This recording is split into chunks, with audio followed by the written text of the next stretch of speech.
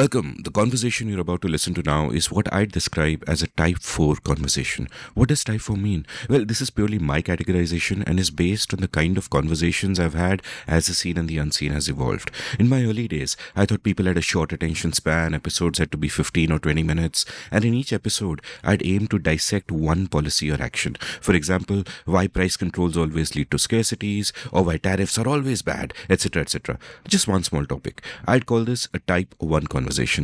Then, as I realized that people crave depth, I began doing deep dives into subjects, and these could often last 3 to 4 hours. For example, education with Karthik Mullitharan, or Kashmir with Srinath Raghavan, or how Indian society has changed in the last 30 years with Santosh Desai. I'd call these Type 2 conversations. There's a subject at the heart of it. I'm speaking to an expert. We're going deep. Then, my show evolved from deep dives into subjects to deep dives into people. These were like oral histories. I like to think of them almost as assisted autobiographies, and these can be much longer. My episodes with Shanta Gokhale, Jerry Pinto, and KP Krishnan were all over 8 hours long, and I am so proud of them. These are all classics for me. There are many episodes of this kind that are 5, 6, 7 hours long. I think of these as creating a repository of lived experiences for future listeners to discover and to understand the times better. These require a different kind of craft. I'm more or less the first person to do so many of these deep dives, so I've almost had to invent the grammar and structure of these conversations, which I call Type 3 conversations. I'll write about it in detail some other time, but basically, in brief, when I'm doing a Life and Times oral history kind of episode, I see myself building it around 3 overlapping scaffoldings. One is the life story of my guest, the second is their work, which could be the books they've written or what they're known for, and the third is broad ideas and themes I want to talk about, some of which will arise spontaneously during the conversation. I like it when I can balance these. I think of episode 301 with Natasha Badwar, for example, as being just a perfect balance of the 3. The guest was amazing, and I think the craft was just right. But you don't always have to get an equal balance of the 3 scaffoldings. One may dominate, but that's okay if it fits the guest. Anyway, maybe I'll write a separate essay about that someday. But today's conversation is a 4th category. It's a Type 4 conversation. This is a conversation without any agenda other than to have fun. It's not a deep dive into a subject or a person. It takes an incidental quality of the show, the joy of digressions, and makes that the central feature. The idea is to have a few hours of a fun conversation with interesting people, and for all of you to come along for the ride. Past examples of this include the 2022 year-end episode 309, The Adda at the End of the Universe, with Roshan Abbas and Vikram Sathe. Episode 294, Dance for the Halwawala, with Jai Arjun Singh and Subrat Mohanty, is another example. It's ostensibly about movies, but we have a blast and we go all over the place. Obviously, for such a conversation to work, the chemistry has to be good, and we all have to find each other interesting. That's what I got when I recorded episode 343 last August. We are all Amits from Africa. My guests there were Krish Ashok and Naren Shenoy, and we had such a good time, and going by the rapturous feedback, you had a good time too. So what better way to start 2024 than by getting those fine gents together again? Welcome to The Seen and the Unseen, our weekly podcast on economics, politics, and behavioral science. Please welcome your host, Amit Varma. Welcome to The Seen and the Unseen. My guests today are Krish Ashok and Narendra Shenoy. I've recorded rocking solo episodes with each of them and also one with both of them a few months ago. I'll link all of those from the show notes. We loved that last conversation so much that we agreed that the next time Ashok was in Mumbai, we would do one in my home studio. And indeed, he flew down for just this. This could well be the most fun conversation I have ever recorded. Naren tells many stories that Ashok and I draw LinkedIn lessons from. We discuss the difference between Chutiya and Dusht. We speak of how vegetarianism is way more unethical than eating meat.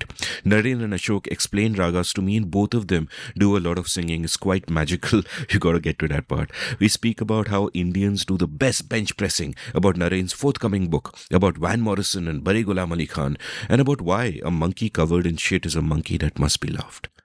What a way to begin this year. Do you want to read more?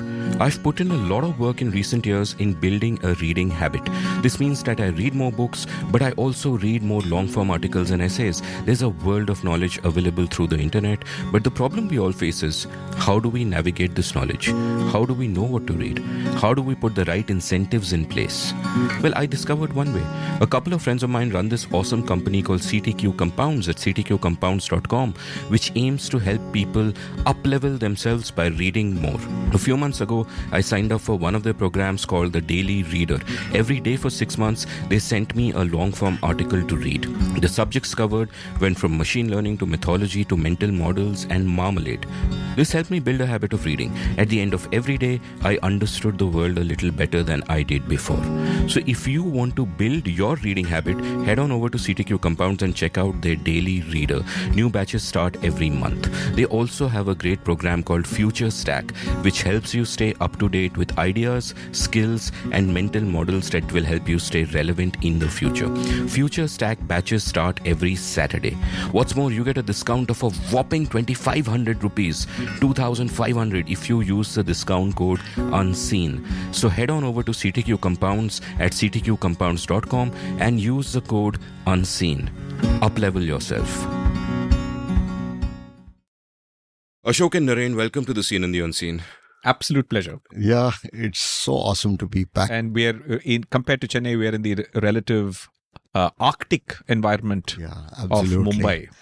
The northern hemisphere, a few more latitude degrees north of the steaming tropics. I do have my air conditioner on, but I must tell the listeners that when I ask these gentlemen what temperature should I keep it at, and generally the answer you expect is 22, 23, 18 if you want REM sleep, though why someone should sleep during my recordings is bewildering to me. But Mr. Shenoy asked for 26, so we are trying to take it there. I have surreptitiously kept it at sort of 25. At a freezing 25. At a freezing 25. So there is this video by another Narendra I want to ask you about, Narendra. Where the other Narendra is asked in this auditorium full of school kids that what does he feel about climate change, and he says nahi, that's all in the mind. देखिए मौसम नहीं बदला है, हम बदले हैं, right? So has your optimal temperature changed with I would not like to say, like, what euphemism can I say? Advancing years is offensive. Yeah, right? advancing years. Yeah. In your dotage, anecdotage would be appropriate, but yeah. Yeah. So this interesting thing is when I was younger and my wife was the same age and she's still the same. The Shahid Afridi of the Shahid Afridi of the wife world. I wanted a far lower temperature than she did. And as the years have passed, it's reversed, and she needs the colder temperature now than I do. So yeah, so bedroom secrets. Those days, she used to sleep with a thick blanket. Now I sleep with a thick blanket. Interesting. Yes. The interesting sort of reversal. Yeah. Do you have a story for this? So there's actually one bit in Yes Prime Minister or Yes Minister, one of the things. So Mrs. Hacker is there's a journalist sort of party happening in the house, and there's a lot of wine flowing, and Mrs. Hacker is a little bit drunk, and somebody is basically just sort of messing with her and just asking her about Mr. Hacker. And so they ask her, is your does your husband's does the prime minister snore, something like that. So she says, yeah, it snores, but and something. So it's like he says, do you? I think I know this one. Yeah. I don't know why you're struggling. Should I say it? Yeah, okay. Yeah, so they ask her that, does the earth shake does the earth shake when you make love? And she says, even the bed doesn't shake. Yeah. So yeah, that's the one I was trying to. There was another one which is Bang & Olufsen. So I was like sort of trying to figure out. Yeah, so he says the prime minister is like a high fidelity system. He's very high fidelity but low frequency. So he says, oh, you mean like Bang & Olufsen? Yes. So she says Olufsen anyway. So low frequency sort of sounds bass, right? So baby ko bass pasand hai and all of that. Yes. Great reference. Yeah, so I don't know how that cut in with. So actually, Yes Minister sort of reminds me of some of these very offhand jokes, which incidentally I did not catch when I was watching the series, but I caught them when I read that the BBC published a transcript, right? And there are some very brilliant small things. One example was he's asked about some inflation going up and all of that. And they says that inflation has hit 10%. He said that is categorically wrong. It's 9.96%, right? and then the end of the say that, well, I will go back. I will take this back to 10 Downing Street and so on. He says, you mean 9.96 Downing Street? Yeah, as Donald Bradman could tell you, the difference between 10 and 96 is pretty kind of massive. So we have decided, Ashok, that in this particular episode, we will let our friend Mr. Naren Shenoy do a lot of the talking. And this is not frivolous storytelling we are doing today. Yeah. You know, the listener should know that we are very serious, that this is an educational episode. Yeah. It is a learning opportunity. And, you know, one way of thinking of this episode is as LLM, LinkedIn Lessons Management, because what Mr. Shenoy is going to do today is tell us stories with a LinkedIn lesson, which he says you and I have to guess. Yeah. So I think there's this nice little quote from these researchers who work on these large language models, that large language models are not fact tellers, they are storytellers. Right? So in that spirit, we will let our dear Narendra tell stories, and we will then generate LinkedIn posts, business lessons. And yeah, so that should be the goal, right? And we will give the audience and listeners the opportunity to take those lessons and post it on their LinkedIn and share it with the world, right? And I must, at this point, while I agree with almost everything you say, I must protest so vehemently that I am right now, as you can see, lowering the gain on my H6. And my protest is that the way you say that not facts but stories makes it seem as if our friend's stories are made up in some way. And I want to tell you, though, while it is true that whenever he buys a computer, he buys it with the lowest possible RAM because he can manufacture his own memory.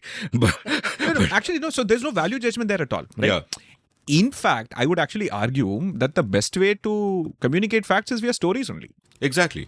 And that's how we are wired to appreciate stories. That's how facts, we understand the world. Yeah. You know, in primitive times, it was noise in bush, maybe lion, run. Solid probabilistic thinking, easy heuristics, etc., etc. But today the world is complex, and therefore we need better stories than noise in the bush. There is this fantastic, right, you know, the overview effect, right? So the first time you go into space, right, you see the blue earth, and the idea is that you suddenly get this overwhelming sense of, oh my God, I mean, this is so fragile. I mean, the thickness of the atmosphere, the thing that keeps us alive. And every astronaut and everyone who's gone to space has that sort of effect. And I think there's this beautiful quote by Jim Lovell. Again, so I said, either you can try to convince people about climate change with data, right? You know, this many inches of, you know, Arctic ice cap melting, or what Jim Lovell said is basically that, you know, when people believe that when you die, you go to heaven. He said that's wrong. Is that the rest of the universe is insanely hostile. As an astronaut, you know that you literally cannot live. When you go to heaven when you're born, because this is the only heaven in the known universe, which is the earth. So that's why you should protect it, right? So you've got to be able to find ways, powerful metaphorical ways of. That's why I think these spiritual gurus are able to communicate better with people than scientists. Because they have a story for everything. They have a story. Yeah.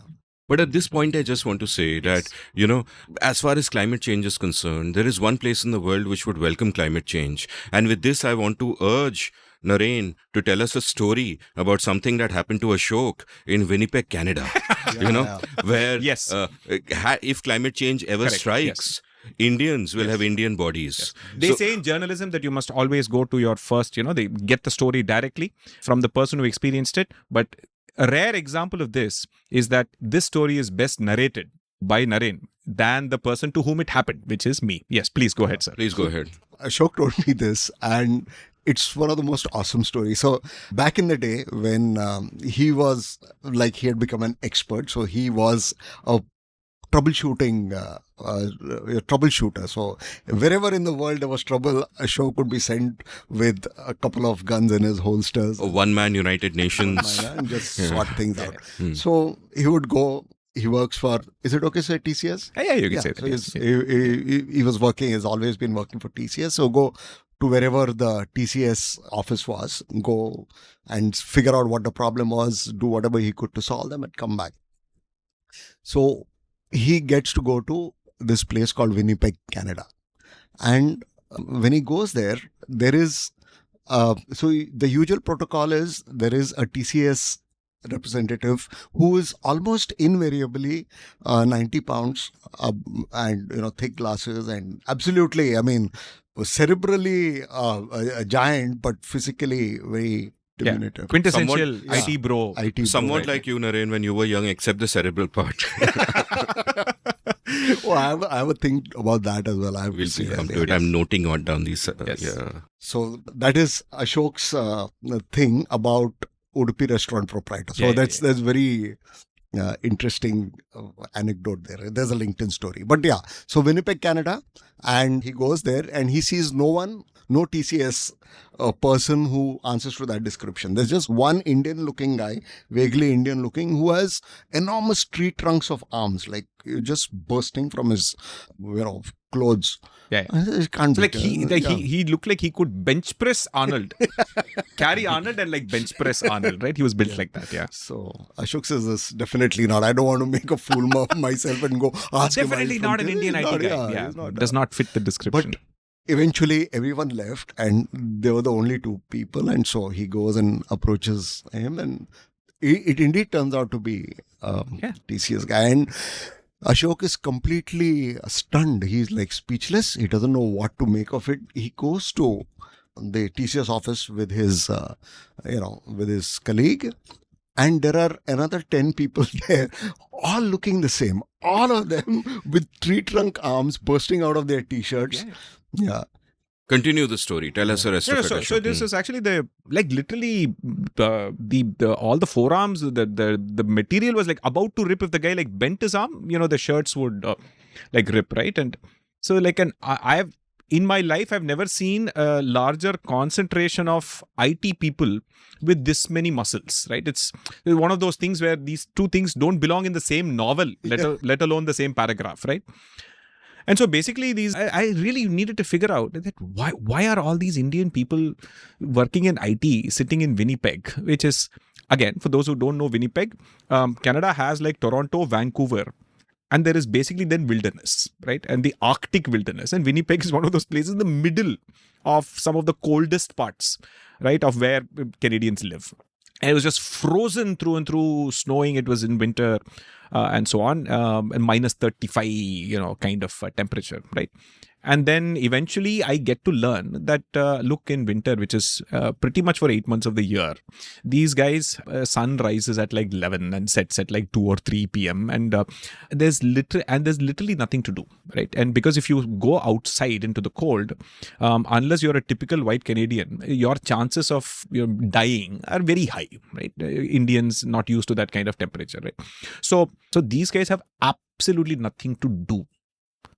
So the only thing they do is hit the gym and work out 2-3 hours every day. And and again, in true Indian fashion, they only exercise their chest and arms and nothing else. So they have spindly, completely thin legs and massive kind of chests and so on. I think, but you should narrate the anecdote about the clothing store though. Yeah. So he finally reconciles, sort of gets used to the idea. And then his colleagues, so his wife, Ashok's wife, has asked him to buy something. And so he needs to go to a shopping mall. So this guy takes him there. And he's shopping, and all of a sudden he is, he's looking around. His colleague seems to have disappeared. So as he's looking around, a helpful shop assistant comes and says, "Oh, your partner is just gone on the other side."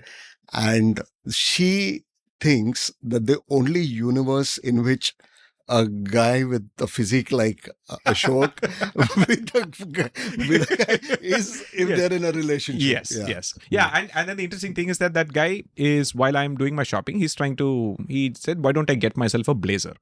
And I go find him, and the store clerk, who is this sort of lady from Puerto Rico, right, and with a strong Hispanic accent, and she's like completely frustrated because she spent the last 15 minutes trying to find a suit that fits this strange body shape, which is that if it fits his arms, I mean, it's looking like a tent below, right?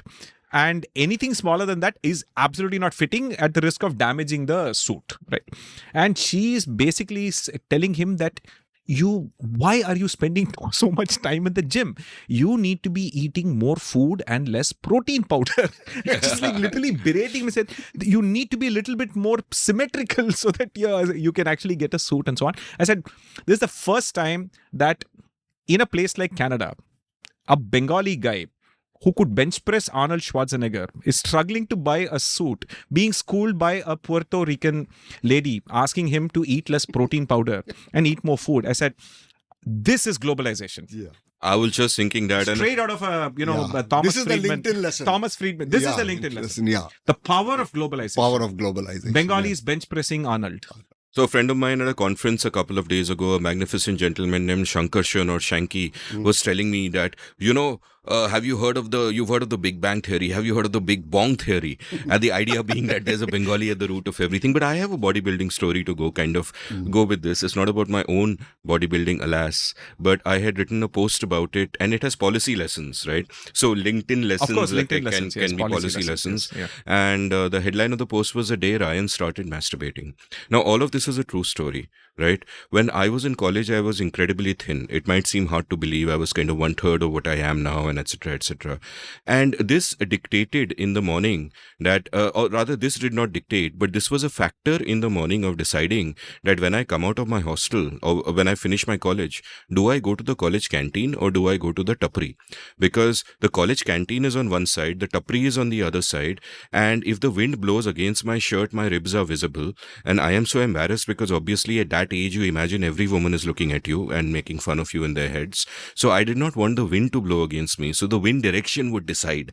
So my friends would say, "Kahan aana yaar, canteen jate." And I'd look at the wind and I'd be like, "Nahi, tapri." So you're using an anemometer and figuring out what is your breakfast strategy. The heuristic of just facing one direction and seeing if my ribs are visible. You could sort of, moonwalk like Michael Jackson in whatever direction, no? Yeah. In those days, one did not, have those sort of skills. You did not have YouTube videos to teach you how to moonwalk. Exactly. Yes. As if in those days one did not have those skills as if I do now. Yes. So now in our hostel in Ferguson College, Pune, there was a friend of mine called Ryan who had a very similar body. He was as spindly as me, and he wasn't really concerned about people looking at him and etc., but he was as spindly.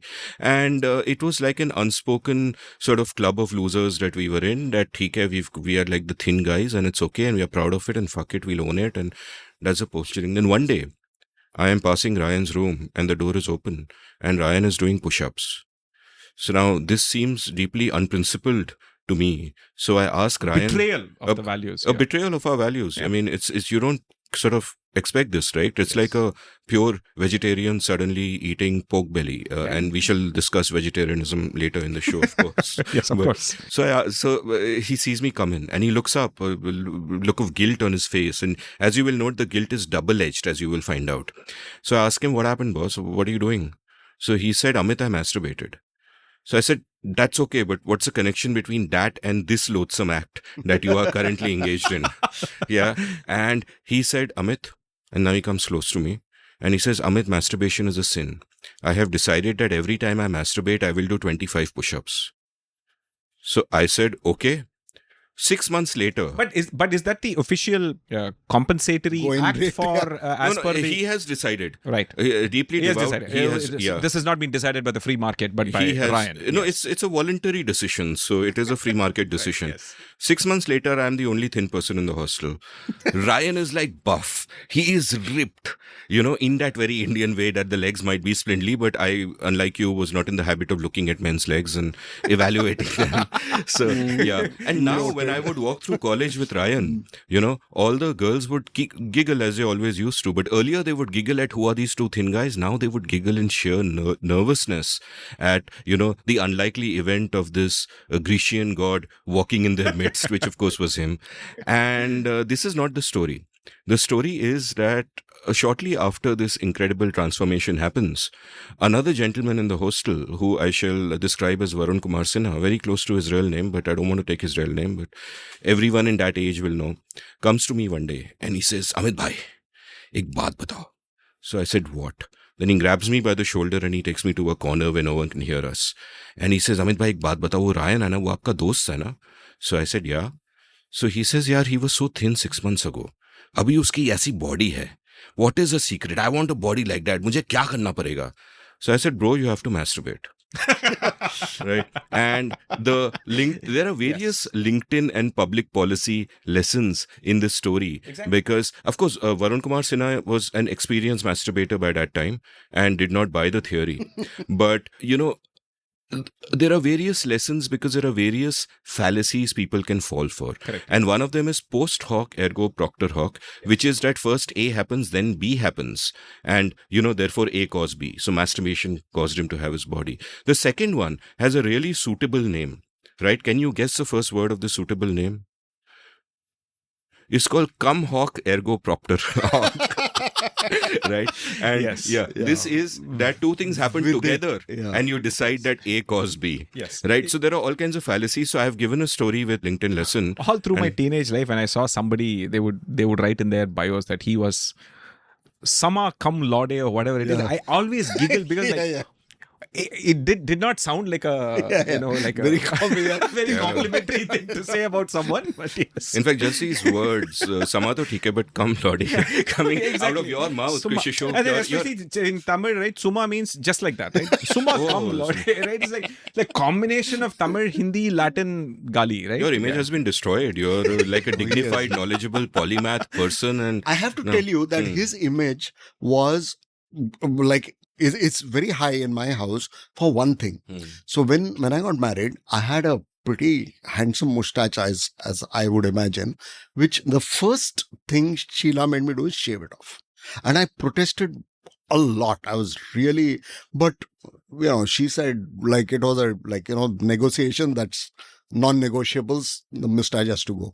So after a few days of this thing, I struggle, I gave up. I shaved it off. Then many years later, I sort of met Ashok online, and in a moment of recklessness, I put my wedding reception photograph. where you had a mustache. Where I had a mustache. Can we share it on Twitter when this episode is released? Of course, it's going to be shared.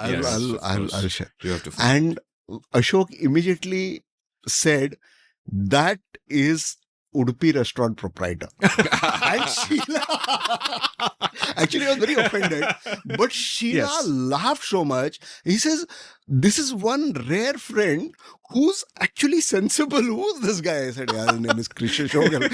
Yes, especially the photo that hangs on the wall in Udupi restaurants. Yes. Rare friend who's sensible. You have other sensible friends in Narendra Shenoy.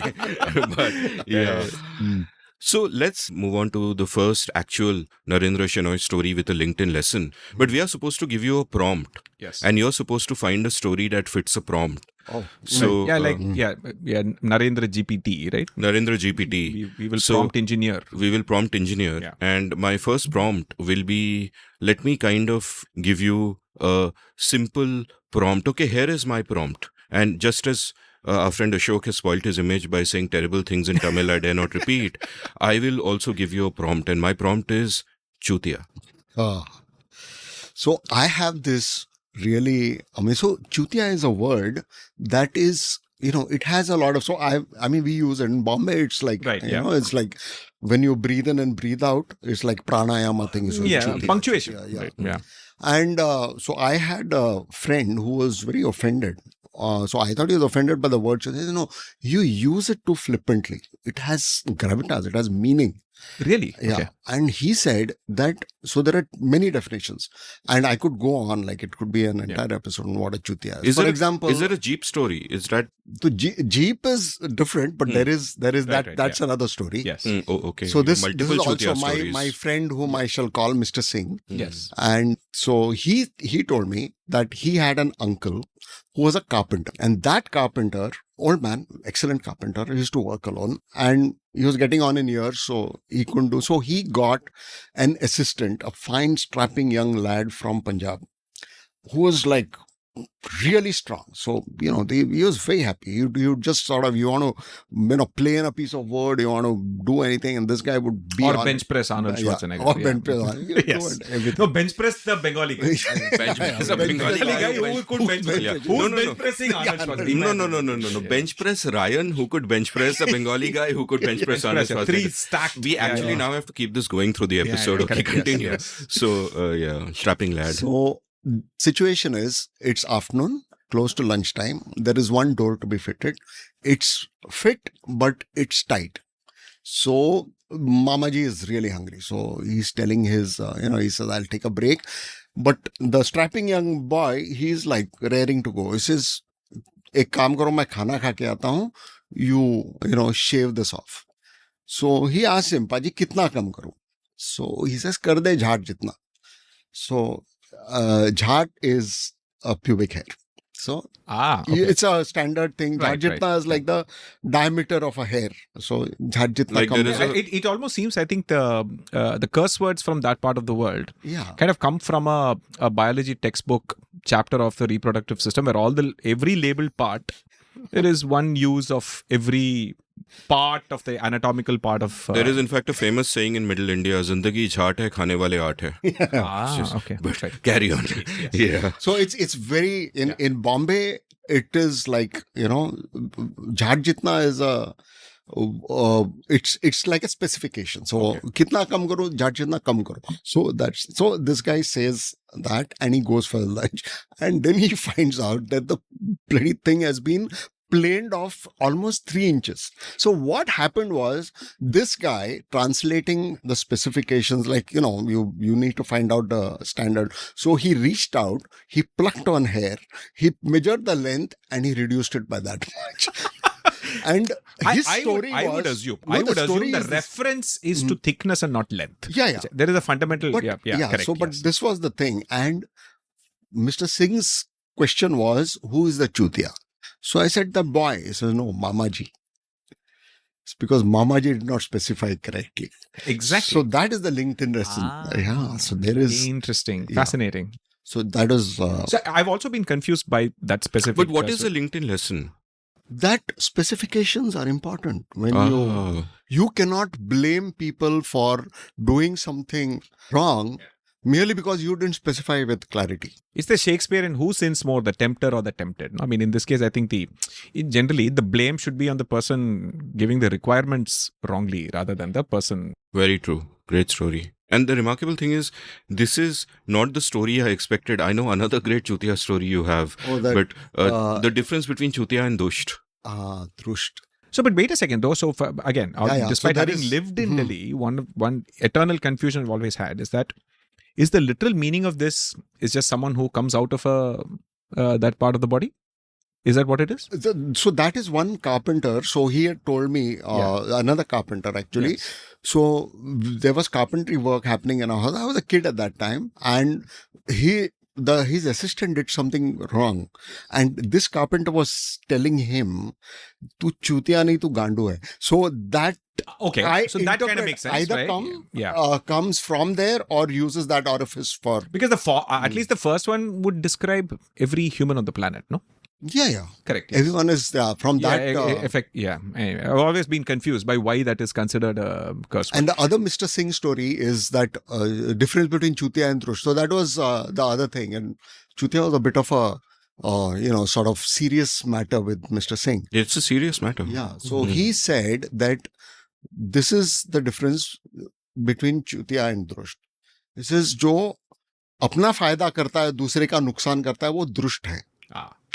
जो दूसरे का नुकसान करता है लेकिन अपना फायदा नहीं होता, वो चूतिया. So that is also a that is a LinkedIn lesson. Yeah, that's a LinkedIn lesson. That's like that. Yeah, that's how you do growth hacking and things like that. Yeah. And so many things. In fact, even a public policy lesson, there are so many things. Like Mrs. Gandhi destroyed the Indian textile industry for no benefit to herself or her party. Just to spite some Marwadi Sethjis, as far as I can see. Correct. So that makes her a... Yeah. Or we shall not...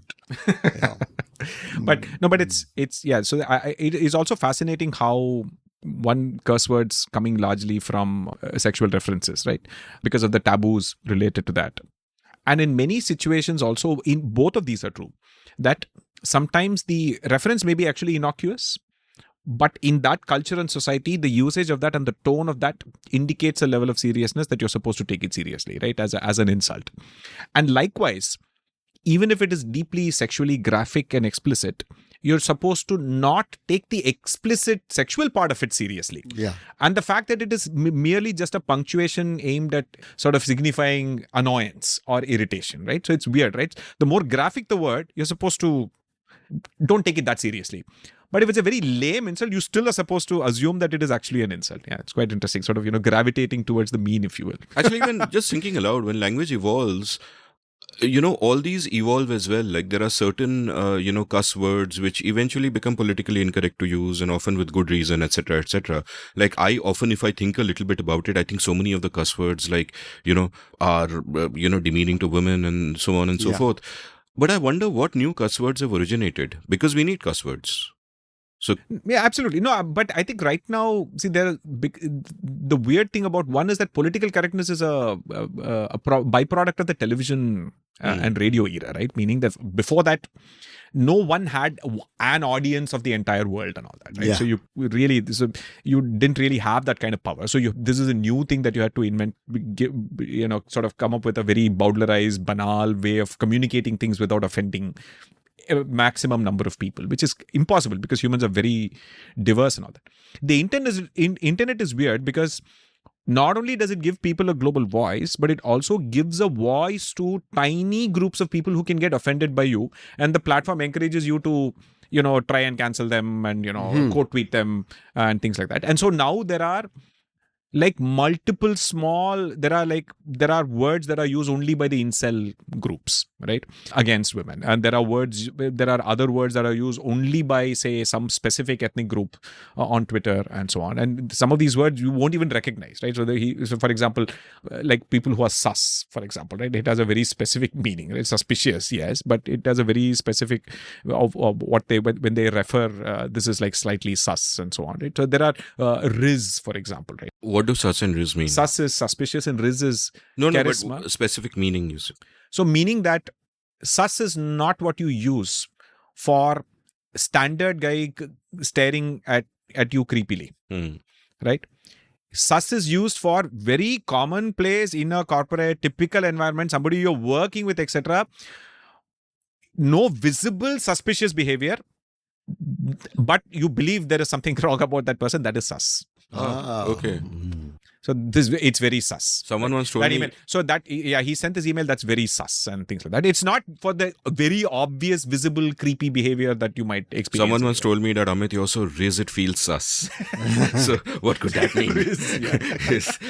Yeah, I know. But again, here are a bunch of three elderly uncles discussing internet lingo that we probably don't understand, to be honest. Exactly. And I'm absolutely certain that some people on Twitter are going to correct all of these definitions once this podcast goes live. Our rizness could be a redeeming factor, but but political correctness affects ordinary words also, which is why I have decided that I will be very sensitive. And even regular words which have not yet come under their purview, I will correct myself. For example, the other day I called someone a loser. And then I thought, no, that person is not a loser. Yeah. They are merely victory challenged. Victory challenged. Yeah. That if someone is talking bullshit, they're not talking bullshit. What a rude word. Yes. They are insight deficient.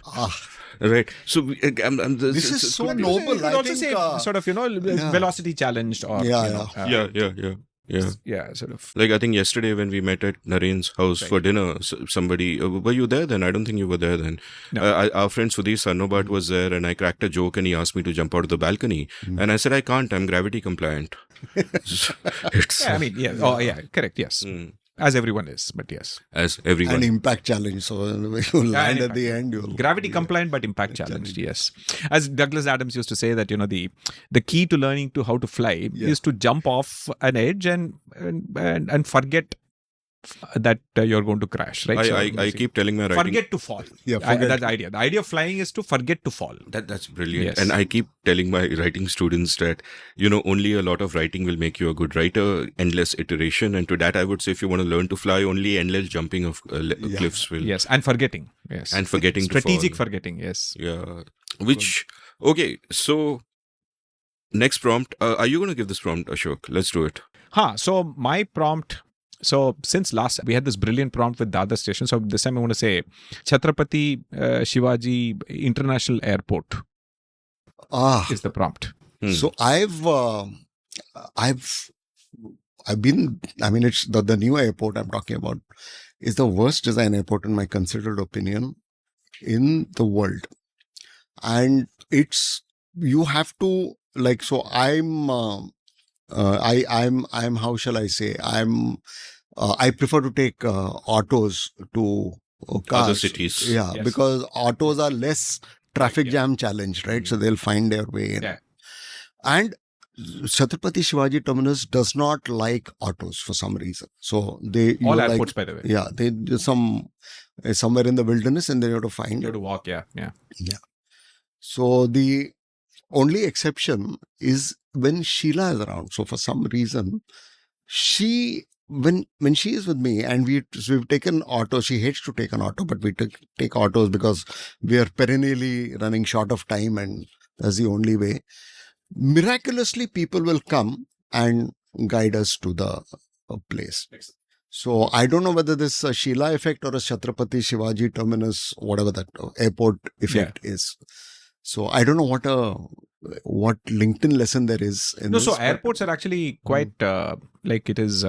Again, Douglas Adams famously is like one of those places where everyone is miserable, right? Including the employees, the cabin crew, the pilots, the passengers, the kids in tow. Everyone is miserable, and amidst all of this misery, I think, like for example, the Mumbai airport has a bunch of these Labrador retrievers aimed at you going and hugging them and whatever to de-stress, because they're recognizing that being in an airport is inherently stressful, so you can de-stress, right? You can transfer your stress to that poor animal being non-consensually hugged and needlessly harassed by all passengers and so on. But airports actually, there was a point of time where what would happen is that because there are too many flights and clearly infrastructure never keeps up with the demand and so on, right? Your domestic flight, you would board from Terminal 1, but the flight would be standing in the international airport, somewhere really, really far away, right? Then you would be put in a bus.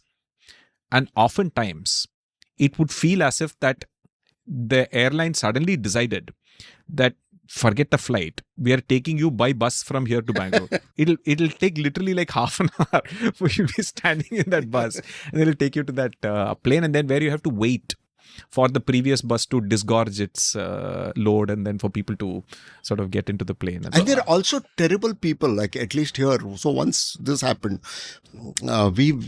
we went to the airport, we were checking in, security, and Sheila she's put in her handbag and everything, and the phone she forgot to put in. So she gives it to me, and I put it into my bag. We do that. And then, very unusual for Sheila, she must have been really stressed. She forgot. And she realizes the phone is not there. She goes running back and asks, "Mera phone reh gaya kya?"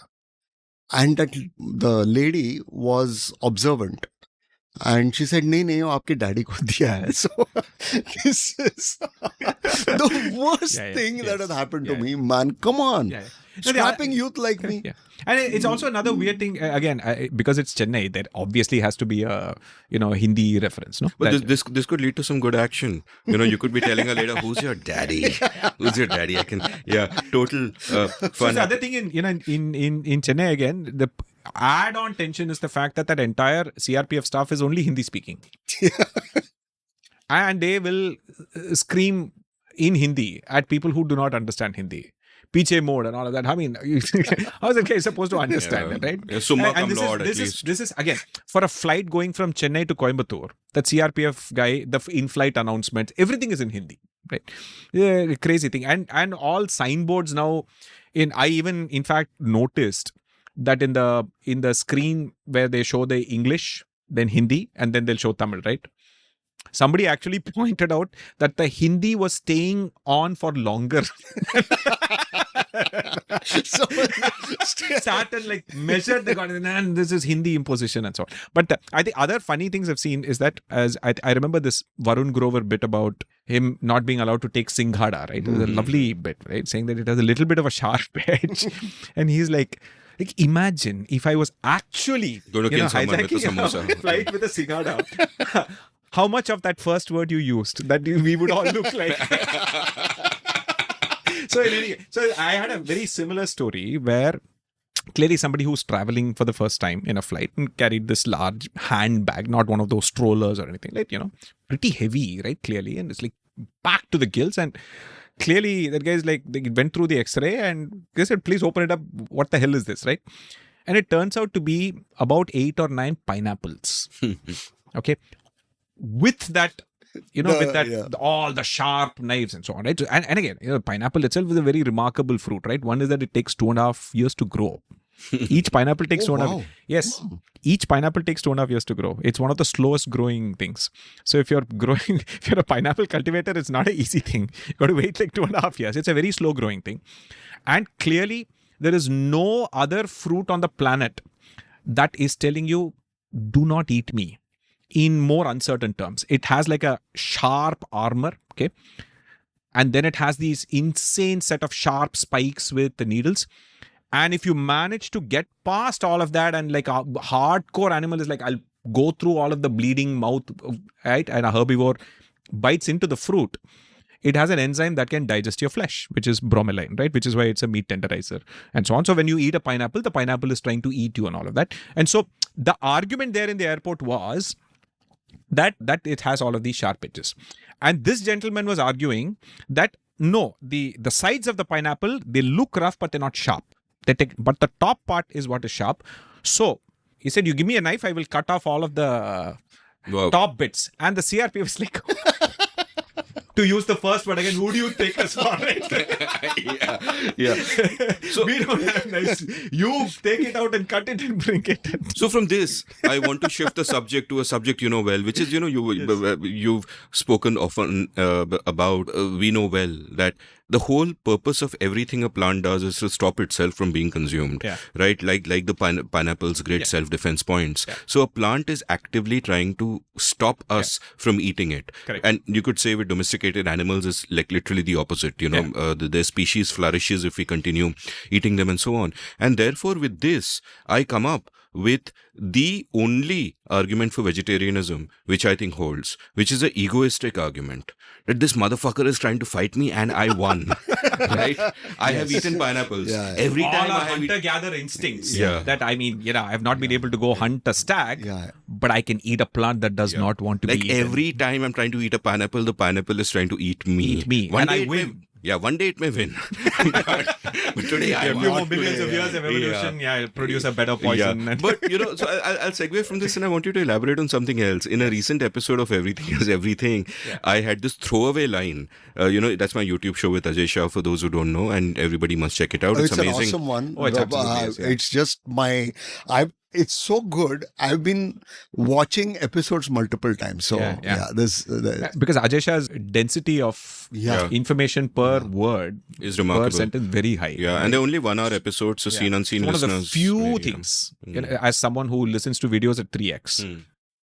This is the only one I listen to at 1.5. I will tell Ajay a great compliment. But anyway, at one point I had this throwaway line that if you eat a plate of upma, you're killing many more animals than if you eat a chicken, right? Because if you eat a chicken, you're killing a chicken. But if you eat a plate of upma, there's a whole fucking ecosystem of living beings that are kind of dying. Absolutely. And somebody put this incredulous comment in the thing that, what is this nonsense? I don't understand this. You better explain this. And I thought it is just freaking obvious. Like, if you think about it for 30 seconds, the ethical reason for vegetarianism vanishes because a vegetarian is killing animals at a way greater scale than a non-vegetarian person is. So, from your mouth, Ashok, this will carry a lot of weight. So this is one of those things where, because of the nature of how people are so attached to the moral superiority of their food choices, both ways, right? Hardcore carnivores as well as vegetarians and vegans and people who only eat raw food and every other combination of fat diets out there. This fundamentally is coming from the fact that urban people don't quite recognize it because we're so far from the farmers and all of that all agriculture is a brutal act of violence against nature. right? A field is a huge act of violence. In general, any plot of land will be colonized by a huge ecosystem of things, right? Things that feed off each other. Some will be parasites, some will be symbiotic. It'll be animals, it'll be microbes, it'll be fungi, it'll be a whole bunch of things of all sizes, an entire pyramid of things, each one eating the other, and that over time, that's what stabilizes, and that's basically what it is, right? And a field is literally, I wipe all of that out. You have to wipe out so many living things so that you can grow rice or wheat or whatever it is, right? And then kill everything else, and also effectively then consume a tiny fraction of only the seed is what you consume, right? And even that you remove the husk because you can't digest that. And then basically then you do other things like burning the stock because you need to get in 3 harvests of rice as a result of poor human policy and agricultural policy and all of that. But the interesting thing is that most people sometimes forget the fact that all food is one form of life killing and eating another form of life, right? And people sometimes simply forget that plants are living things, okay? Right? Yes, of course, I'm not arguing that. Yes, of course, as an animal, you're going to see another animal. It has a face, it has eyes, it has a central nervous system, it experiences pain in the same way that you do. But then to therefore say that because I don't eat that, I'm morally superior is utterly stupid, because existing and eating food, you are committing violence. Either you or someone else is committing brutal amount of violence against nature to do that. Of course, you can then make interesting arguments about carbon footprint and sustainability and all of that, right? But then again, that also has to cut across like economic classes and whether someone can afford, right? I mean, I think it is more moral to stay alive than to be carbon neutral. I would imagine that. I think is probably far more of a priority to keep people alive. This is a marvelous T-shirt line. It is more moral to stay alive than to be carbon neutral. Or keep people alive, right? Either way. So yeah, so that is the part. And the other weird thing is that I discovered it the first time when I went to the US, and at that point of time I was still sort of while I ate a little bit of meat here and there, I was still not largely used vegetarian. To eating. I was still largely vegetarian, just culturally, and for sure I was not used to burgers, right? I was not used to beef burgers, and so the first time I went to US, you do want to go to McDonald's for the first time, right? In the early 2000s and so on. What is this whole thing about? But clearly at that point of time, McDonald's did not have anything remotely other than French fries. They did not have a vegetarian option. Not only did they not have a vegetarian option, nobody in the McDonald's understood what that word meant. Yeah. Right. So then eventually the people who had lived there for a while, the Indians told me, you have to say no meat. So you can't say vegetarian, they won't understand. You have to say no meat. That kind of always got me thinking. And if you get a Marathi server, you won't get salt either. Continue. Sorry. The interesting thing is that, so one is that it got me thinking that, okay, I assume that the term vegetarian was a globally well understood term, and it turns out it's very uniquely Indian. Right? Our definition of vegetarian is uniquely Indian. And here's the interesting thing. It's not even pan-Indian. Our definition of vegetarian comes from the Indo-Gangetic belt definition of what is vegetarian, or what they eat has now become vegetarian, right? Because milk and dairy is included. And eggs are not. Eggs are not, right? I mean, if the operating rule is that there is no death of an animal involved, then eggs are vegetarian, as they are in the UK, as they are in Europe. Right? But in India, they're not, because the part of India that gets to decide all of this, it does not eat eggs that much. Right? So therefore, eggs are not, right? And again, the morality of eggs versus milk again, right? To get milk, you have to non-consensually keep a cow pregnant for a decade, like back to back. There's no choice in that matter, right? And to get eggs, you have to prevent a hen from getting pregnant. You have to keep the rooster away from the hen, right? And again, let's think about the morality of that. I would argue that depriving the hen of that is probably more moral than keeping a cow pregnant back to back. Stressful. I mean, if you look at the stress. You're a mammal, right? Yeah. We know what pregnancy is like. Yeah. Imagine doing that like back to back. It's enormous stress, yeah. Right? We know the effect it has on calcium and all of that.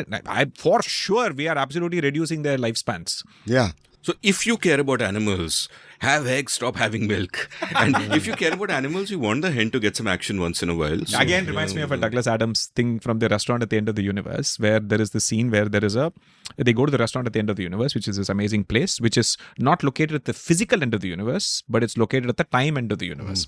So you're in a bubble of sorts where you can see the end of the universe happening outside, right? And so on. So all classic Douglas Adams references are there.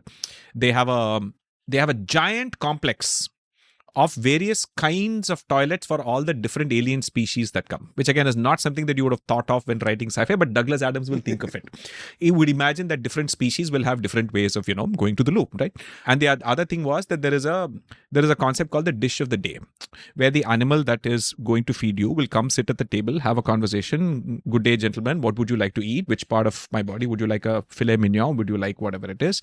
Then I'll say, I'll quickly go pop off, shoot myself, and then, your dish will be ready. And so on. So, and the first time these humans go, they're like absolutely aghast. It's like, how can I eat something that is coming and talking to me? And it says that science took 20,000 years to genetically engineer an animal that wants to be eaten. And now you guys don't want to eat meat.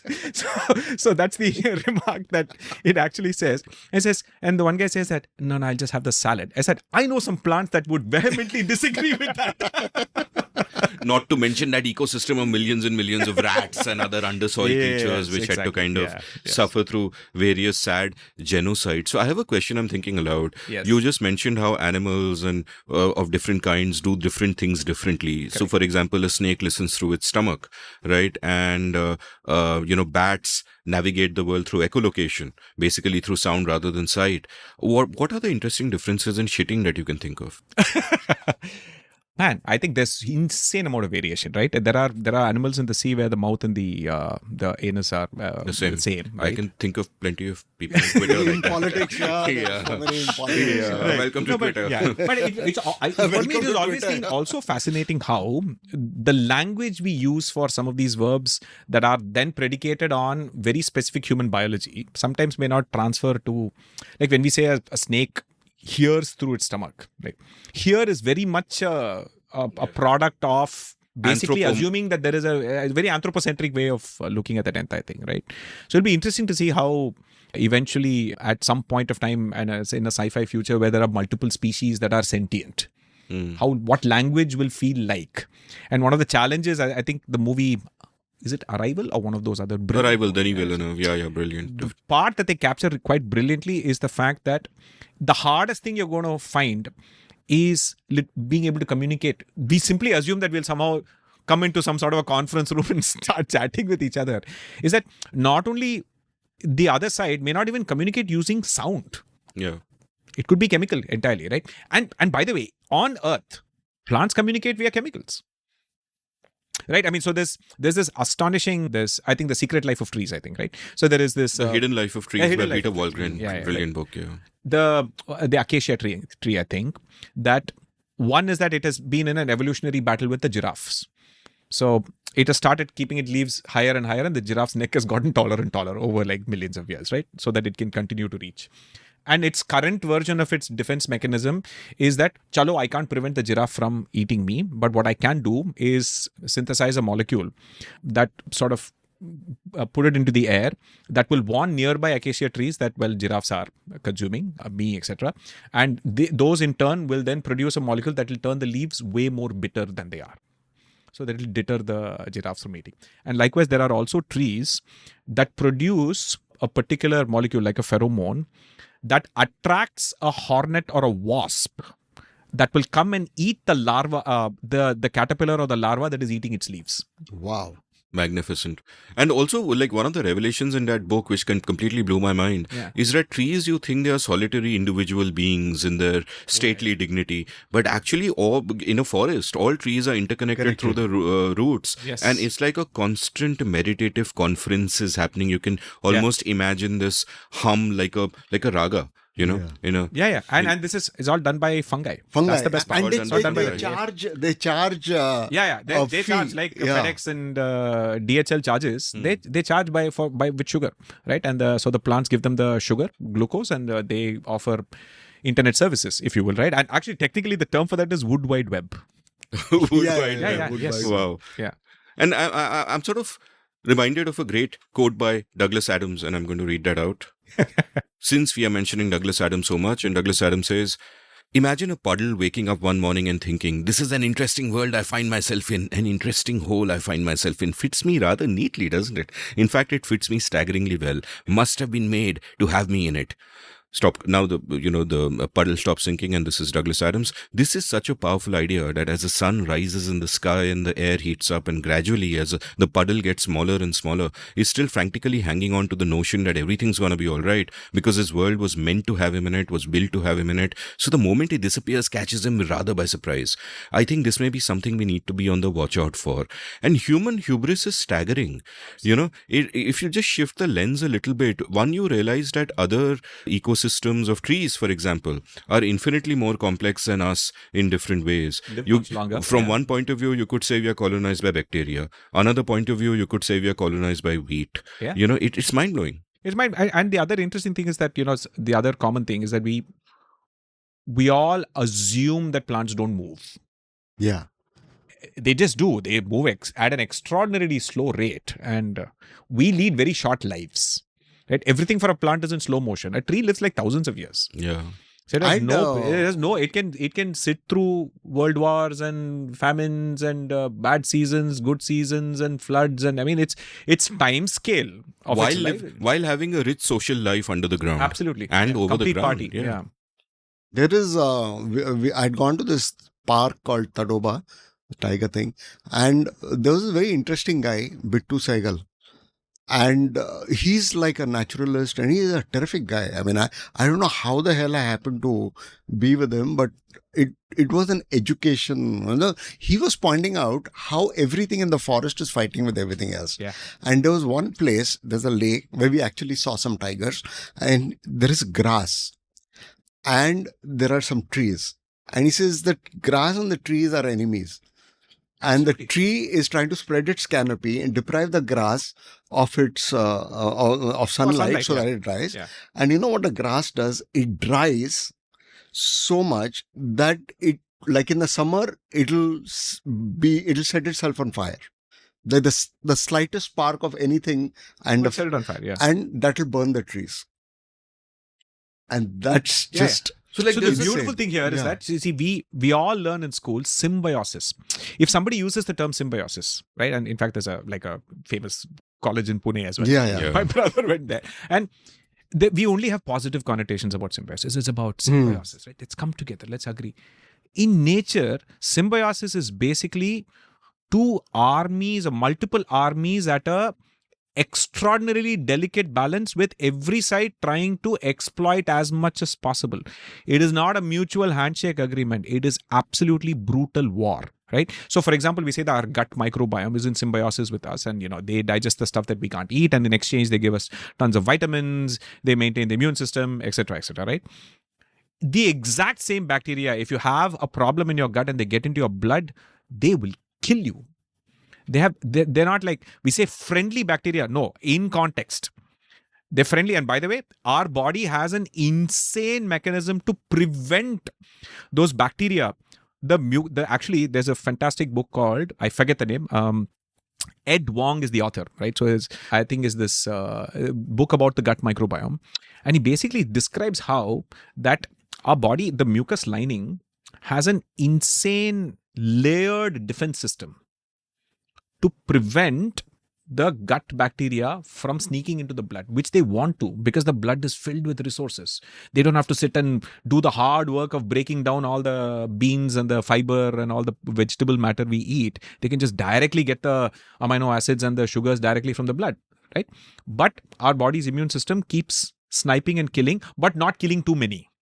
Right? Because we still don't want to lose them. So it's essentially sort of like a line of control. Right? Yeah. There is one thing. So the Ed Yong book, by the way, has a title which is practically, and now you should guess what it is, the motto of the show, or rather I keep saying it so often.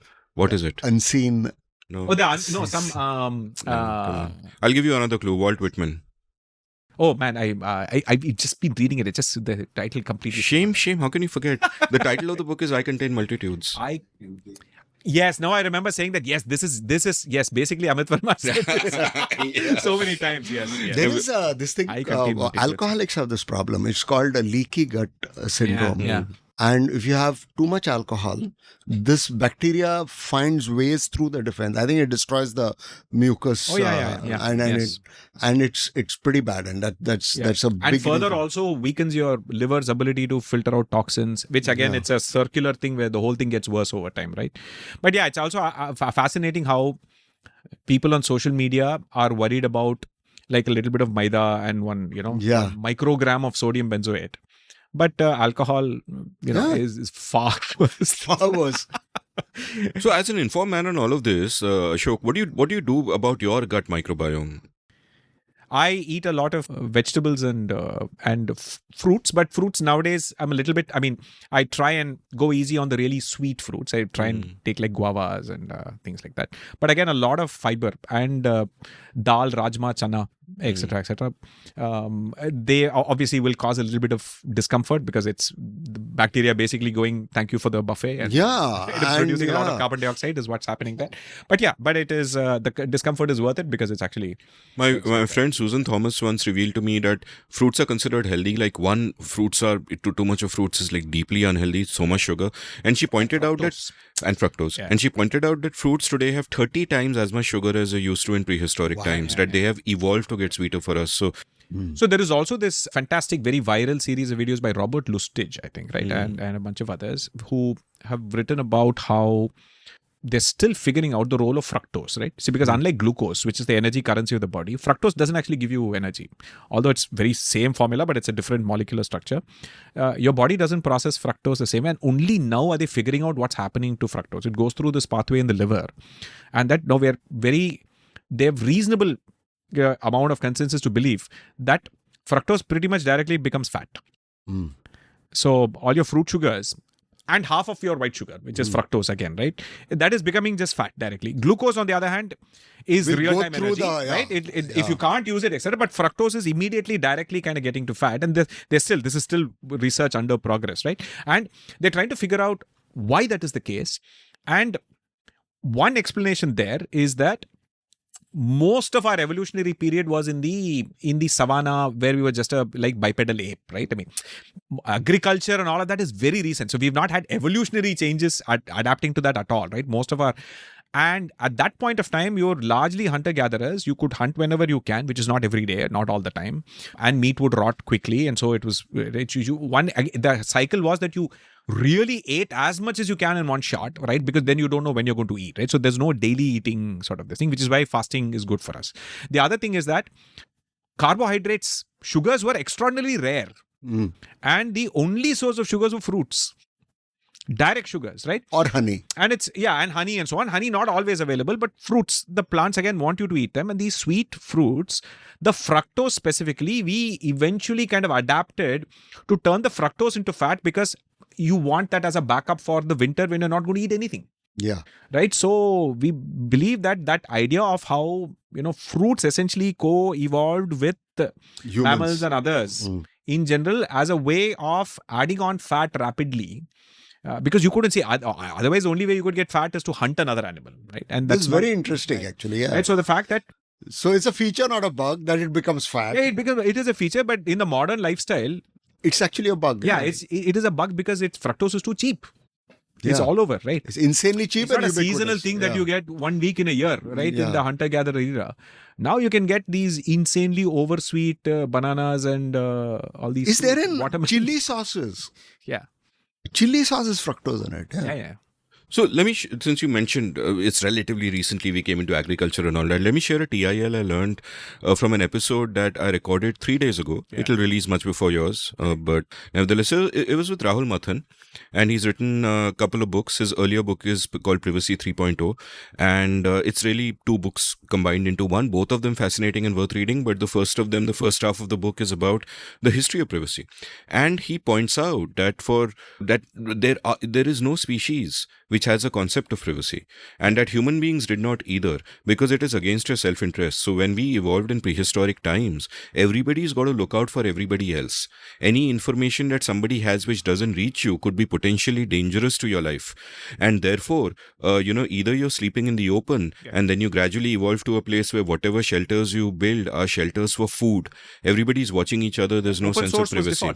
Exactly. And the first time that magnificent genius technology, which I never thought of in this way, called walls, comes about, it is for the security of cities.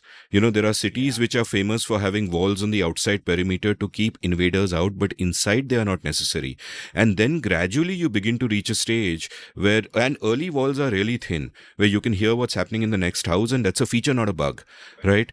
And then walls happen, then privacy happens, and different parts of the world, there are different incentives. For example, in Europe, monks crave solitude. The notion of the confessional, embeds privacy, that if you are confessing, you're confessing because you did something in private. Yeah. And the interesting thing that happens here, as Rahul points out, is that this, for the first time, divides ourself into the private self and the public self. Because before this, you just have one self and that's who you are, and there's no need for segregating something else. Yes. But here, there is a private self and a public self, and that brings with it, number one, the anxiety of maintaining a particular public self, and the anxiety of hiding your private self from that public self, and all of art and literature and creativity and science, because you have the time to sit in solitude and self-reflect, because solitude and privacy and creativity, all of them go together. And this is so incredibly recent. And you begin to sort of even look at the dwellings around you. Like when privacy first came about as a concept, and it is one that, by the way, both Rahul and I welcome wholeheartedly. We care about privacy. It's what sets us apart, that we have that time to ruminate in private and come up with great creations, whether of art or science. But it was initially a luxury of the rich. And even today, if you look at the way our cities are constructed, you go to a slum, there's practically no concept of privacy, or it's very minor. You come to, an apartment block, you have much greater privacy. And sometimes, whereas, there is a feature that it gives you solitude and leisure time, it also carries a bug. Like when I think about the form of how buildings are constructed, this is why so many slum redevelopments fail. In a slum, everybody's playing around together. The elders are sitting outside the house, there's action all over them, the women are constantly in and out of each other's kitchen, etc., etc. You move them into separate atomized apartments, and that social sense is gone, and the old are truly alone, and everything kind of falls apart. And and all of these sort of innovations and ways of living are so incredibly recent. So I could not help but share this with you, though regular listeners have already no doubt heard that episode. Yeah, I know. In fact, the whole the modern additional dilemma on top of that is the fact that while the rich and privileged have the access to privacy, humans being a social species have always said, I need to mix both, meaning that I need my private time, but I absolutely need my public and social time. But the social time is actually more important, right? But then the internet came, and now a lot of people now have this illusion that my private time is whatever I do, and this is my internet, logging onto the internet and doom scrolling on Instagram and Twitter is my social time. And I think that is where I think there's a problem, right? That's really not social time. It absolutely is not. I think there is something about meeting people in person that you absolutely cannot replicate on a Zoom meeting, even on video chat, let alone reading through, quote tweets of passive-aggressive people dunking on each other, right, on social media, right? So this, I think, is another key sort of crisis that we're going through. So the privacy thing also reminded me of this other observation that somebody had made about how Indian languages, again, there are cultural variations, right? So Indian languages have no verb form, no verb equivalent of own. Own as in so you my can say, own. Ye mera hai. But how do you say, I own this? There's no verb. None of the Indian languages have that concept of ownership as a verb, as a thing that happens across time. But I see, when you say ye mera hai, temporally speaking, it's like at that moment you say it's the equivalent of metaphorically saying that I'm putting this to use right now. Ye mera hai, right? At that I own this. I own this somehow suggests that ownership over a period of time and space, right? But there are two ways to look at this. I mean, one way obviously is if a language hasn't evolved a word, it's not evolved it because it hasn't needed it, and so the concept doesn't exist. But the other part of it is that like for example, the German word Schadenfreude, which is basically feeling happy at somebody else's misery. Yeah. We don't have a word for that either. But the feeling is ubiquitous across the human race. No, but I would actually say, again, as I said, that's a There's another compound word noun. even the Germans don't have, Yeah. is feeling miserable at other people's happiness. That is a word, That's Schadenfreude. Schadenfreude. No, that is happiness at other people's misery. Happy. Okay. Ah, okay. right, right. Feeling miserable at other people's Freud. happiness. Yeah, that's Freud that's and like, yeah. This reminds me of a friend of mine, now a celebrated novelist who circa 1999 was once walking with me in Tardeo, and he said something that really shocked me to the core. He said, Amit, every time a friend of mine does well, a part of me dies. And I was like, what the fuck? What kind of... And an important life lesson I would like to tell everyone is like, fucking avoid people like this. Avoid these negative, toxic people. Just That is take positive Freud and energy. Schadenfreude. I think one of the most the status game, for example, right? I mean, it's pretty insightful in that. I think people play these status games all the time. And the interesting thing about this language thing as well, right? To your point about the German words, right? That is a specific compound noun thing where Schaden means something else, Freude means something else. But when you combine them, it takes on an additional layer of meaning beyond just the 1 + 1, right? And that is there in Sanskrit. Like you can actually combine nouns to form. It's just that it's not a living, breathing language that you don't kind of hear it, but you hear But these kind of compound nouns absolutely exist, right? I mean, it is just that it's just the spoken Indian languages now don't have. Like Hindi doesn't have like compound nouns in the way German does compound nouns. Yeah. So I'm gonna- Conjugating two verbs to Or two create verbs or a two third nouns, one which right? has Which has a little bit more of a... So my favorite one is actually Elefantenrennen. Okay, so I'll let you guys guess what that German compound noun Tell is. me again, elephant. Elefantenrennen, right? Elefantenrennen. Okay, It's one word. So elephant means elephant, right? Rennen means race. So it's elephant race. What do you think it actually means? It's fat Indian uncles running towards a buffet. No. Okay, think highways, right? So it's very specifically to describe the frustration of you being a car and two buses or two trucks. Yeah. One is slowly overtaking the other and blocking. My God, I have a word for what I face so often. And when you hear that, you're like, oh man, I've gone through it, right? Oh, yeah. This is going to be a one t-shirt with elephant and Elefantenrennen on it. Yeah. Like, I'm going to overtake the motherfucker in the bus, stop right in front of him and get down and turn around and make sure he reads my t-shirt, which says Elefantenrennen. So I have a question for you, which is, you spoke quite correctly about how, you don't think you're being social if you're on the internet, right? And I totally agree with that. In fact, it kind of really bugs me if I go to a cafe and there are 4 people sitting together and they're all looking into their phones. Families sit at tables, everyone is looking So at it's completely everyone is atomized. independently, You came from a joint family to a nuclear family to really a nuclear family with phones. It's a further level of atomization. But none of us would have met if not for the internet.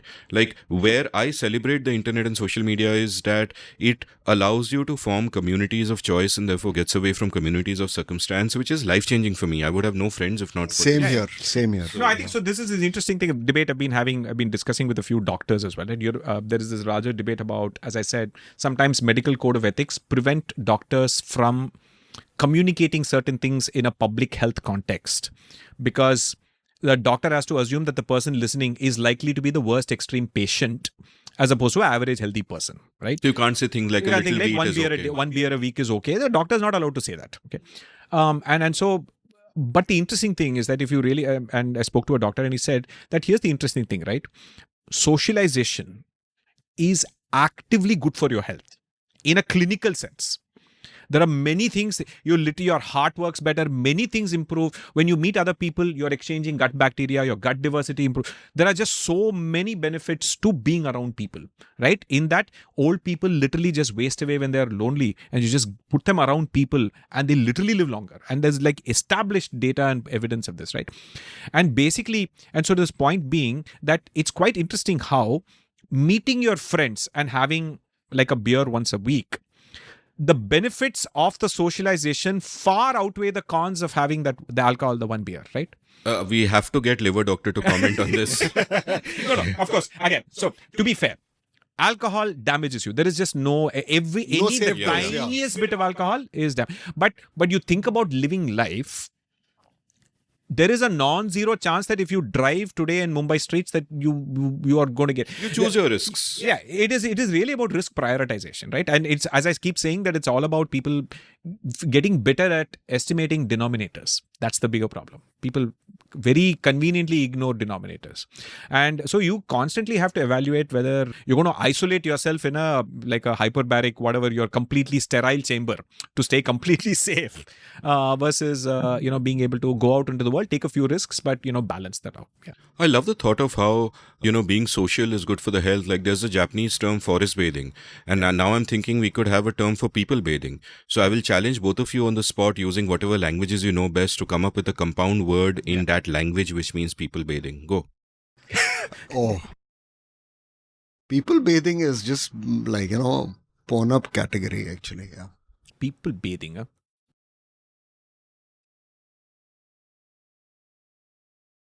I think you could just combine what would be a good Hindi Sanskrit root for people. Janasnan. Janasnan has a nice ring to it. Janasnan. And it sounds really sanskari also. Janasnan, And it describes multiple things like Benaras. Janasnan,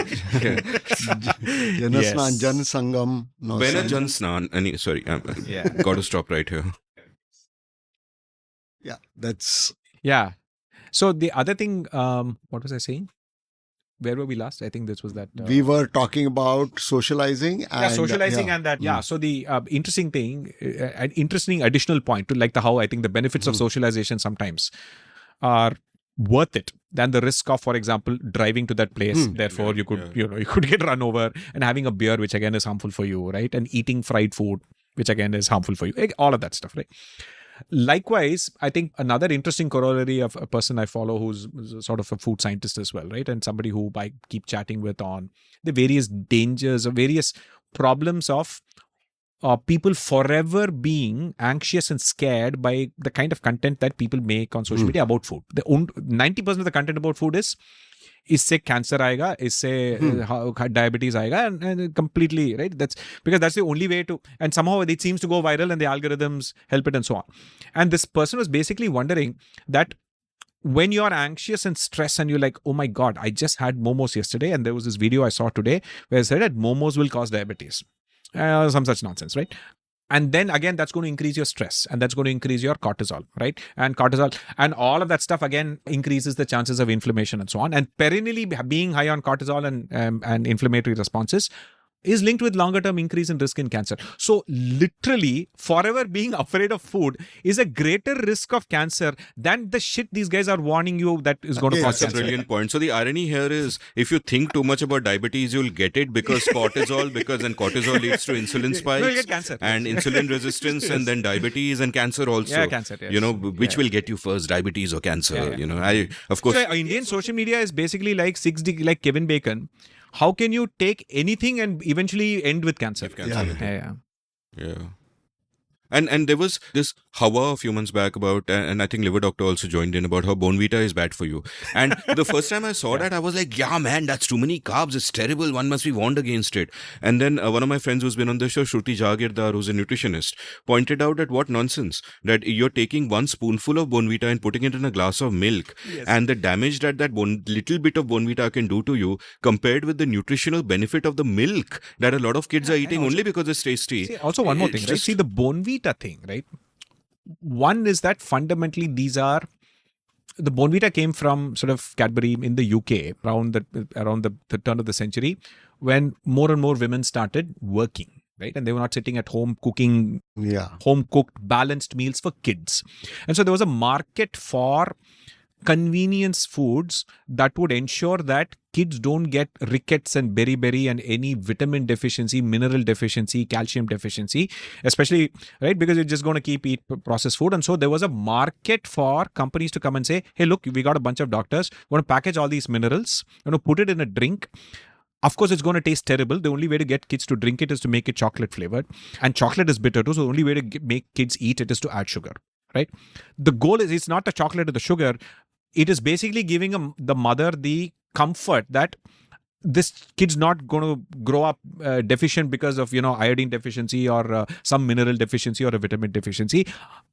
we are probably eating some canned soup and some canned whatever it is because we're all working in factory for 15 hours. But I'm certain that the kid's getting all the micronutrients that it needs. And it's tasty, so the kid doesn't have to be forced to so eat yeah, it. so the devil's bargain you're making is with the sugar, right? Because kids will not eat things that are not sweet, boss. I mean, who are you kidding, right? So would you rather risk vitamin deficiencies or the fact that we have all grown up eating sugar? We can deal with it when we are children. It's okay. We can later become more conscious and healthy when we become teenager and later in life, right? So therefore, that is the background to this entire thing, right? And in India, the deal is kids often don't like drinking milk. Yeah. This is helping them drink a glass of milk. It's exactly great with all nutrition. the fat-soluble vitamins. Yeah. And these things are all fortified. Yeah. So none of your organic, artisanal, this herbal nonsense, they're not fortified.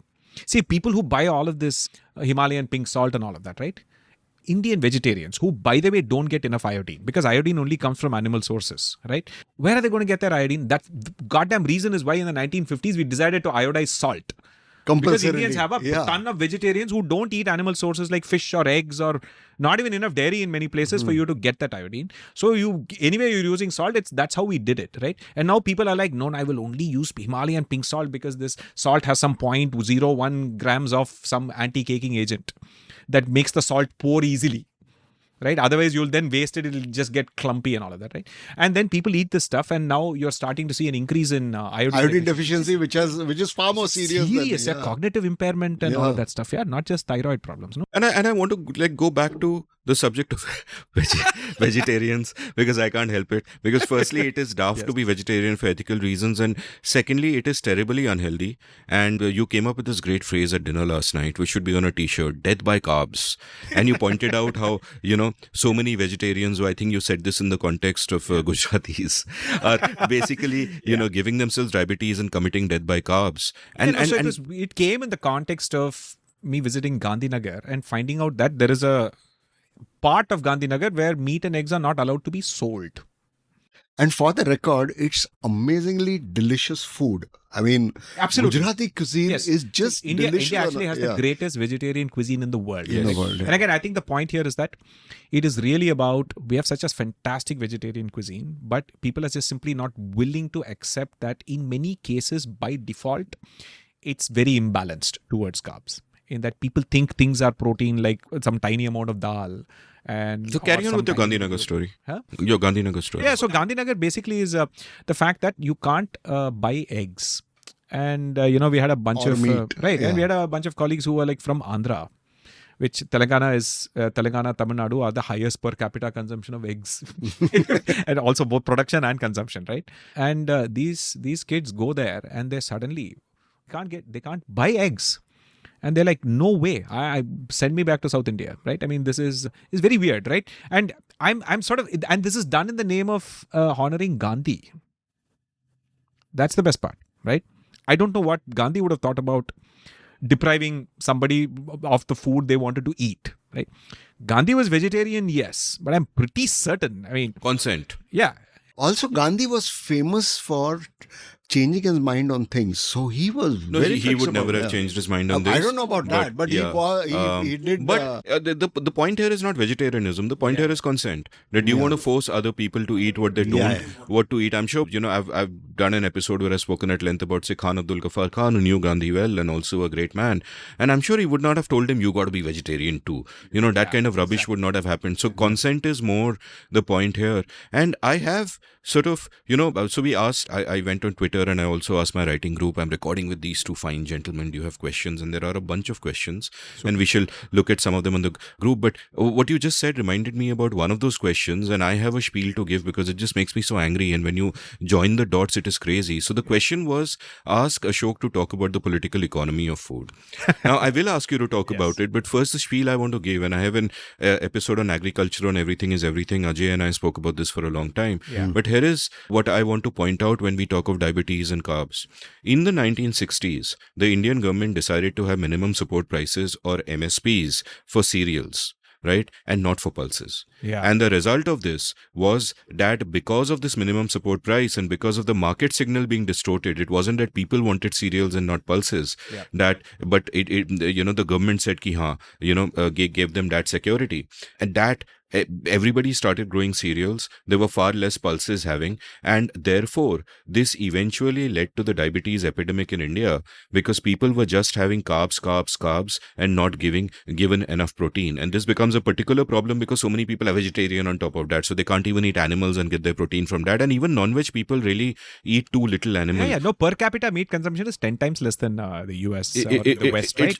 And so even meat eaters, like we don't really get enough grams of protein, and many people, including meat eaters, fundamentally miscalculate and so they underestimate the amount of protein they need to eat. And it's sort of like it is, in fact, I keep telling old people in the family that I'm not asking you to go do exercise, right? I'm not asking you to do any of these hard or go on these crazy diets.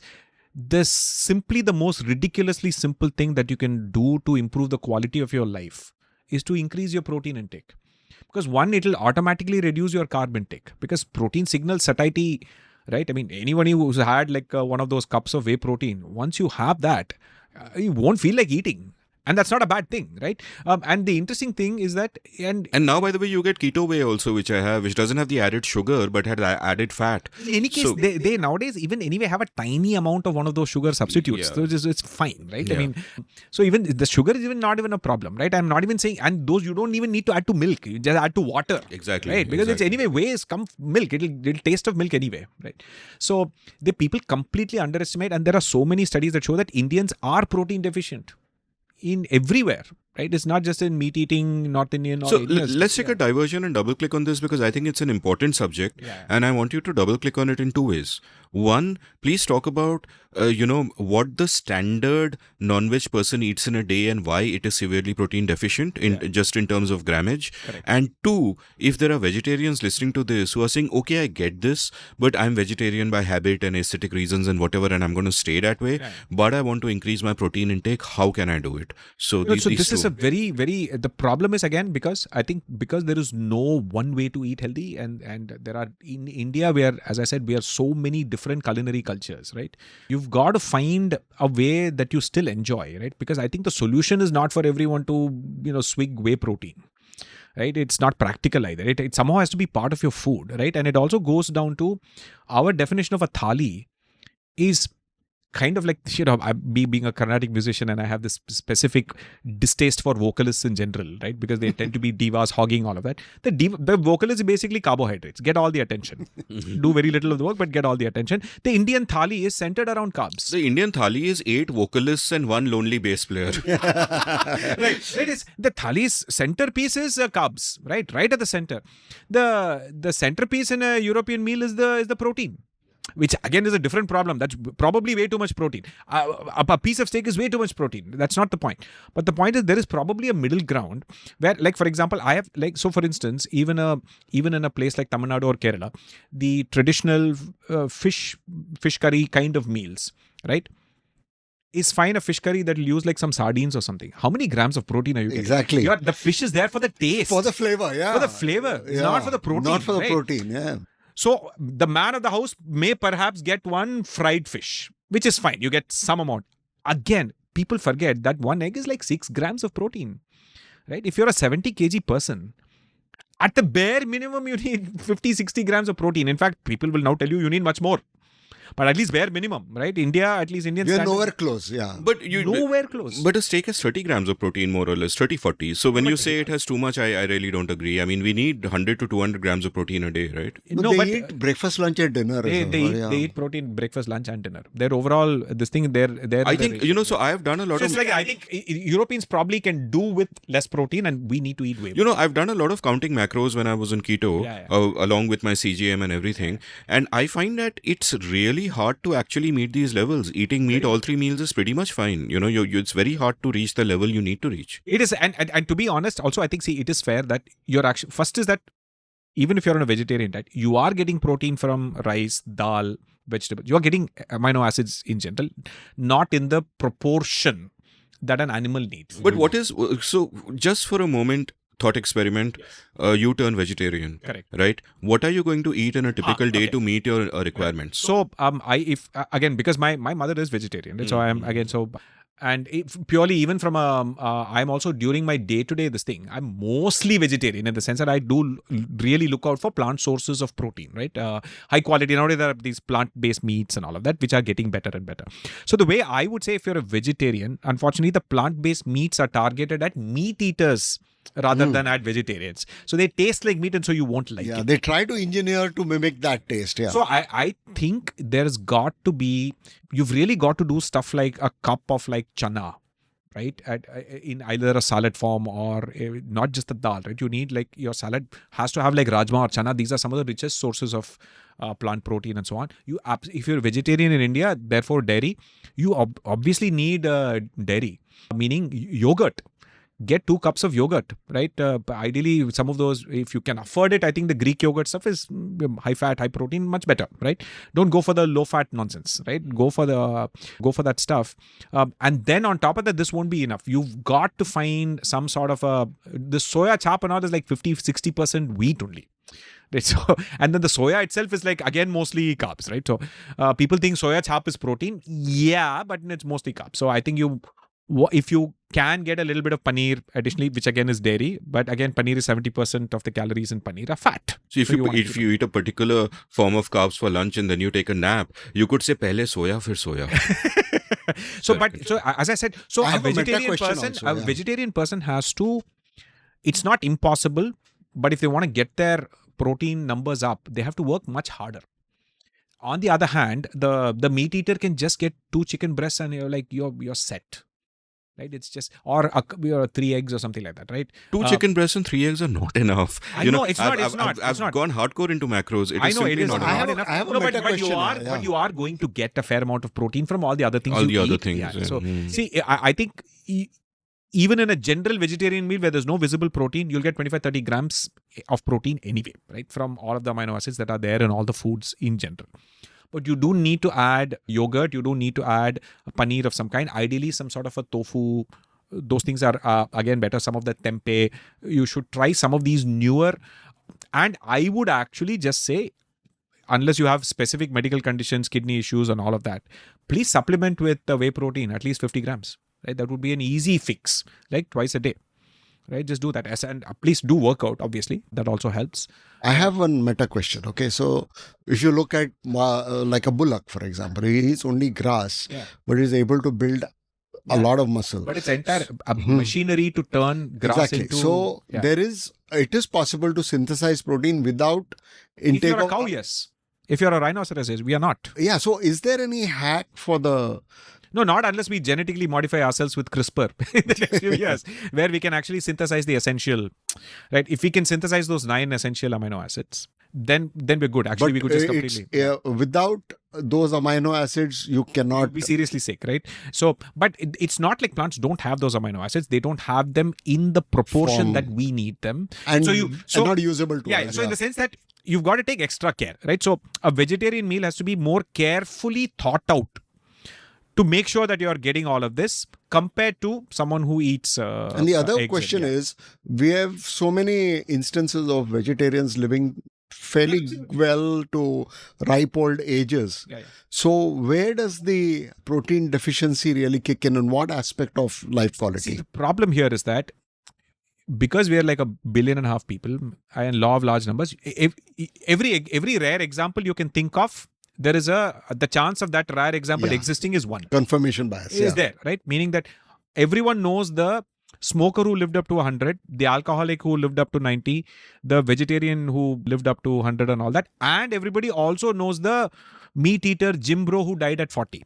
Yeah. That's the problem, right? The problem is you're not thinking in terms of aggregates. Overarching, I would say that all you have to do is just look at a average 70-year-old Chinese grandmother and an Indian grandmother and just see how they walk.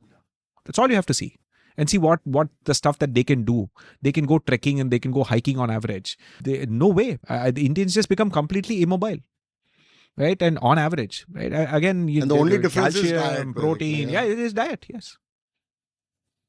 So at this point, before we go in for a break, it is time for another story. And I have realized that these prompts are failing because Mr. Shenoy tried to come up with something random at that airport prompt and it didn't really work out. Correct. But he has a set of great stories and we don't want to waste them. Yes. So I think how we should proceed. So therefore, as I said, instead of prompting, we will let the Narendra large language model hallucinate. We will let him hallucinate and then we will try to come up with appropriate LinkedIn lessons. No, but when GPT does it, it's hallucination. When Narendra large language model does it, it's elucidation. Amazing. Wow. Wow. You should insert Irshad. Irshad. Yeah, we'll actually, Gaurav, you got to insert an Irshad right now. Yes. So yeah, I have two. So one is black tea, and I sort of grew to like black tea for mysterious reasons. I think it's lactose intolerance. No, it's, back in the day when I used to fly Indian Airlines, that lady used to come for some reason with a kettle, but not milk. So she'll pour you the tea and then the milk will come later. So I drank it one day. Sachet powder, which is never good. Yeah, the sachet thing. Creamer. So I developed a taste for black tea, and then I was like, for me, the added benefit was it made me look very sophisticated. So wherever I go and everyone's ordering for chai and I say black tea and everyone looks at me and, is automatically, that's literally the only way I can look sophisticated if you know what I look like in person. And so all that was happening. So one day I happened to go to this place called Udupi Vihar. So Udupi Vihar, the waiter comes and his Udupi restaurants are very busy restaurants. The guy will come and say, "Kya mangta hai?" It's very aggressive. So I told him, "Can you do black tea?" Then black tea ho jayega. Then he goes in and he comes back after some time and says, "Oh, cook bahut puch raha hai, black tea kya hota hai?" So I said, "Chai, but no chini and chini nahi dalna, doodh nahi dalna." ठीक है, he goes in and 2 minutes later he comes back. वो पूछ रहा है चाय का पत्ती डालना है नहीं डालना है? डालना है. So the one was that, and the second is the same guy with whom I had gone to Udupi Vihar. He was a friend who was a supplier of small fabricated parts in BARC. So they had some requirement in BARC, which this guy didn't know how to. So he asked me to come with him to see if I could understand what they were talking. So we went there and they had some very specific thing they wanted. And I said, okay, I got an idea of how it's to be done and maybe we can fabricate and see what happens. Then when we are going out, there's one scientist type who comes running and tells this guy, "Hey, come here," and evidently knows him. So this guy goes and he has a whiteboard, a blackboard actually, blackboard and chalk. Yes. And he wants him to fabricate a bed. And that bed is for putting people on and taking them into radiation chambers or some such. I don't know what it was. It was some R&D thing. Yeah. And he had very specific specifications for what material to use. You have to use this brand of stainless steel. It has to have this, that, and the other. And then he gave us a 15-minute lecture on why all those things, and that went even beyond me. Like I know a reasonable amount of physics, but this guy he went into molecular structure and what the nucleus does when it sees an electron, that kind of thing, and quantum physics. And my friend was busy nodding his head. He like he understood. I was impressed. I said, like, this guy's been going to BARC, so much. He doesn't even have a proper degree, but he seems to have imbibed everything. So we came out. And then I asked him, "I'm impressed. I mean, I didn't understand a word." So I also didn't understand a word. So he says, "You are nodding your head." I says, "Yeah, wo to karna padta hai." So I said, how are you going to build this thing? He says, "No, that scientist only will build it from me. I'll just take it to my factory and get it to be done." So my LinkedIn lesson from this is, you never say no. Yeah. Right. So even the Udupi Vihar guy, he doesn't say no. He says, "Yeah, milega." Yeah. And then he asks you what it is. Yes. And the same with this friend of mine. He says, "Mil jayega." And then he says, "Okay, what do you want?" So the only counter story I have to this is that they never say no is the one state where this LinkedIn lesson does not apply. And again, is obviously the only state in the Indian Union which always tends to stand apart and rarely goes with the rest of India. Right? You know which Bengali state we are joke is speaking going to about. be really angry. No, Bengal is completely aligned, and we're Now I'm still really angry. we're talking about the other state where people drink, smoke, and play volleyball, and football, which is Kerala, right? Yeah. Obviously, anything India does, the story is what Bengal does today, India will do tomorrow, right? What India does, Kerala will not do. That is the Kerala thing, right? So, counter story to this: when we were in training, right? First time in 1999, large bunch of North Indians for the first time. They were all forced to come to South India for starters, and they had to spend 3 months there, right? Obviously, basic challenges in 1999 is for North Indian in Trivandrum is to get chapati, right? Because the chapati won't be smeared with, the one place that made chapati did not smear it with ghee. It smeared it with coconut oil. And for them, it was like, no. Yeah, cannot. They Yeah. cannot tolerate the smell and things like that. They were like generally depressed as a result of not getting home cooked food and all of that. So obviously, to drown their sorrows, there are many bars, right? And this is not your fine bar, one of those typical Dives. dive bars in Trivandrum, right? And to your point about the Udupi resorts, these guys being curt and gruff and all that, these guys take it to the next level, right? One is that guy is wearing this sort of dhoti, right, tied up. Top wear is sort of optional. Sometimes he's wearing a banyan, right? He has a pencil and a sort of small notebook, and he comes to you and he's not even like asking you, what do you want, right? He's like, that's it, right? So that basically, that conveys all the meaning that you need to, and you're just supposed to quickly answer. Don't waste his time, right? And one of my friends, a guy from Bombay, probably some army brat used to high-end liquor and all that, he's asking a shady bar in Trivandrum, do you have Long Island iced tea? Right? And that guy just looked at him and just said, and this has to be in Malayalam, he said it, "Ivada gin und, whiskey und, rum und." That's it. And he says, just, you can pick from one of these things. And he said, no, do you have Bloody Mary? He said, "Ivada gin und," he slowed it down. Like, so from 1x, he flowed it down to 0.75. Whiskey und rum. Like, the next thing would have been a punch to the face, literally, right? So, Screwdriver. Oh, you could have got him a literal so screwdriver. that was a classic example of they will absolutely say no when they need to. Yeah, when they need to. On this note, let's take a quick Yes. break and organize food, which we will have in the next break. So confident are we that we have things to talk about. And Ashok, I ask you one question. Why are we so confident? We are confident because we have Narendra Shenoy with us. Yes. Yeah, I'm feeling the weight of the world, expectant.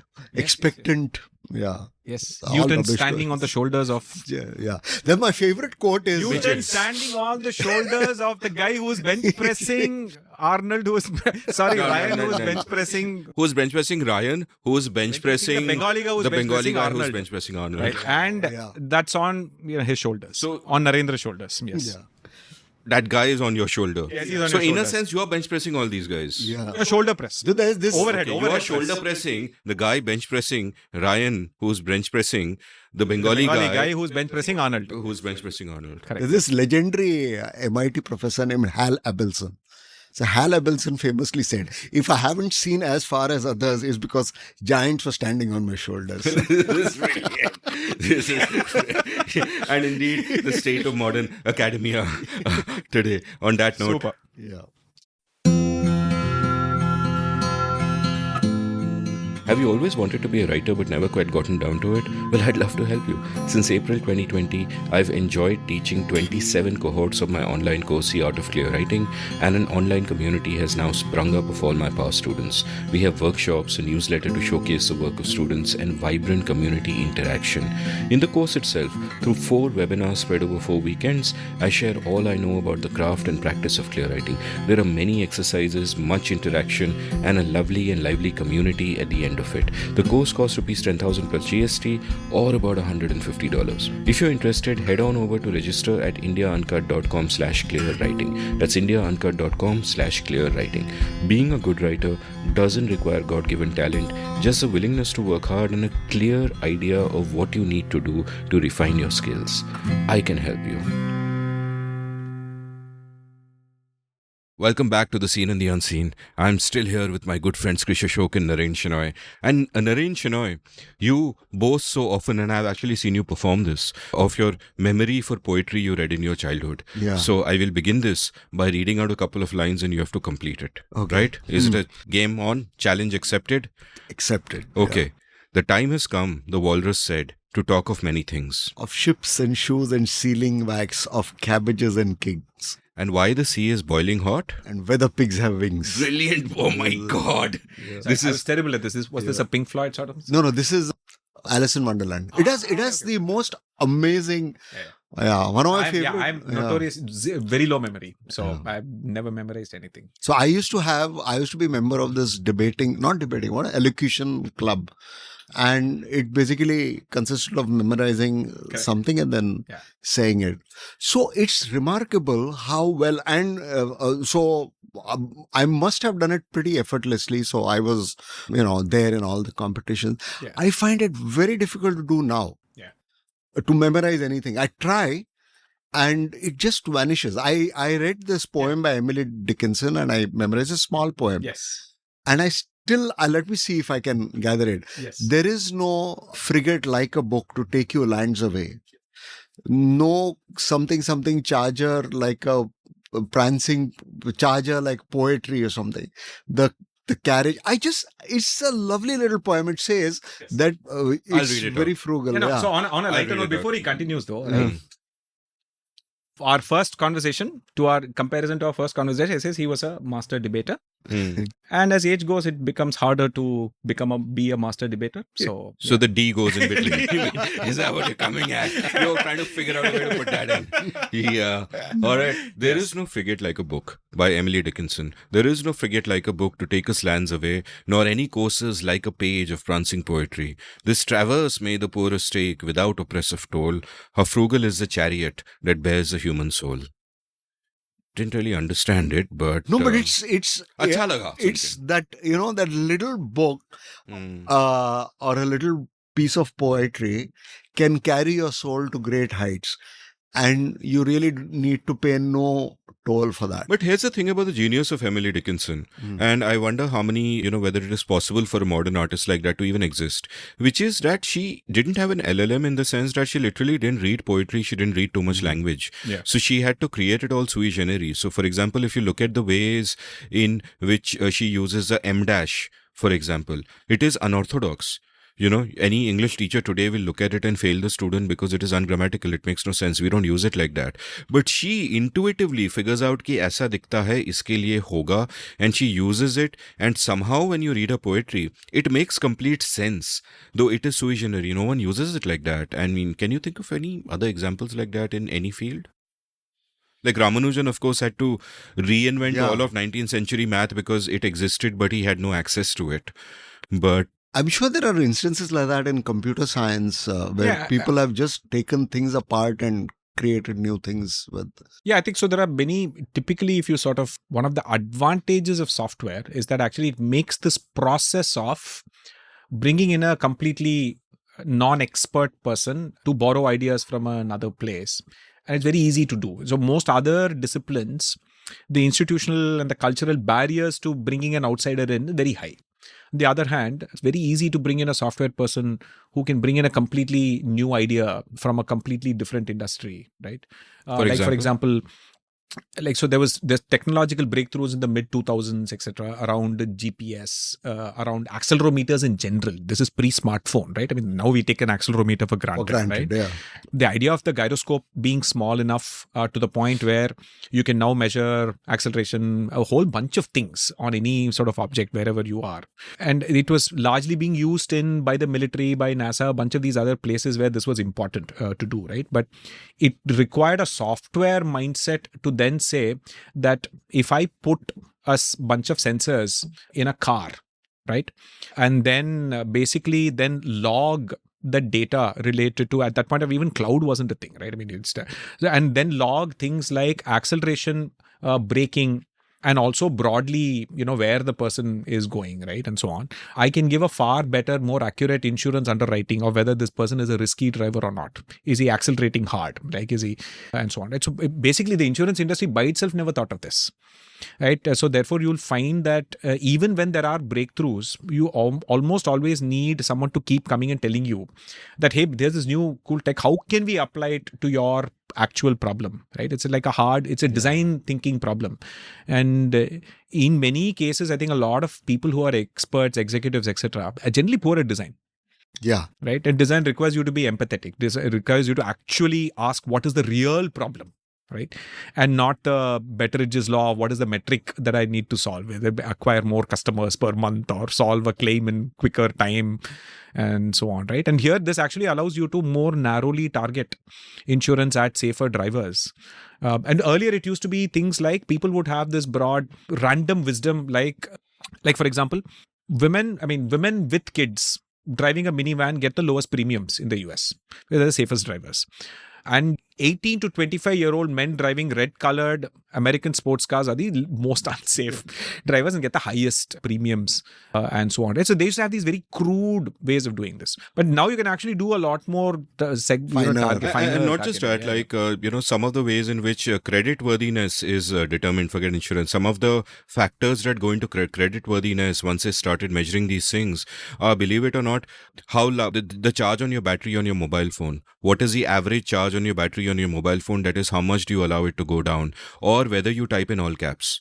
And I don't know which way this affects the needle, but I'm assuming people who type in all caps must be rather impetuous and perhaps, less risk averse, and therefore, so I'm immediately or unaware of the caps lock button, existence of the caps, or maybe the caps lock button broke and all that. The caps lock. There are like people in my in WhatsApp, they'll type only in caps. Yeah. And I asked them, why do you type in caps? It sounds like shouting. He said, no. It's just that eyesight is bad, so the caps makes it easier for him to read, apparently. And distinguish the letters. A wonderfully nuanced reason for an exception, which an algorithm might not be able to figure out. Yeah. So I'll give you actually another fascinating interdisciplinary example is this.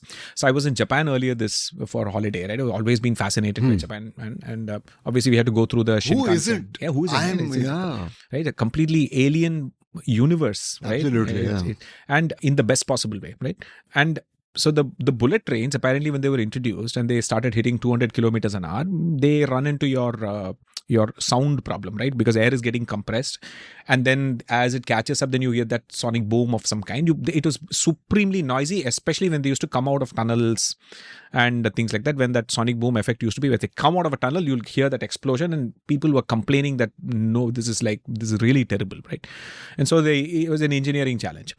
And interestingly enough, it took a zoologist who observed that the kingfisher has a similar problem to solve in that when the beak touches water, it has evolved to make sure that it creates the least amount of water displacement and noise and turbulence so that the fish don't know it's coming, right? So over time, the shape that it has evolved basically is like your Olympic diver diving through least amount of splash, right? Yeah.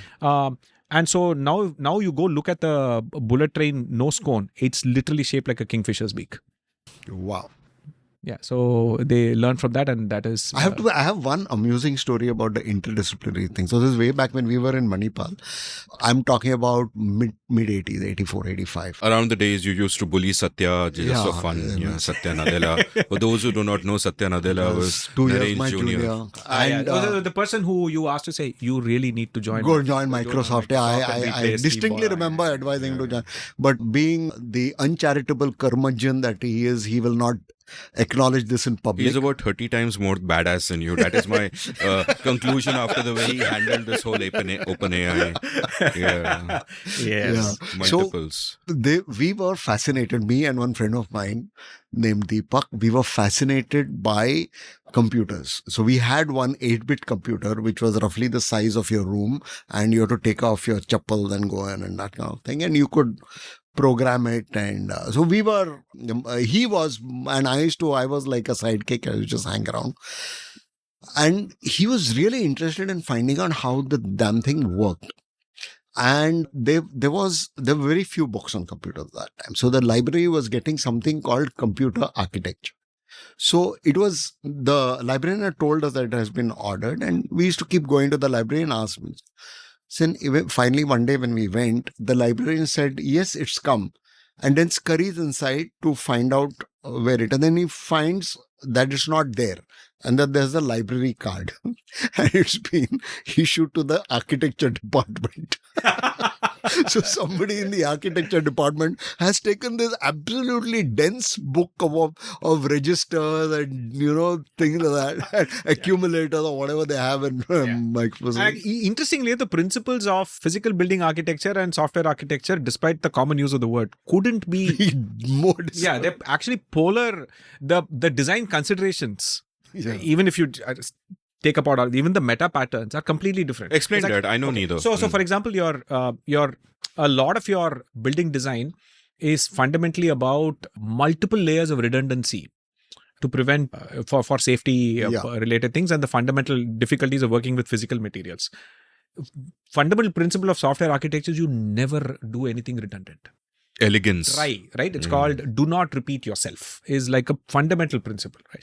The only time you design it differently is if you're writing the code for the lunar landing module of the Apollo, in which case you need to think about it very differently because the lives are at stake. Otherwise, software is exceedingly highly loosely coupled and so on in a way that a building absolutely is not. It cannot be loosely coupled. So all the values that make for good software architecture do not make for good building architecture. Yeah, it's quite interesting. Yeah. So I think in our last episode, Naren did point out why a heart surgeon should sort of design Chennai streets. Yeah. So perhaps multidisciplinary. That is kind of different. Let's, go back to Twitter requests. And another Twitter request is to get Ashok to give an oral history of early Twitter. Yeah, it's a very weird thing. Yeah, this is from Supriya Nair, by the way. Yeah, so Twitter essentially began as a sort of like how people were eating like millets, and then Twitter came and started hawking like sugary snacks, right? It basically said, all you bloggers, like, why sit and break your head and write 900-word articles and then wait for people to comment and things like that, when you could just reel off a 140-character hot take and not really care. You don't need to research much. Just put it out there, right? And just share in fact, the first generation of that was the prompt was actually, what are you doing? If you remember, right? The early days of Twitter, right? It used to be called a status, right? And the box used to say, what are you doing? So early tweets used to be having lunch, just stepping out, just had my shower. It used to be just had a biryani. It used to be stuff like that. And then slowly, layer by layer, then people invented hashtags, people invented ad mentions and a bunch of these other things and so on. And again, just like with blogging, the early adopters of Twitter were again a narrowly selected bunch of people who kind of took to the medium as just a de-stressing way of just hanging around with cool friends, right? And very rarely did it get into politics. And also, more importantly, people kind of knew that you were expected to say silly things and that it was okay to say utterly ridiculous things. It was okay to say things that were factually incorrect, but then you would just say, let us say I was just joking. You shouldn't have looked at Naren while saying that. Right, exactly. Right. And so on. It was that was that first generation of Twitter. And then obviously the platform dynamics changed as time went by. And I think by 2012, 2013, I think is when it started to kind of become a public square. And so therefore political topics became a lot more sort of prominent across the world. It's not just in India, right? And then it changed the incentive structures for the nature of hot takes that people could give. And then I think as time passed, as we kind of got into this sort of, everyone into their own, I'm getting offended, I'm getting triggered by this, and so on, that started policing speech. And then the introduction of the quote tweet is basically the Nero burning Rome moment, if you will, right? Which incidentally, all of you are all old enough to remember that one of the most important pieces of software all of us used to pirate things back in the day was Nero burning Rome. Amazing. He I had didn't know told that. me this. I was mind blown. Yeah. Ashok had told me But this I many years ago. I thought the problem was Nero was fiddling while Rome was burning. He wasn't burning Rome, The was he? fiddling part apparently is apocryphal and all that, and apparently records say that he did a fair bit to help people and Of arson, and all yeah. of that, and help them out, set up shelters and all that. But of course, that's it's the part. This is what people will remember, right? And so on. And now Twitter is full of the victory challenge. So in a sense that I think, the quote tweet, in my opinion, in fact, I still have a policy of not replying to anyone who quote tweets. Yeah. Ditto. Especially if it is meant as a reply to me, but they just decided to quote tweet. The earlier equivalent of this used to be putting a dot in front of the. Yeah. Yeah, it's that same attitude of people wanting to perform to their audience as opposed to really try to have a open public conversation where everybody accepts that you can make mistakes. It's okay to make mistakes. It's okay to be ignorant. It's okay to learn as you go along, and you don't have to explain your tweets from 10 years ago. So here's my thinking about the quote tweet, and there's an ironic story at the end of this as well, which is that I think the quote tweet is reflective of all that is wrong with Twitter, because essentially what is it? Imagine the three of us are in a room. Yeah. You, Ashok, say something to me, and while you're here, I turn to Naren and I point at you while you're here in your presence, and I say, this moron just said this, and then I kind of repeat it. It is incredibly rude. We would never do it in real life, and it is incredibly performative. Yeah. If someone wants to reply to something I have said, they darn well better reply. The moment you quote tweet it is a problem. Now, to me, there is one acceptable use of the quote tweet, which is if you want to broadcast to the world how good someone is. So if you're doing it for something And positive, adding additional context that comes from your expertise. yeah, right? that's also absolutely. fine. Yes. But if you're just doing it to shit on someone, because snark is really the worst form of discourse, you have nothing to add to the argument. You're just making fun of the other person. So since we were discussing the the master debater.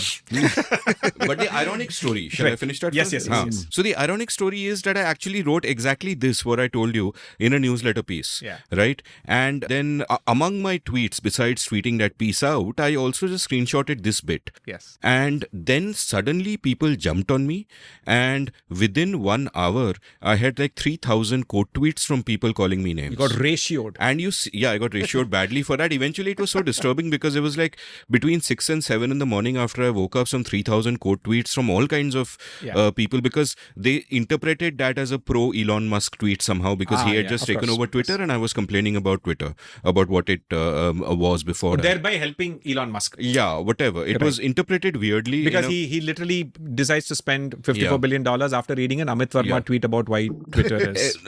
But the point being that I made a tweet about the toxicity. I made a statement about the toxicity of the quote tweet, which was then toxically quote tweeted by 3,000 people, doing exactly what I said. Is the problem with it. I deleted it anyway because who wants to take a panga, and people are. But if I had to sort of do a sort of devil's advocate against myself, it's right. As much as I dislike the quote tweet, right? I wonder, maybe in all humility, that having the privilege of having built an audience and being able to say whatever you want and have a bunch of people listen to it, etc., is not a power that most people had. Yeah, but quote tweeting someone doesn't get you a larger audience.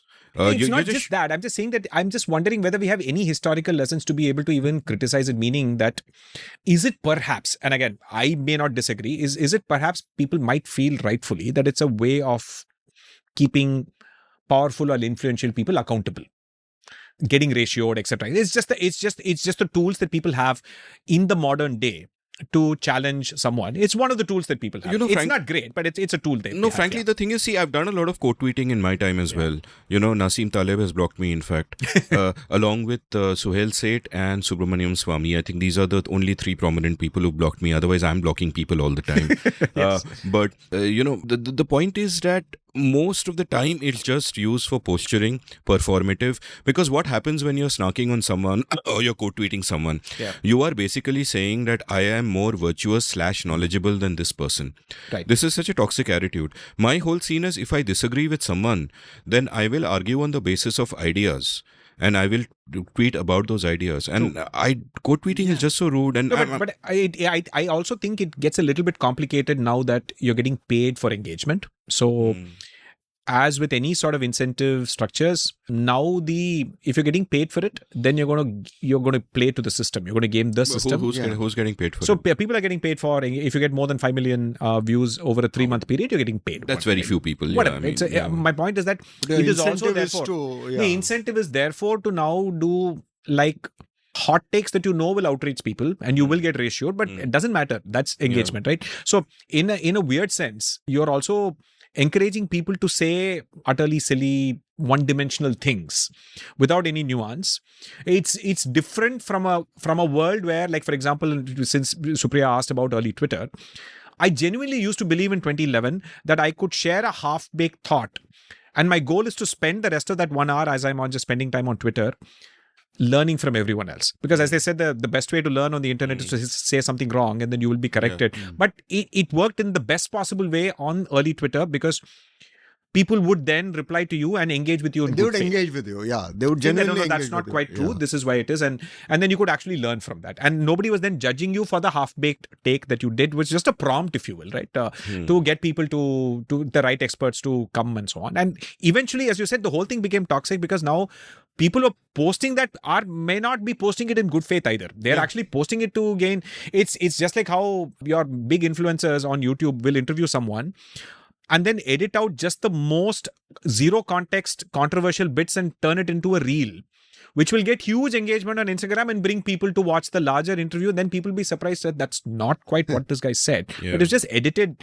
in such a way to make it look like the controversial thing that you want. You did give me a recent example of this. Yeah, exactly. Right? A while I mean, ago, the whole Dr. Pal and beer biceps, that entire thing, just taken by itself, of course, it's edited to make the entire thing look like a patently ridiculous statement that all meat consumption is bad.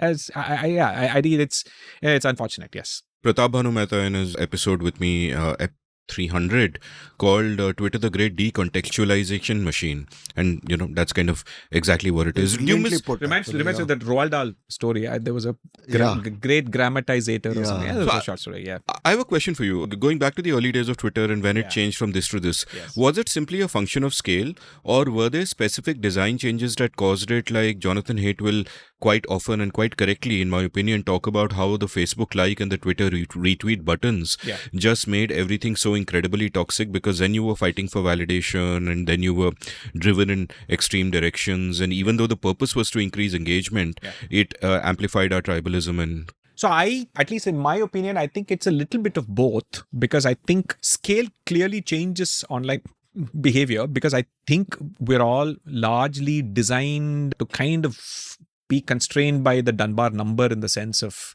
even in the old Twitter, the chances that you're probably engaging with not more than 100, 150 people in that Dunbar number range, right? Very rarely are you suddenly engaging with, even if you have an audience of 10,000 people, you're not actually engaging with 10,000 people. You get the illusion that you are, right? So scale clearly changes the game in terms of, in the sense that you never had that scenario where, Kanye West or someone else could just say something anti-Semitic and that entire thing is news for the ecosystem, late night comedians dunking on him, newspapers, mainstream media talking about it, and then people ratioing him and doing this entire circus around one celebrity saying some stupid thing is the thing that didn't exist. It does not exist at that scale of early Twitter. Right? Everything is localized and small, right? If you remember, I don't know if you remember, right? The big thing in 2010 was that Chetan Bhagat blocked people who criticized him. Right? So there was a meme, Chetan Bhagat blocks people, was a hashtag, and people made YouTube videos making fun of using the Hitler meme and everything else. In fact, one of those videos was made by me, right? Dunking on Chetan Bhagat for blocking people. If you ask me now, I would say that's a perfectly fine thing for anyone to do, right? It's your channel. You get to shut the door on anyone you want to, right? But at that point of time, we all felt that it's a small group shutting your ears on people because you're like slightly more popular. Some kind of violation of democracy. And it was felt that you're blocking people for saying something that was valid or something that is, etc. Right? Now, my ideas of that have completely changed. I think he is perfectly within his rights to block anyone and so on, right? So scale absolutely changes the nature of this, because that kind of media circus didn't exist. The second thing is that your design changes, absolutely. But the design changes often come in reaction to scale as well, right? At any given point of time, the platform wants to keep increasing engagement. And as scale improves, they're going to have to, the machine learning algorithms will find different ways. You're going to A/B test many things. You're going to try the different color of a like button. You're going to try a different kind of a new engagement feature, calling it bookmark versus favorite. You're going to try many things and then eventually stick with what gives you more engagement, right? So here's another question. And this is again a question about design. Yeah. That we've ended up with a particular kind of design and a particular kind of equilibrium, but it could have been different. Now, everybody listening to this has encountered at some point, if they're old enough, the 404 error message. Now, there used to be, and I learned this from Rahul Mathan only, there used to be a 403 error message.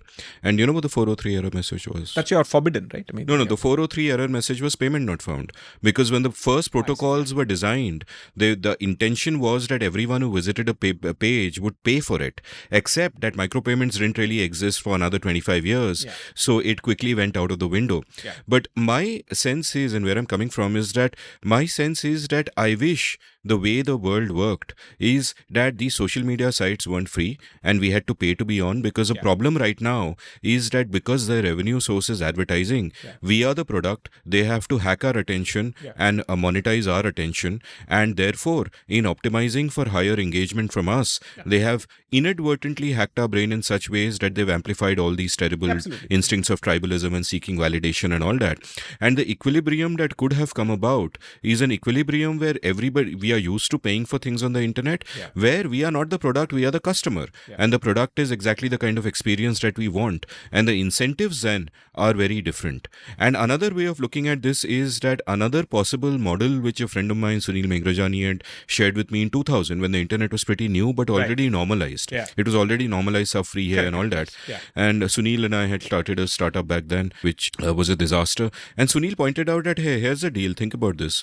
We pay ISPs for internet access. We only access the internet to go to certain sites, right? So it is logical, therefore, for the ISPs to share that revenue with the sites that we are visiting, which again takes care of the monetization problem, which of course, creates incentives for sites to be sticky, etc., but that's a different matter.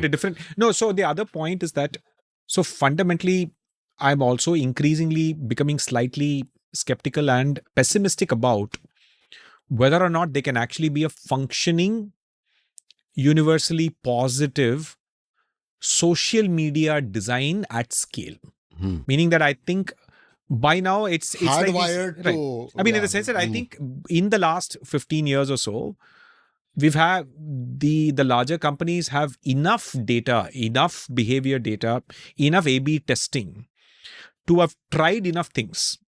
Given all the criticism that they've, of course, they've been laughing their way to the bank, but surely, in the sense that I would sort of, I'm inclined towards your Tristan Harris and Jaron Lanier and others who are now critiques of social media to say that maybe for 250 million people hanging out in a public square is not a human thing.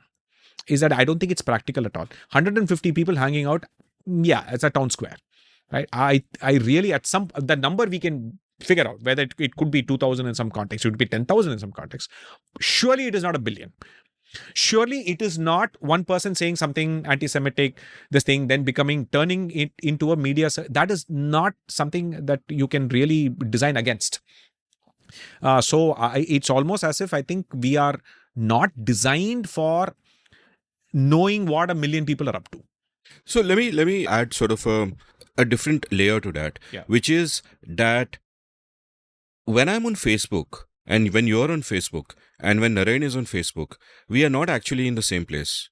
We are in a universe that is in a sense created by the algorithm. That is a limited universe, and we are all in different limited universes, right? If the first video I ever watch on YouTube is one thing and you watch something drastically opposite, we are in completely different worlds and even completely different echo chambers, and especially baleful on the young. Like when I brought this point up with Akash Singh Rathore recently, he came up with this beautiful phrase that when two people meet each other for the first time, it's actually two algorithms meeting each other.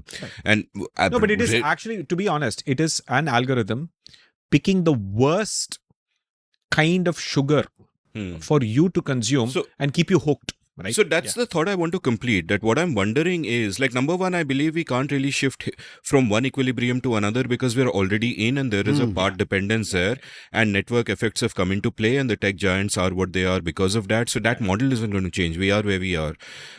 Question one, in a thought experiment, could it have worked out differently if we happened to take another model and that got taken? And question two, the reason it is a problem, and I don't buy that thing because there aren't 25 million people on any social media where I am. It's just, I'm in a bubble, you're in a bubble, our bubbles interact in certain insidious ways, and sometimes the world opens up and... No, but to be honest, I'll correct you on that. See, the bubble you refer to is again algorithmically created by something that has access to 25 million people. Let's remember that. Sure.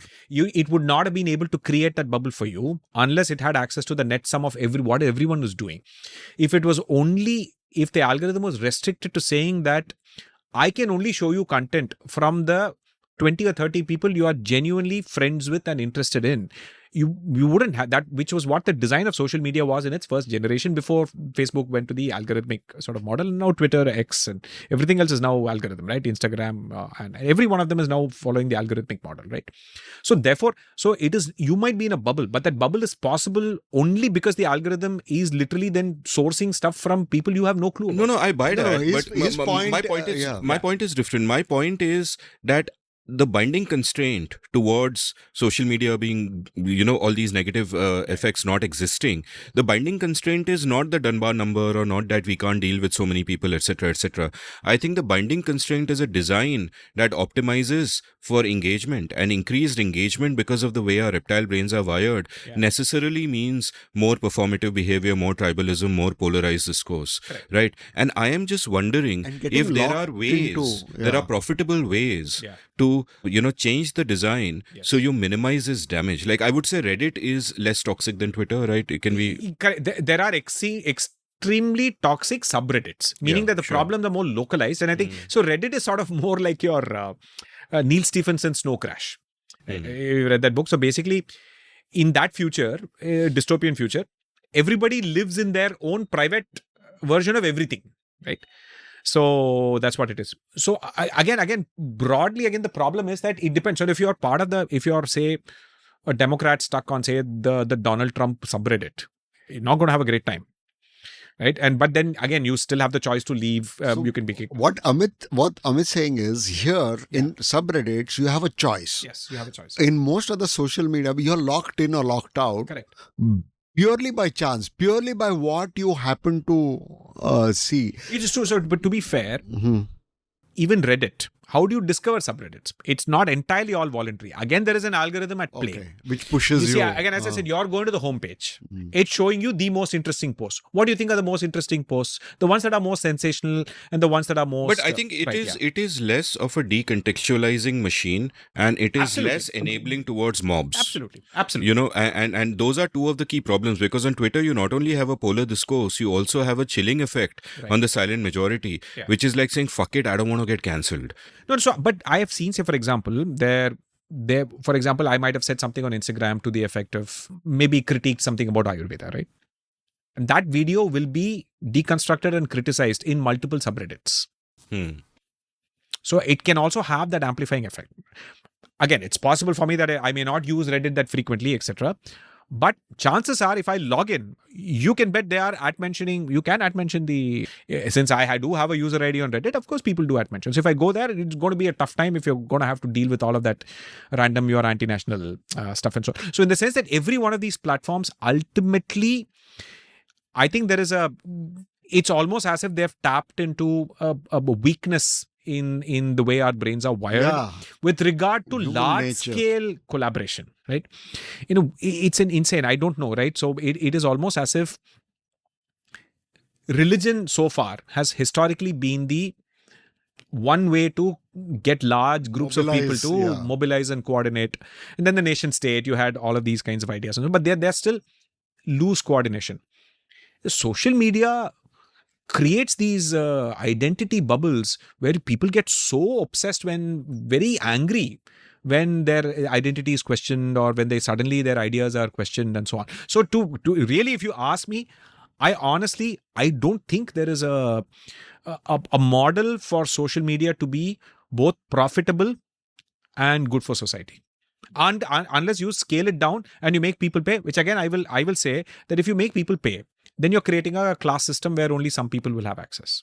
You have to figure out a way by which somehow you can still give people access and still create small groups. Somehow the best of Reddit, the best of 2010 Twitter, if you will. 2020. The answer to it is Orkut, in my opinion, on a lighter note. But anyway, please. There is another answer to it, which is how can the individual deal with this? Yes. And for this, we must turn for guidance to Ashok's hero, who has been introduced in the last session to us by Ashok. In this particular quote sums up, I think, Ashok's social media policy. So we shall now play it for our listeners. This is Nityananda himself. Of course. Yes. You know which one, right? So I'll just play it. Yes. And I don't know if you can hear it or this will divert the sound into that. But let me just play it and then I'll kind of... I am too busy in loving the people who love me, so I don't have time to hate people who hate me. And, you know, in addition to this, I am reminded of something the great Ashish Nehra once said, where he was in the news for something or the other, and reporters landed up and they asked him, are you disturbed by all the sort of the way you're getting mobbed? And he showed them his phone, and it was one of those old Nokia phones. So the idea being that if you're not on the net, what are they going to do? They're going to come outside your house and throw hashtags and like, Yeah, exactly. Yeah. You know? So as I said, I think my policy for the last 10 years has been, if I get more than 10 retweets on a tweet of mine, I mute notifications on that post. That's one of the best features Twitter's ever introduced from a mental health standpoint. Right. That I don't have to mute everything, but I can just mute notifications on that one tweet because I might still want to engage on something else where something constructive is going on. So I can completely ignore the one where somebody's ratioing and dunking and doing all of that stuff, right?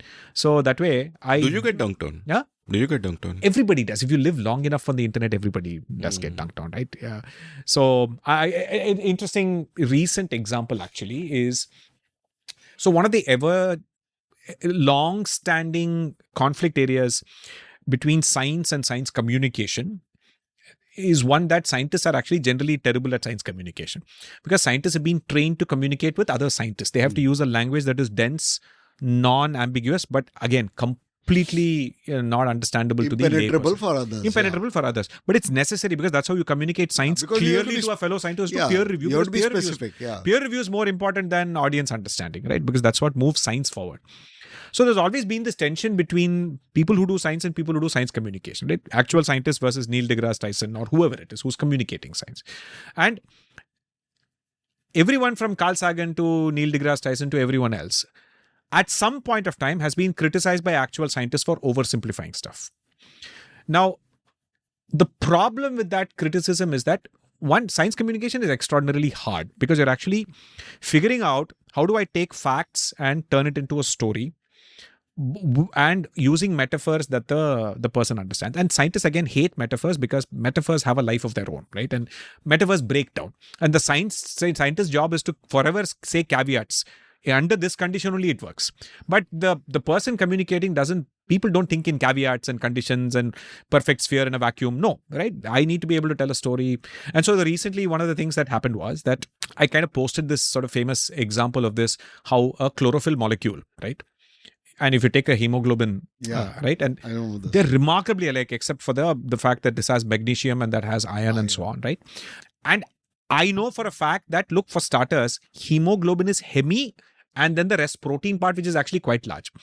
What you're actually seeing as being similar is only the hemi part of it, right? And not the entire hemoglobin. Yes, I'm aware, right? But if I'm communicating to an audience that's largely science illiterate, will they recognize hemoglobin or hemi? Nobody would have heard of hemi. They would have all heard of hemoglobin because we all studied biology in school.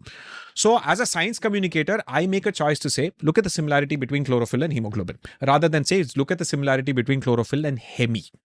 Which again, I will lose my audience if I say hemi, right? So I make that, I really make that thing. If I'm just going to say hemoglobin, because my goal is to get you to be curious about the fact that these complex molecular structures tend to be conserved via evolution. So there's a common ancestor who would have worked out this molecule, would have done something, and that structure ended up getting conserved over time, although the function of this is entirely different from the function of this, right? So that curiosity is the only thing that I'm interested in. I'm not interested in peer reviewing a paper, right? But then you have people who are in science who get very upset by the fact that you oversimplified and this is like a WhatsApp forward, you should not be doing this, etc. Boss, you're fundamentally getting it wrong. I'm not a scientist. I am a science storyteller. Right. And you will absolutely disagree. And it's good of you to call me out to make sure that I don't oversimplify beyond a point where it can result in misunderstanding. Right. And then I can end up creating WhatsApp forwards, which people then misunderstand and entirely, they take something entirely the opposite of what it was originally meant. Right. But there's no misunderstanding here, purely to primarily encourage this thing. So this is often the problem. In a sense, overarching is social media, then it just makes it worse. That there is no context, there is no nuance. And you have a population that is not going to understand correlation and all of these other... The final science metaphor, in my view, is the selfish gene. Which is so powerful, says so much. And there's so many biologists who will criticize that. Gene does not have motivations. Like I said, boss, if I have to explain to a human being, I have to explain it in those terms. And it's clearly a metaphor. You're not talking about the intentionality of a gene and what it wants, but it is such a useful metaphor. Correct, exactly. Such a useful metaphor. So one final question before we go in for a Naren story and then we go in for a break. See, I planned it all out. The digressions will happen. Yes. And the final question to both of you is that back in the day, when we would blog or as early tweeters, it would be based on what is happening in the news and what is happening in the world and all of that. That would be the source and we would be reacting. Yes. Today, the news seems to be based on what people are tweeting. It's like, people being famous for being famous. Yeah. So it's kind of like now you tweet and then that becomes a news where there are entire news articles will be like Narendra Shenoy tweeted this and then there's a quote tweet and Krish Ashok replied like this and then there's a quote tweet and Amit Verma has died of exasperation as a picture of his body. And that is indexed by Google and that becomes the official and that becomes the official source on it, and it's almost like a retreat from reality, and at I don't know at which level to ask you to comment on it. Declining journalistic standards, etc. Yeah, we all know, but what is your kind of feeling about this? Because it just changes the world we learn about the world, the way we consume knowledge and information. My favorite example of this is basically now. So, over the years, like for example, Quora historically has done a good job of search engine optimizing. So Google tends to show Quora answers for people who type questions, right? They tend to show one of the things will be a Quora answer. Now, it's quite funny. For many of the answers, the indexed answer is as of my training data in September 2022 or whatever. So basically, people are now using bots to generate Quora answers using ChatGPT. Wow. Yeah. Okay. Mm-hmm. And sometimes that answer is, as of my training data, I don't know the answer, right? Because the question is actually something related to something recently in the news. And the guy has used that bot to post one of those typical copy paste. I don't know the answer because it's after my training data cut off. That has been indexed now by Google. So for many questions, now you're getting that as the answer. Wow. Weird sort of circular things. I'm still waiting for what will happen when the GPT-6 or something has to get trained on internet data that has been generated by GPT-4 and 5. Which will be quite... And by the way, LinkedIn Gyan. LinkedIn Gyan. So now time for a LinkedIn story for the challenge for Ashok and me. Don't give the Gyan. Yes. Give the story. Give the story. We'll write the LinkedIn post. Right. And I got to say that, when I landed up at Naren's house for dinner yesterday, before you flew in, we are recording this in Bombay, so Ashok flew in and is staying with Naren. So before you flew in, I went in there and he offered me this whiskey and he said, "This is named after you." And the whiskey is called Gyanchand. So a superbly sarcastic comment. That's how I'm interpreting it. And I had a little bit of that. And then I said, okay, I'm driving. I can't have more of this, but I do want some water. So in the same glass, I had some water, which I claimed was homeopathic Gyanchand. And you corrected me and said, hey, it's not homeopathic Gyanchand. So kindly give your explanation. Was quite lovely. Of so what homeopathic Gyanchand. Homeopathic Gyanchand whiskey is that you pour yourself a whiskey and then you drink it or you give it to someone else, etc. And then if the empty glass will have some molecules of whiskey stuck to the bottom, right? We can't drink everything, right? And then you wash that whiskey in the Arabian Sea, right? The glass. So the glass, right? And those few molecules of whiskey will enter the Arabian Sea, the entirety of the volume. Now there are some molecules of whiskey in the Arabian Sea. And now you take a fresh glass and take that seawater from the Arabian Sea. That is your homeopathic Gyanchand. Absolutely. That's the level of dilution you need for the highest impact. The homeopathic logic is, now you will get truly high. Yeah. Because there is the strongest whiskey. Yeah. Which is why breathalyzers are useless, because the guy who's really, really drunk is basically drunk water with a few molecules in it. Over to your story, Mr. Shenoy. So, speaking of homeopathy, when I was in college, MIT, we were staying in a hostel. We also had some day scholars. So one of the day scholars, his grandfather was a homeopathic doctor, and his father was a regular doctor. And the grandfather passed away. And the father, who was a proper doctor, he said that all this is rubbish. He told his son to throw everything into the nearest gutter.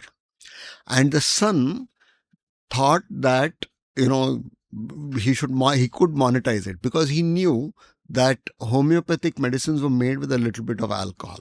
So he figured that grandfather had literally thousands of bottles. If he decanted everything, there'll be enough alcohol to have a party. Absolutely. So Best he idea, was, yes. So he was. And actually, the interesting is, if you're thrown into the gutter, then the contents of the gutter now become stronger homeopathic medicine by homeophic logic. Yeah. Yes. So you can never actually get out of the gutter because you're progressively getting drunk. Carry on. Yes. As is there the Govinda song? Gutter? No, or Gutter? No. Gutter. Gutter. That Cool, is yeah. gutter. Thank you for your attempt to be like me. Yeah, there's it's very something hard. about, I know I'm breathing the same molecules of air as you are. You'll become a homeopathic homeopathically, Amit. Homeopath, yes. Yeah. So he was selling seats at the buffet table. So some princely sum of 20 or 25 rupees. 3 or 4 of us paid. And we collected all of grandpa's medicines. We poured it. And there was a little bit of alcohol. But most of it was sugar. Correct. And then we had everything. And most of us got sick because of the sugar. It's horrible. And we didn't get high at all. So there was just not. And we tried our level best to get our money back from the guy, because, and he was like, very resolutely, he said, no, goods once sold will not be returned. And he told us, adding insult to the injury, that we should actually pay him more, because now we are immune to every disease known to man. Every disease known to man, yes. Yeah. And also, I would also make this other observation that, like a true whiskey fan, that the real problem here is mixing all of those medicines. Then you're drinking blended homeopathic single malt. It should be malt. not single Homeopathy. malt, right? It should be single source, right? That is where. So I'm not now sure of a LinkedIn lesson, but I can come up with an economic funda, which is that this is basically the fallacy of composition. The fallacy of composition is a fallacy that occurs when, and I'm reading out from Google, when someone assumes something is true of the whole based on the fact that it is true of some part of the whole. So just because alcohol can give you pleasure and make you high, doesn't mean that homeopathic pills that contain alcohol will do that. But in general, in case Abby Phillips is listening and gets mad at me later, we shall add in the statutory warning that alcohol is dangerous for your health. Absolutely. So I will also say this. One of my grand aunts, very smart lady, and her philosophy in life was that the best way to improve your mental health as a woman in India is to, after your husband turns 60, is to stop listening to him. Usually men decline in their cognitive faculties sooner than women do. And they generally become empty-headed and very dilute in general, or as we all call it, homeopathy. Brilliant. And this reminds me of this stand-up act I just saw yesterday, where this guy is talking about how he speaks to someone who's just a husband who celebrated his 50th wedding anniversary, and he asks him, "Ki boss, 50th wedding anniversary, how did you get so far?" So the guy said, just one piece of advice: say the third thing that comes into your head. So he says, like, why the third thing? So he says, if you say the first thing that comes into your head, sooner or later you're getting divorced. If you say the second thing, you're spending the night on the couch. You say the third thing, it's cool. Happily ever after. Yeah, I actually, for the benefit of the readers, I have to add my little hack. So I was just discussing this on how, and I am saying this very confidently because Sheila doesn't listen to podcast, so please don't tip her off that I'm saying these things. I'm relying. A clip of this will be sent to her. What do you even on WhatsApp? It will be created as a reel and then shared on WhatsApp, and So she thinks that I'm the soundest sort of, judge of saris and shopping. And the truth is, I don't have a clue. And the thing is, there used to be this horse which was, which could tap. So the owner would say, what is 4 + 4? And the horse would tap 8 times. And things like that. The horse which could do mathematics. And it turned out that all the horse was doing was tapping, and he was observing his master. So the moment the master gave any sort of physical cue, he would stop. This Clever is actually Hans. Yeah. smarter than a horse which would actually know the math.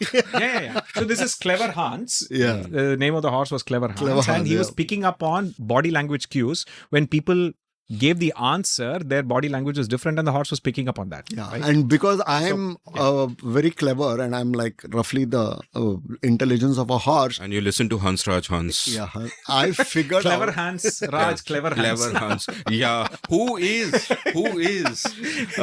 bench pressing Naren Shenoy? On whose shoulder is the guy bench pressing Ryan? On whose bench pressing Ryan? Bench pressing Bengali guy? Bench pressing Arnold. Arnold Okay, continue. Schwarzenegger, Yeah, yes. there. So my visual cues are, so I know when Sheila is shopping from her eyes and from her body language if she likes something or not. Oh, yes. Yeah. So it's trivial for me to say whether I like it. And so she's just absolutely convinced that I have the most sublime taste in Because every sari she has ever liked, you have also liked. Amazing. But so this is a tip for... Little does she know that you do not have a sari sense, but a sorry sense. but have you ever bought a sari for her without No, to surprise her? Of that course give not. away the whole thing, right? What do you So gift her?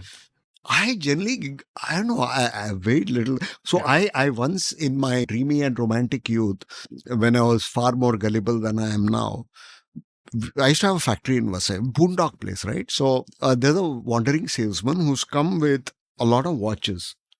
And like, he opens a thing and I'm fascinated about glittering, some are gold, some are silver, what have you. And then there is a Omega watch. And I picked that up and he says, Saab, Omega hai, 500 rupees and 500 rupees, an astronomical sum. And I happened to have it in my pocket. I gave it, I bought it. And so he wrapped it in one, like a muslin cloth kind of thing, with a great deal of gravitas. He gave it to me. I put it into my bag. I brought it home and I got a big wet kiss for it because, wow, and Omega watch. And then it was much later that Sheila asked me, I didn't know you had so much money. How did you buy it? So, no, I had that day. It's 500 rupees. And she says, 500 rupees? You've been had, you idiot. So, yes. When it comes to brands. Yes, you do not know the alpha to omega of watches. Yeah, so when you're buying things like that, you either pay a lot or you pay very, very little. It's actually interesting in Hong Kong's Mongkok market, right? I mean, there'll be guys on the street who'll have these Rado, Rolex fake watches.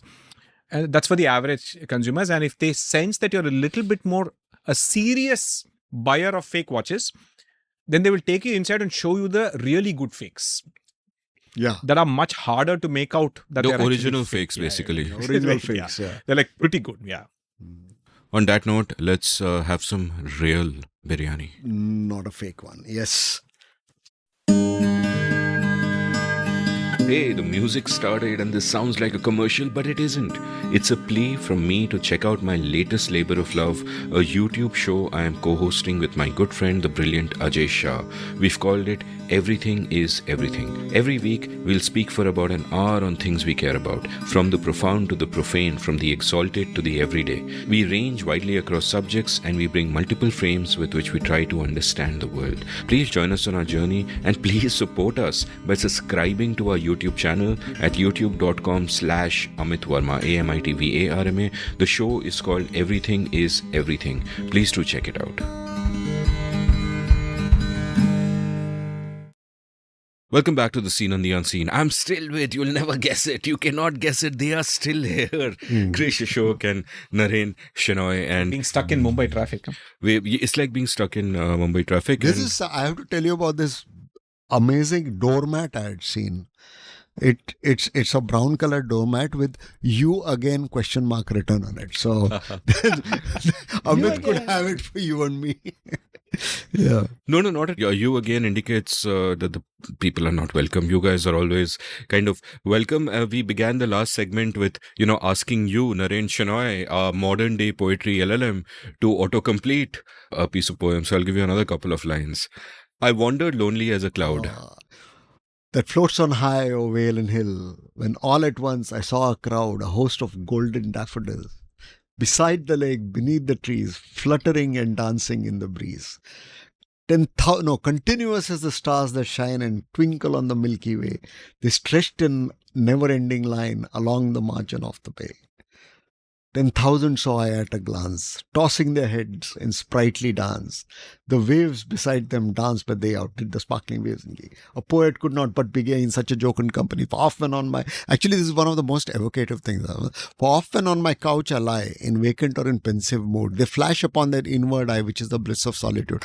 This happens, right? So you have this wonderful memory, and it comes back to you when you're not doing anything. Yeah. And it just enriches that moment for you. For me, because I'm like pushing into my... in a rather sort of on a completely unromantic note, right? That fact that we have these flashes of recollections are all really indicative of a evolutionary optimization of computation cost of a neural network, right? We now know how expensive neural nets, right? Yeah. We now know how expensive neural networks are computationally. And clearly, I don't think, but our brains do this on like 2000 calories a day, and a fraction of that is what is used to run your brain. And so it obviously has to optimize. It's got to strategically forget, right? And choose to keep stuff that you need to remember for survival and so on. And so therefore, in the moments when you suddenly are able to recall something, right, it seems like a very special moment. Is quite, it's interesting. And firstly, we sort of recall things in snapshots and not as in a movie reel kind of thing. That is one thing. Yeah. And the other thing, of course, as I keep talking about, and it keeps blowing my mind whenever I think about it, is that memory is like a relay race, in the sense of when an event happens, the first time I remember it. But the next time I am not remembering the event, I am remembering the remembering of it. The last time you remembered it. Yeah. And in this game of Chinese whispers, when you discuss something that happened 20 years ago with someone who shared that experience, you might be remembering totally different things. Correct. That's kind of like how memorization works, right? Meaning that what happens is that you have created enough chains that the failure rate is going to be low, meaning that somewhere or the other, well, the copy of that is going to be there, right? I mean, in that sense. So some remembering you're going to remember, right? So yeah, I have this thing. So apparently this is what happened. My friend Deepak told me. We studied in Manipal, and the sister institution in the same university was KREC, which is now NIT Surathkal. Right. So there was some company which was interviewing for electrical engineers. I'm not an electrical engineer, Deepak was.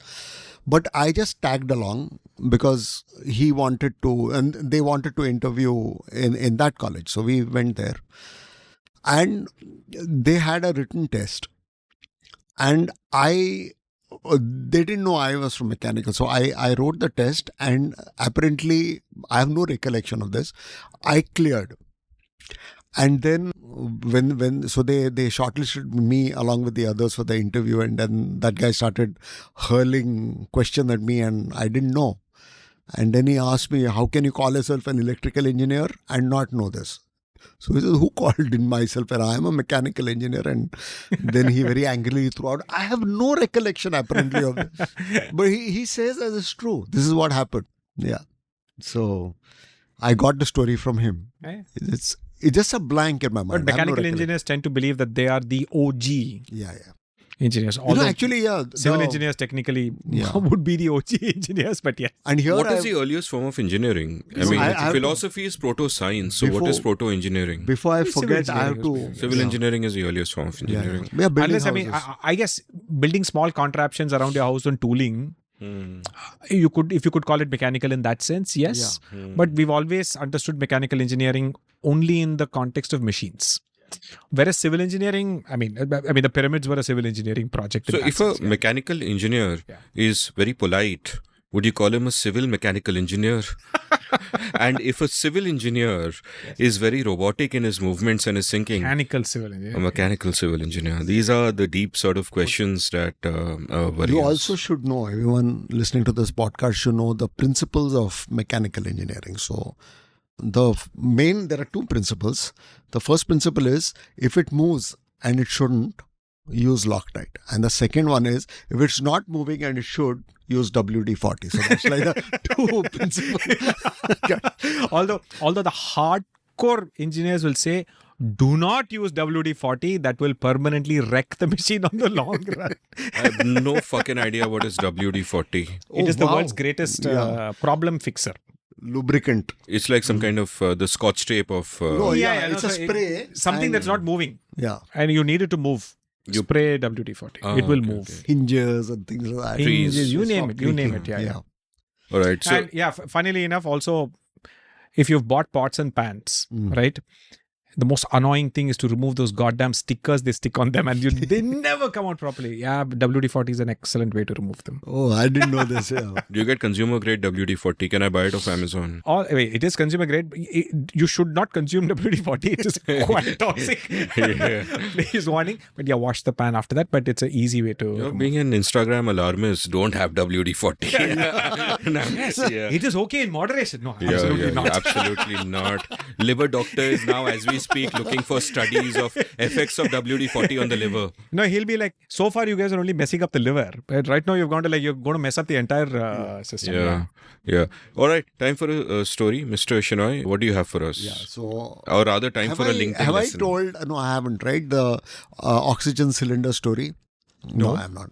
So a bunch of 4 friends. So this is actually a long story. So I should start with the first part of the story. 4 of us from the industrial area where my factory is, we decided to go to Sikkim. And the reason... Look at him and talk. Yeah. So the reason we went to Sikkim was that one of us had been there before and liked the place. Now, 2 of these guys, actually all of us, we are not really, in the league where we would just take a flight. First choice was train. I'm talking about very, very early 2000s. So we get into Gitanjali Express or one of those trains. Yeah. So here to Howrah. Here to Calcutta. And the moment we get in true Bombay style, so we get in at VT station in Bombay. And by the time Dadar has arrived, which is literally 10 minutes away, one of us we've got 4 different berths in the same compartment, and he's busy reorganizing. So he's saying, number 32, will you share with number 57, because number 57 will go to 14 and 14 will go to 3, so that we can take number 4 and 5 and something like that. And so all that chess puzzle he started doing it at Dadar, and the next stop is at Thane. And by Thane, everything is completed. We've all settled into our thing. And a new bunch of people come into Thane. And then the numbers are clashing. So a ticket collector comes in. And he looks at our tickets. And he says, this is number B2, bogie number B2. You are in B1. So we quietly go. And this reorganization has wreaked havoc on everywhere, because multiple relocations have happened. Correct, yes. So we reach Calcutta, and at Calcutta we realize that some people from B2 are still looking for the guy, because from Bombay to Calcutta they were not able to sort out that. Yeah. Classic. And then Cascading damage. So the reason, the other thing was, we were to go to this place called Guru Dongmar Lake. So Guru Dongmar Lake was at 17,000 feet or so, the flyer told us. Apparently it's not, but that's what people were saying. Probably much lower, yeah. And one of our guys was very paranoid that we'll get altitude sickness and we'll die. So my dad was a doctor. So he says, ask your dad to give you an oxygen cylinder. We'll carry it there. So I went and told my dad, I want an oxygen cylinder. I want to carry it to Sikkim. My dad said, don't be fool. It's like this big and heavy. You go there and find out it'll be something. So we go there. Yeah. And by this time, this guy has talked me. 2 of those guys are not really, they're not paranoid. But this guy has talked me into it. I also have no clue what altitude mountain sickness was. Yeah. But I knew that people could die from it. So we are going around Sikkim trying to find out where to buy an oxygen cylinder. And it's used only by mountaineers. So it's not here. You have to go to that Kanchenjunga mountain, this mountain, that mountain. And eventually we land up at, we can't find a oxygen cylinder. We eventually land up at Guru Dongmar Lake. Yeah. And nothing, we're absolutely fine. Yeah. And then I'm really thanking my stars we didn't find an oxygen cylinder, because there's a busload of uncles and aunties merrily walking around. Like we must have been in our early 40s or late 30s at that time, and these guys were well into their 60s, no sign of oxygen cylinder. Yeah. And what a stupid sight we would have been carrying 2 big oxygen cylinders and walking around. So there's a LinkedIn lesson. So interestingly enough, I have last December, every year, I keep pushing the, envelope on what crazy place can we go in India, right? And with my wife and kid, I said, let's do Ladakh in winter, right? So this is a December 25th to December 30th. I said, let's go to Ladakh. It's nice, minus 22, minus 20. And so Sikkim is not so much of a altitude sickness place. The height is not, but Ladakh very much is. Right? Yeah. Leh is already above like 13,000 feet and so on. It already above 8,000, 9,000 feet. There is the risk of altitude sickness, right?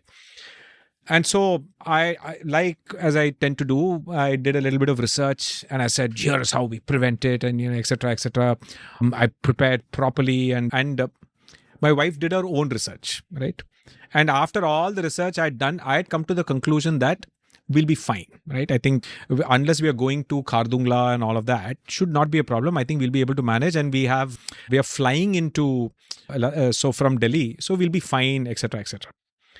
And I land up there. My wife has done her own preparations, and everybody had warned us that, by the way, altitude sickness tends to affect young children. And we reach the hotel, and then my wife is also like, okay, right, we've checked in, now let's go walk around, let's go somewhere. I am lying down, unable to lift my head up from the bed. Wow. Right? And I basically sleep for the next 24 hours. Literally. So, you just can't, So I had altitude sickness for all the...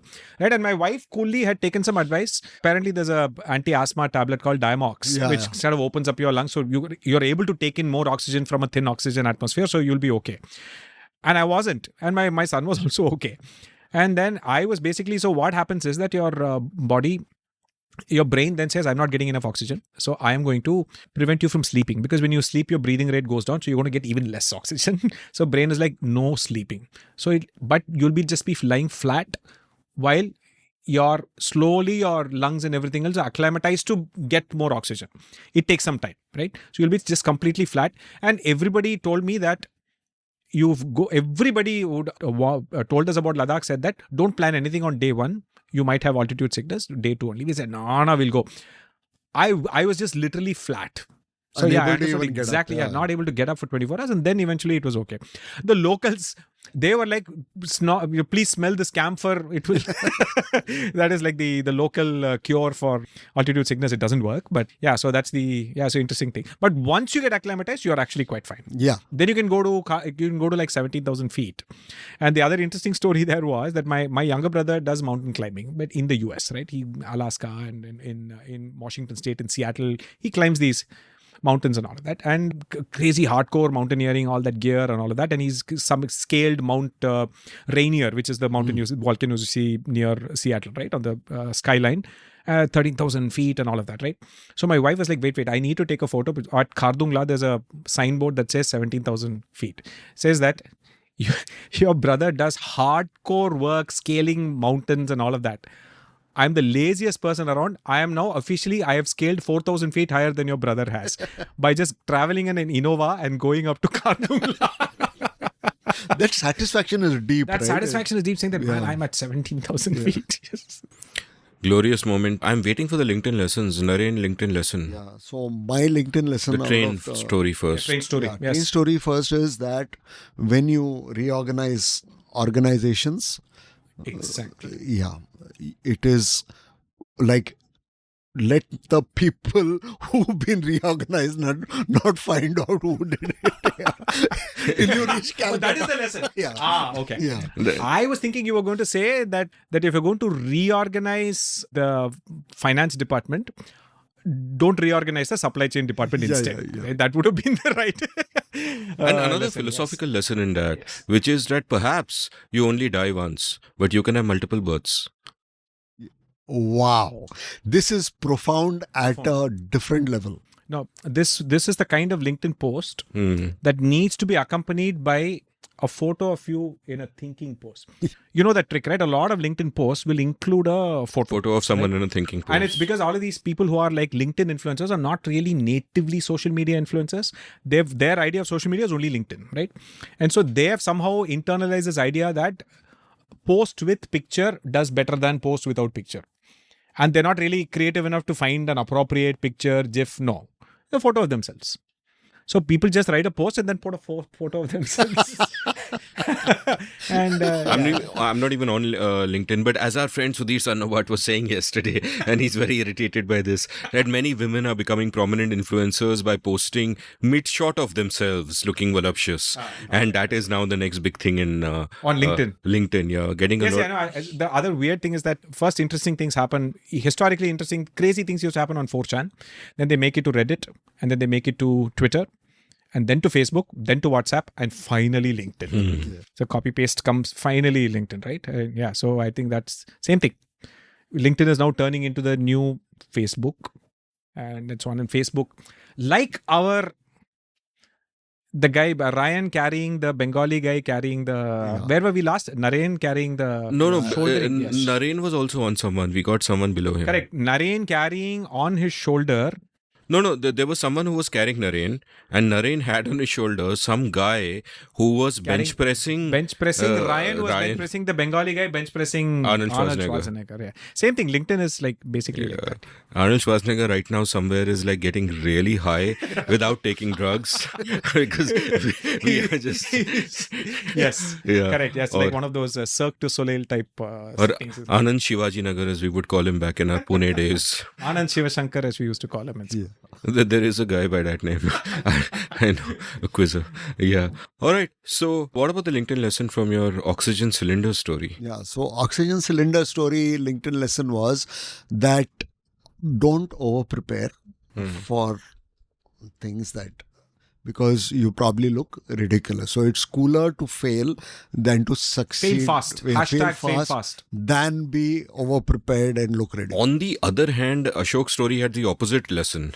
He under-prepared or he prepared wrong. Overconfident. Yeah. Advised everyone, but failed to prepare myself, right? So do more coding, less consulting. So I have a question for you.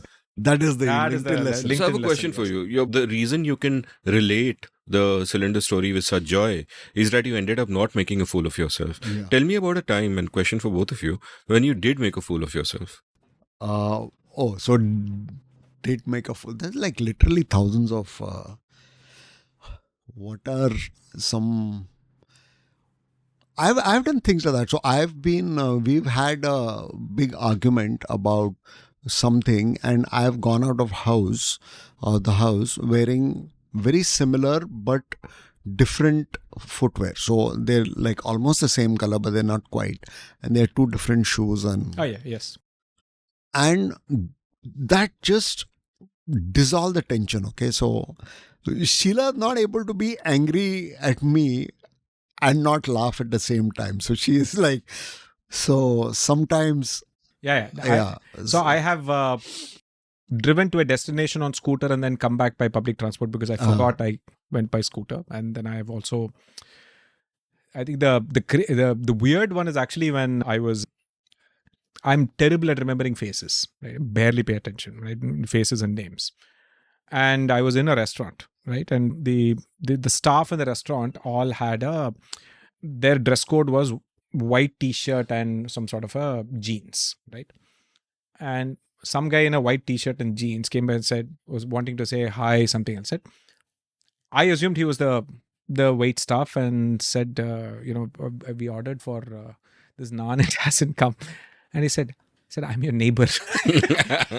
So yeah, I'd forgotten entirely his face. I barely see him, always, in my own head and all that. So yeah. So I was at a conference just yesterday. Yeah. So it was like a 2-day conference.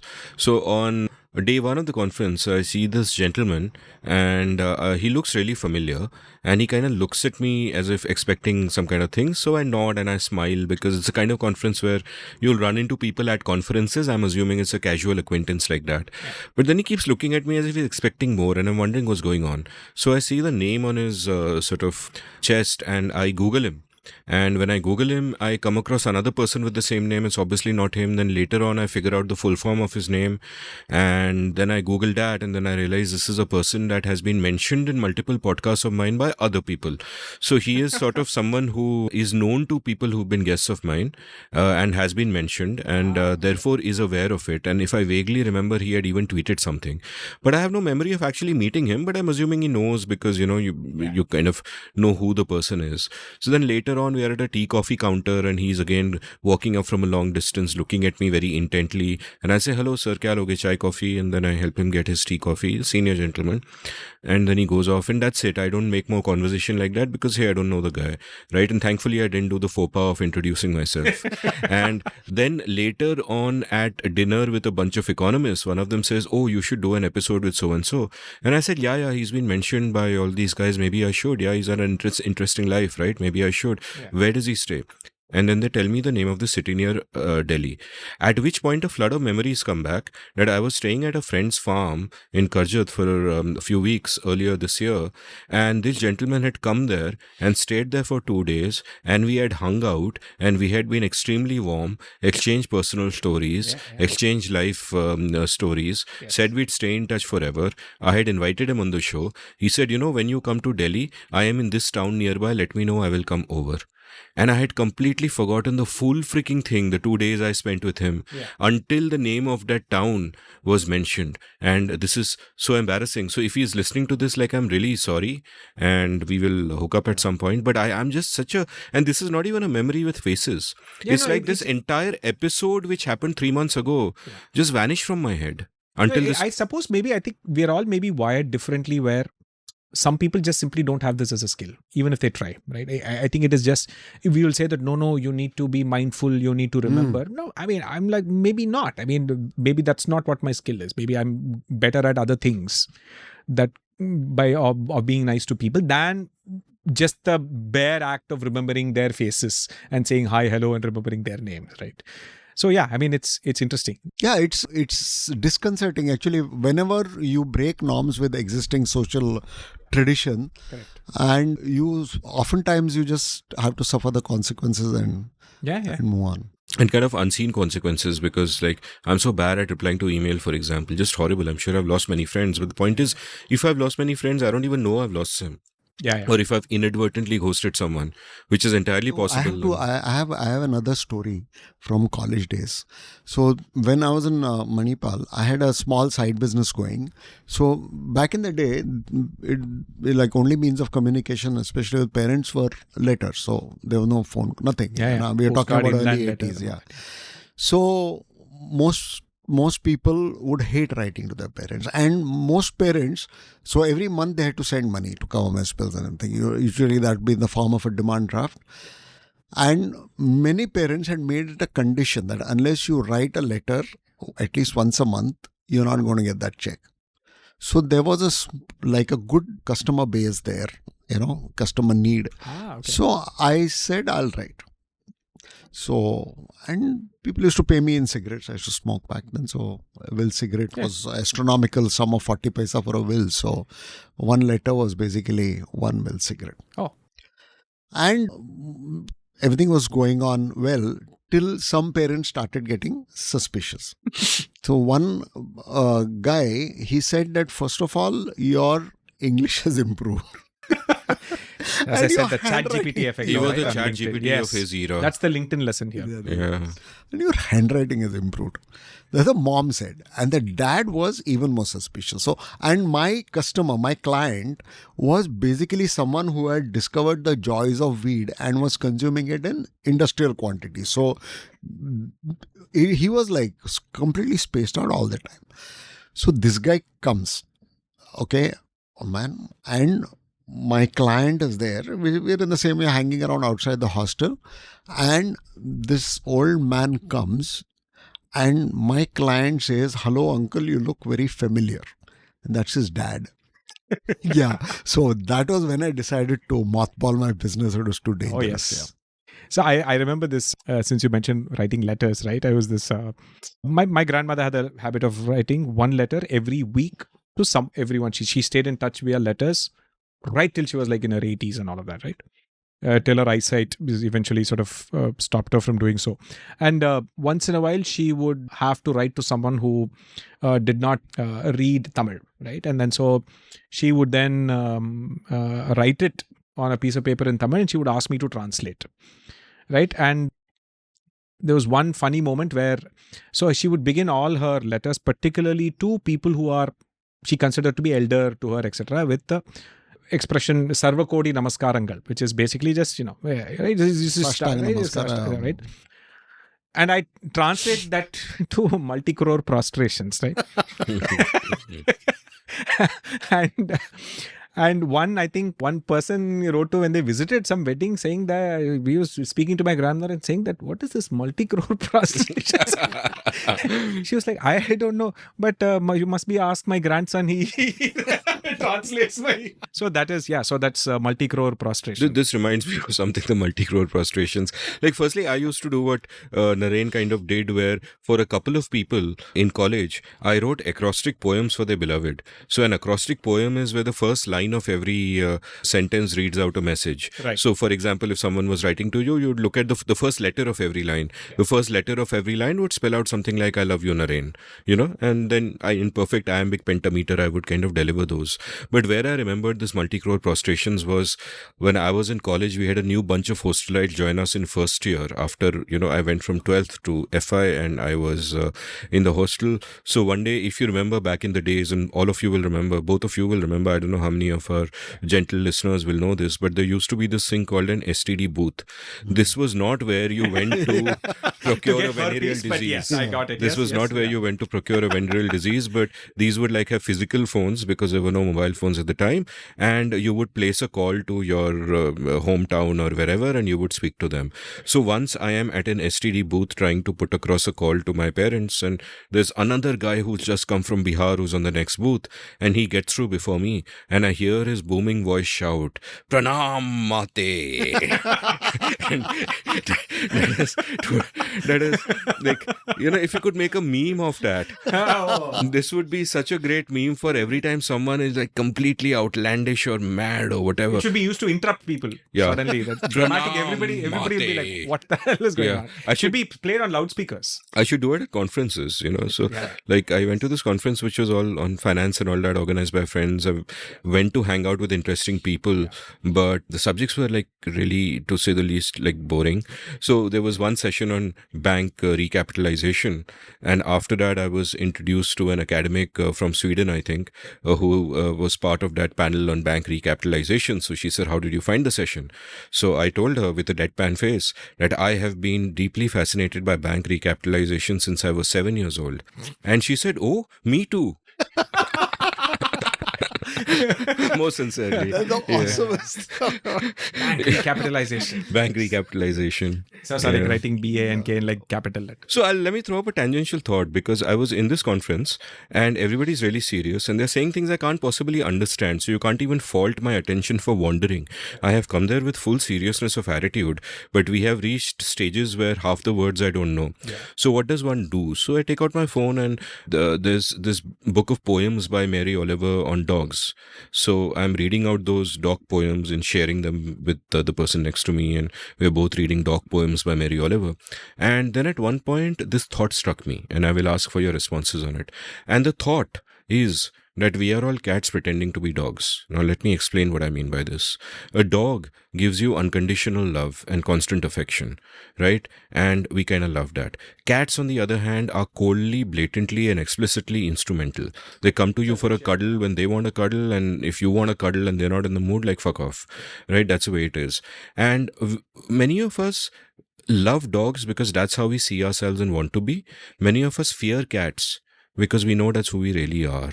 So my theory is that maybe deep down inside we know that all relationships are really instrumental, but we want to pretend that love and friendship and etc. are somehow sacred things and standing by themselves. So this is just a playful theory I came up with, that we're all cats pretending to be dogs. Yeah, I think quite insightful.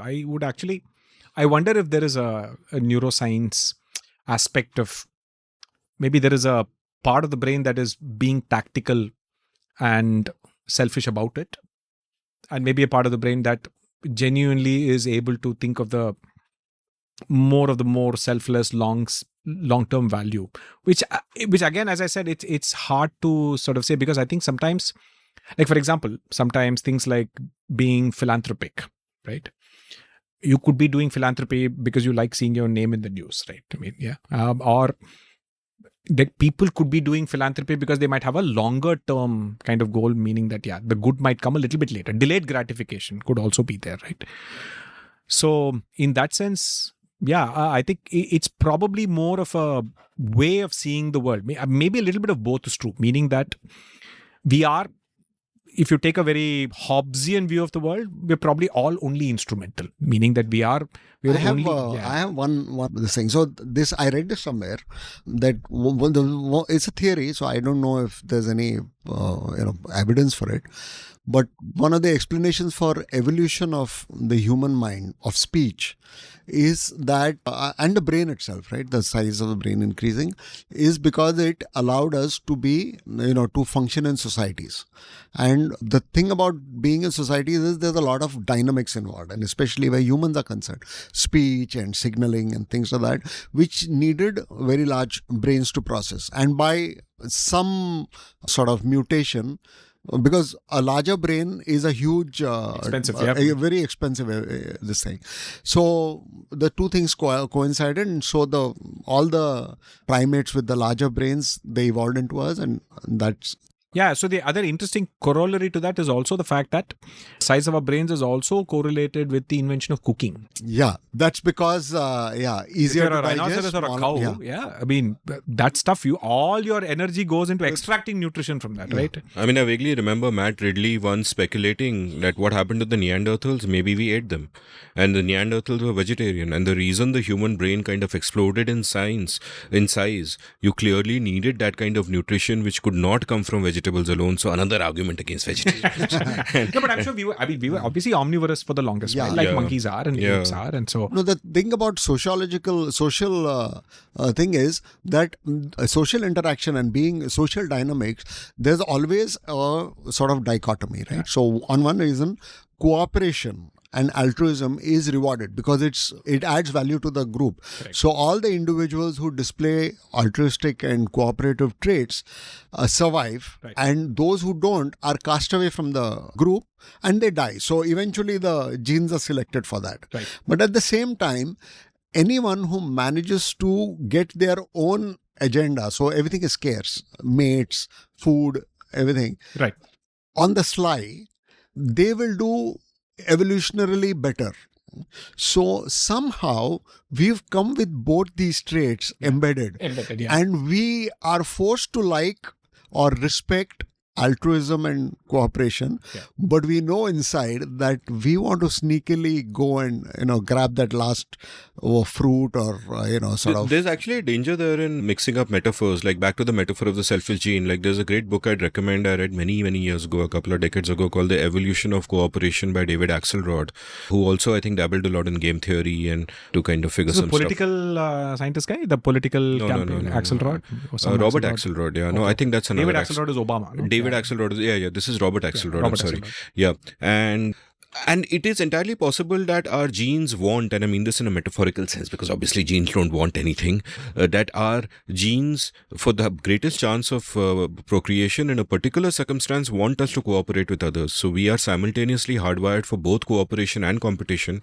And violence and peace and everything else. And like as, whatever works. As Steven Pinker once said, we have a lot of knobs, so nature gives us knobs, nurture turns them. And both genetic and epigenetic, both, correct. Right? Yeah. So. And the other, to this point about collaboration and brain size and things like that, right? Here's an interesting counter thought experiment. You gave the example of the cat and the dog, right? If you look at the history of humans domesticating animals, both for food as well as protection for labor, like horse and so on, the pattern to that is that we don't pick wild predators.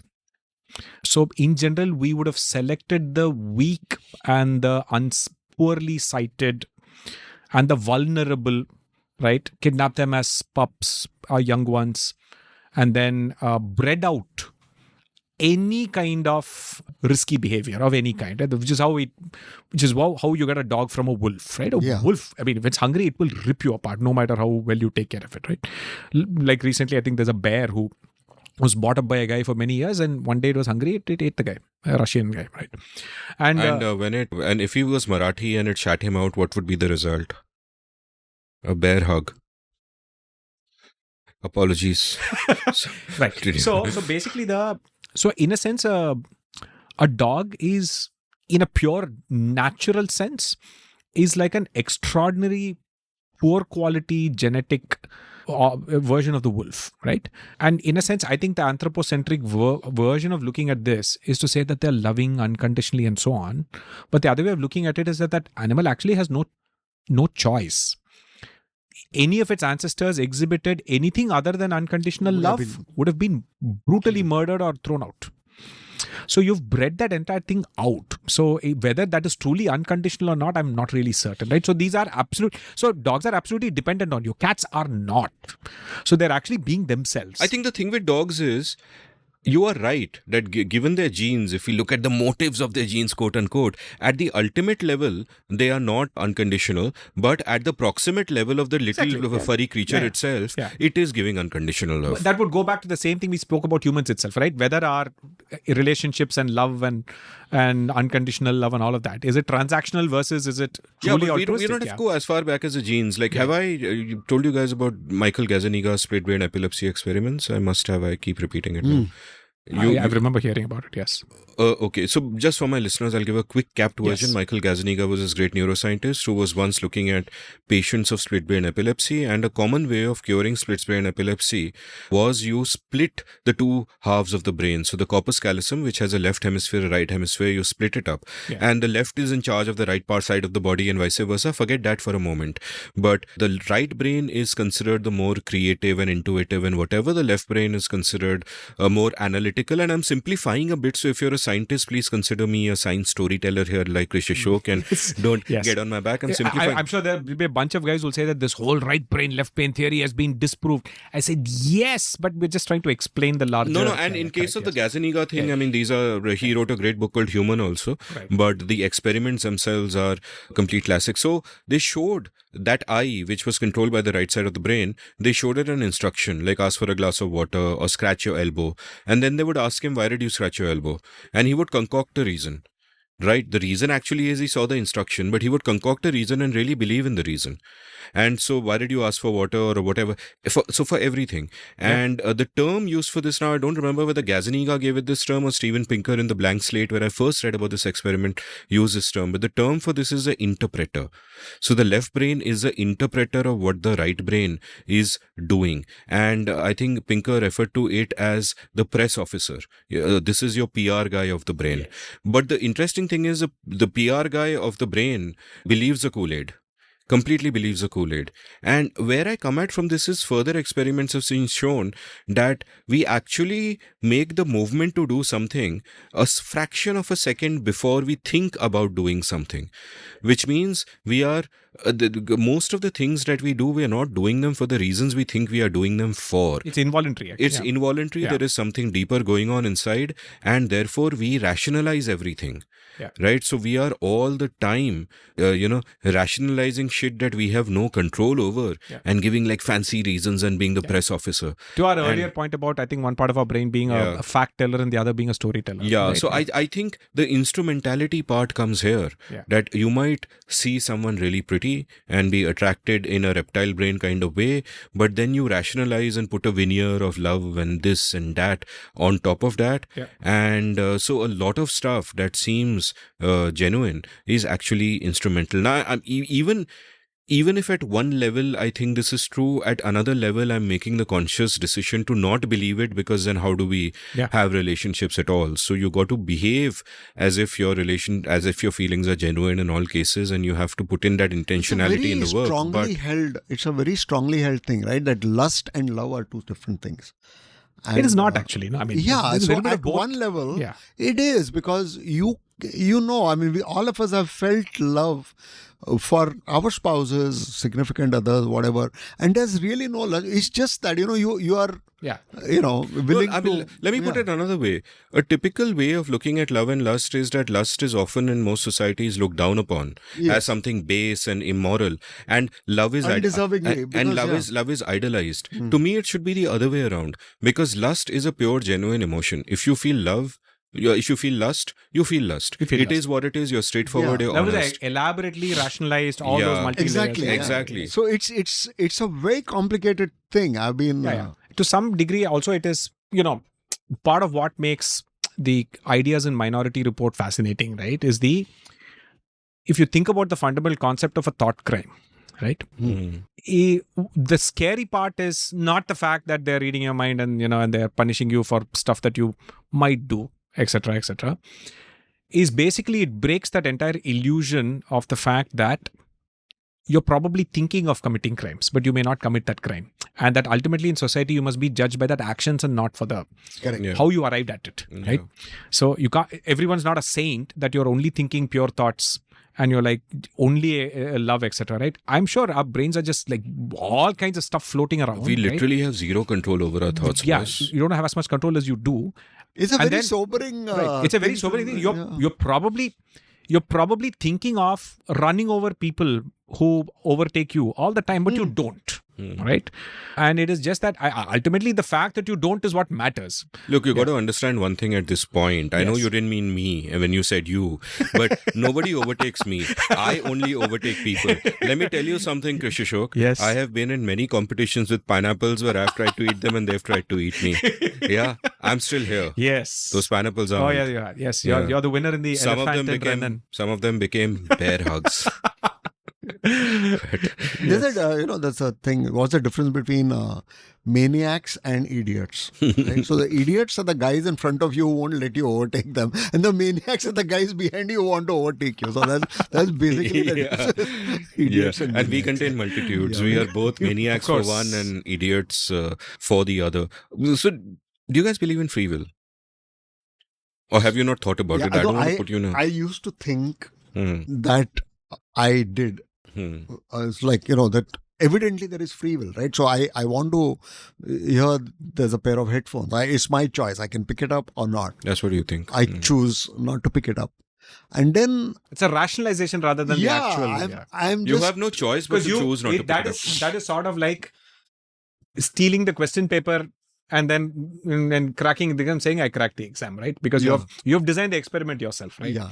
The problem with free will in general is that one is you don't have as much of it as you think you do, and there are variations across, like for example, your ability to make certain decisions varies based on whether you've eaten or not, how long ago have you eaten, what's your blood sugar, how stressed are you, how much cortisol level do you have, whether you're rich or poor.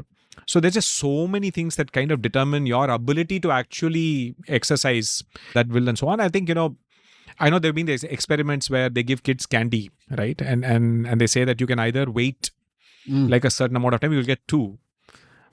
But if you want it right now, you can take 1, right? And the original conclusion was that kids who are willing to wait end up becoming more successful later because they've sort of somehow built that discipline to control willpower and all of that. And subsequently, it's sort of been debunked and said that it's just ridiculously oversimplified, that we're far, far more complicated and so on. But I think a lot of this free will stuff is in illusion. I think all of it is. Like the books I'd recommend on this is Sam Harris has a nice slim book on it. But there's a book I'm waiting to read. I haven't read it yet by Robert Sapolsky, who wrote Behave. So his latest book argues there is no free will. Yeah. And in Behave itself, he looks at human behavior and then he breaks down the many different layers that lead to that decision making. So like you said, Ashok, what you ate that morning could be a factor. How much sleep you have had could be a factor. Like there are now studies which show, and this is in the context of whether how much AI should be involved in sentencing, and you actually looked at human sentencing, and you found that a judge who had lost a golf game on Sunday was more likely to give an 11-year judgment than a 4-year judgment on a Monday than somebody who had won a golf game. Yeah. And similar ridiculous things like this, where the variance was incredible. I think Daniel Kahneman lunch was a thing, right? So bail applications before lunch and after lunch. There was a significant difference. So Danny Kahneman talks about this in his book Noise. Here, I think the very existence of psychotropic substances and brain-altering substances, I think should effectively prove that you have no free will. Ultimately meaning that if one molecule can fundamentally alter what you think and do and choose, how can you say you have free will? And the fact that one of these things is basically something as simple as a pan, right? I mean, the areca nut, right? There's a molecule called arecoline, which, interesting enough to Dr. Abi's point, if you really wanted to get high, you have to digest it, and the arecoline has to go through your small intestine, and then it has to pass through the liver, and the liver will say, sorry, boss. You're a foreigner, I'm neutralizing you, right? That's what will happen. So what do pan eaters do? They add tuna, which is alkali, and they also add a bunch of these other things that basically make micro cuts in your mouth. So the arecoline gets straight into the bloodstream. So it bypasses the liver. So only way for you to get high is to bypass the liver. Otherwise you'll never get high, right? Only alcohol can overwhelm the liver to the point where it can then eventually your liver stops functioning. Then it gets into the blood and then you get high, is an alcohol high. All other psychotropic drugs have to bypass the liver. Otherwise you're not getting high, right? So, and then it absolutely changes your state of mind. That's what all your LSD, all the stuff is fundamentally about subdural. Have you done mushrooms? No. You plan to? I don't know. I do it. I'm reading a lot of interesting things about it. Like one of my friends just went to this workshop in Portugal where I would take his name. He's been on the show, but I haven't asked him, so I won't. Yeah. But he went to this workshop in Portugal, 7-day workshop, where where they gave him in a controlled environment what he calls heroic doses. I believe that's the official term. So not microdosing, but heroic doses of mushroom. And the way he described it was kind of absolutely mind-blowing, ending with what he said. Like essentially what people do 20 years of meditation for, you can get that same state in a few doses where you have a dissolution of the ego. So I mean, Aldous Huxley and Brave New World and mescaline and that original. See, the interesting thing here is that you think about the fact that the mushroom again is a fungus, right? And fungus are they are some of the most astonishing producers of mind-altering substances, right? And it's not just for humans, right? And if you look at nature, they do some astonishing things, right? So the every 17 years, the cricket, what is that insect? Cicada comes, right? In the US, you have that thing, right? All of them come at the same time. So there's an entire ecosystem of other living things that have co-evolved to take advantage of the fact that for the next 2 days, there's insane amounts of free food, right? Yeah. And one of them is a fungus, and it has this astonishing ability. Is like a straight out of a Hollywood blockbuster, which is sort of like if you look at Last of Us and all of that, it's very similar, zombie. Right? So what it does is that this is a fungus that infects the cicada's brain. Okay. And what it does is that if it infects a female brain, okay, then it will first convince the cicada to think that it is a male. And go and have sex with a bunch of female cicadas so that it can spread as much of the itself as possible, right? And so it's taken over the brain. It's convinced the cicada it is actually male. Well, it might be female because the goal is to go spread. It doesn't care actually about the cicada having sex. It's really about spreading its spores, right?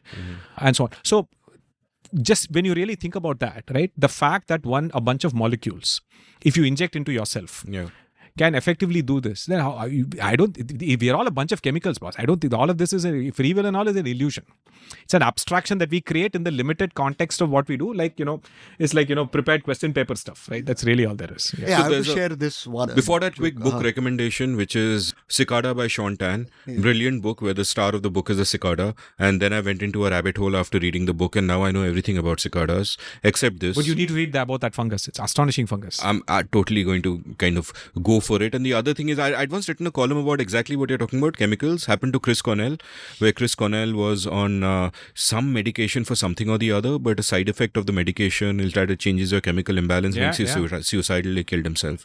So, this hubris that we have, that I am who I am in control. It's a very sobering thought. It's like... no, if you can clinically take drugs to alter your, even for like depression, anxiety and so on, how can you say you have free will? So there's an episode of Everything is Everything just on this. I'll link that also from the show notes. Naren, what you were telling us a story. I just remembered an old joke. It's a song. So the lyrics go like this: a clone of my own with a Y chromosome changed to X. And since my clone would have a mind like my own, we would think of nothing but sex. Just randomly remembered that, yeah. Brilliant. I thought it'll end with something like fucking myself because, but anyway, didn't kind of end up going there. Lyric or whatever, little poem also. He didn't do it for something. He didn't do it for pelf. He did it because someone told him to go fuck himself. Okay. Yeah.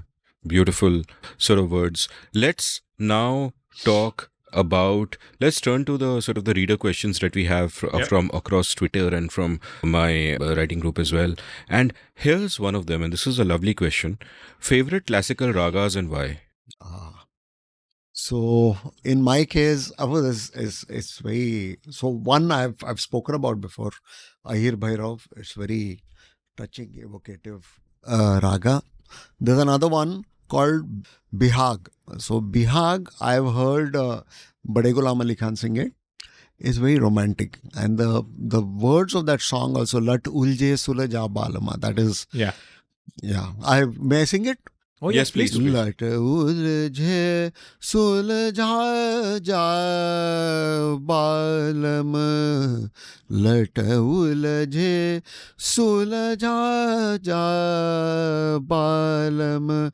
Haat na mehndi lagi more balam. Apne hi haat saja ja balam. So what she's saying is, my hair is sort of this thing.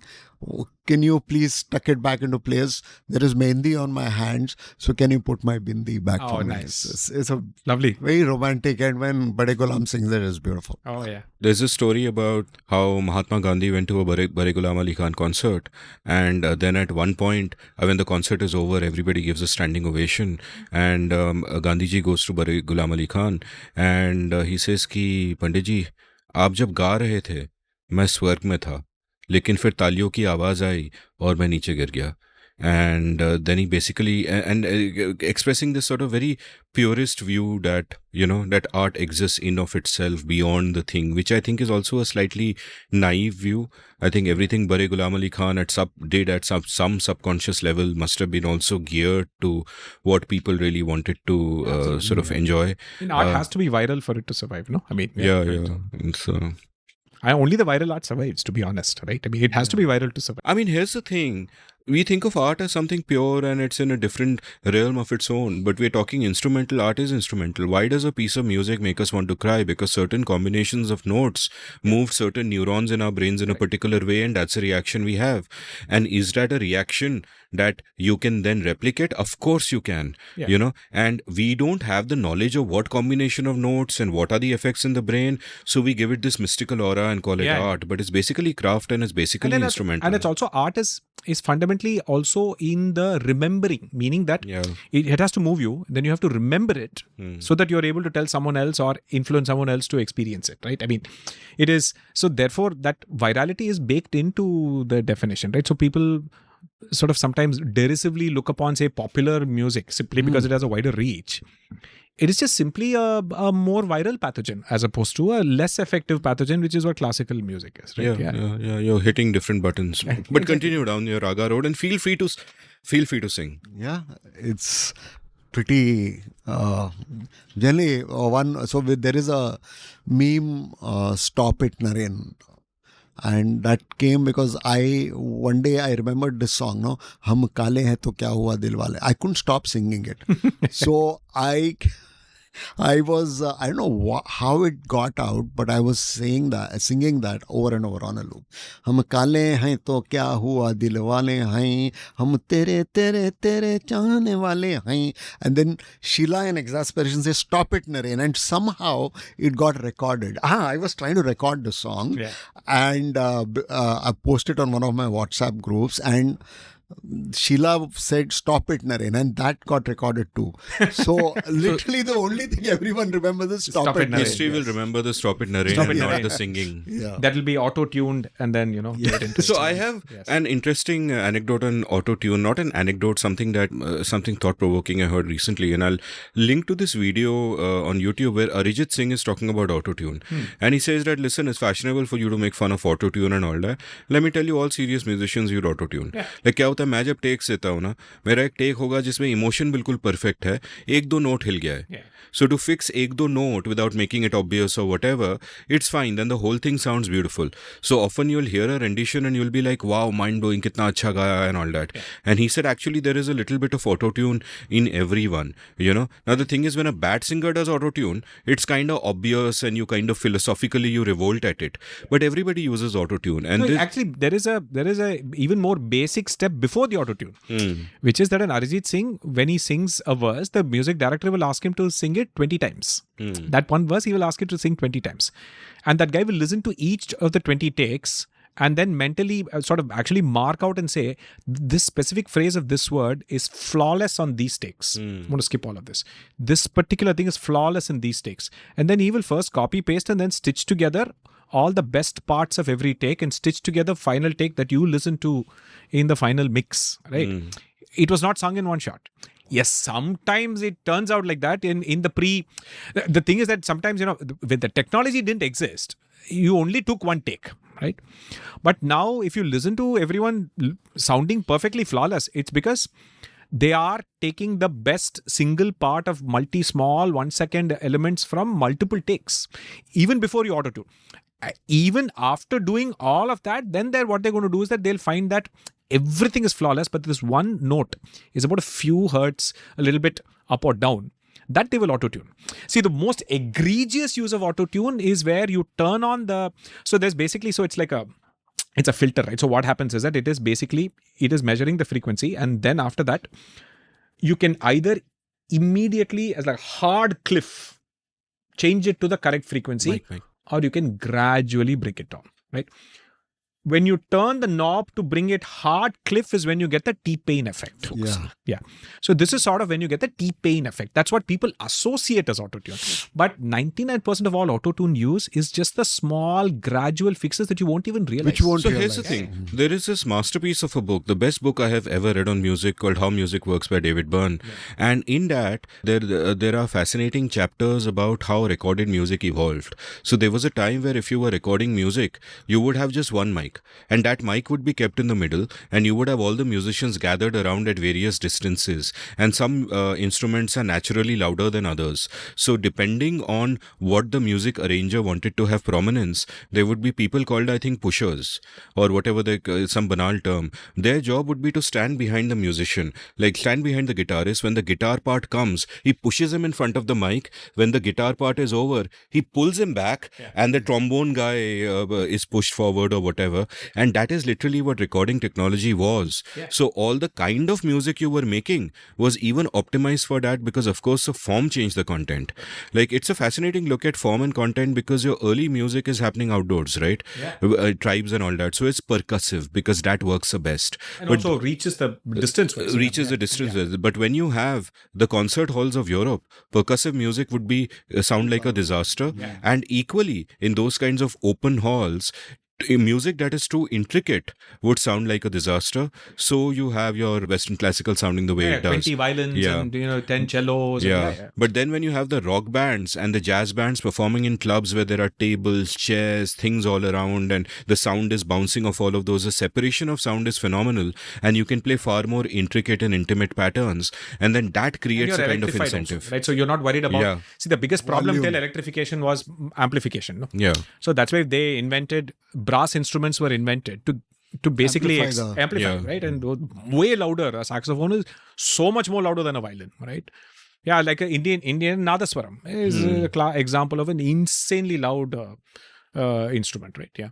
Let's keep going down the ragas route, Mr. Shenoy. My other favorite raga is Sheila's favorite raga. That's why it's my favorite raga is Yaman.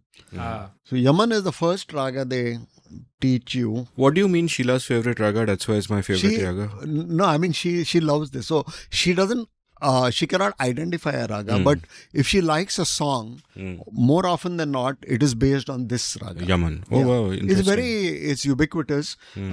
Famous songs being Jab Deep Jale Aana, Jab Sham Dhale Aana. That's one.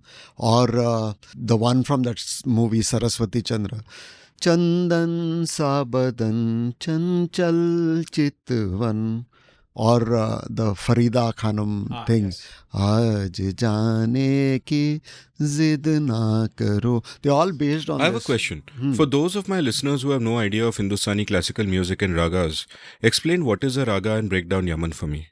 Ragas are just melodies, right? So they're just a fancy name for a tune. So if it's a tune, it's a raga. And it should be like raga A should be distinguishable from raga B. What the ancients found out that there were certain patterns of notes which so you could have the same notes in two ragas yet have two different ragas because the way those notes were used were different. Right. So patterns, and that sort of characterizes the tune, the melody. So like what is a Yaman? Which are the notes? What is the order? So I'll give you, if you take no matter which part of the world you are, there are only 12 notes of music. And we've discussed this before. These are pure accidents of physics, right? You take a string or this thing and you divide the length by 2, it becomes a octave. In a 3:5 ratio, it becomes the third and so on, right? So all the notes you get by simply dividing a string or place a hole in a bamboo and you get the flute wala this thing, right? Ultimately, these same frequencies and the gaps between the frequencies is what makes music. It's not the actual frequencies themselves because you can start anywhere. Everything else is relative to that, right? No matter where you go, these are these 12 notes, right? And these 12 notes, furthermore, they've been categorized into 7 primary ones with some having variations, meaning that there is a sarigama pada ni, right? And then sa pa don't have variations, but the other notes have flats and squares, flats and sharps, and that's the basic sort of concept. That's how you get all the white and black notes of the 12 notes of the piano from say one C to another C, right? A raga is basically you pick a sequence of notes while you're ascending and a sequence of notes while you're descending and say these are the notes in your raga. But a raga definition goes more than just the sequence of notes and the notes you pick.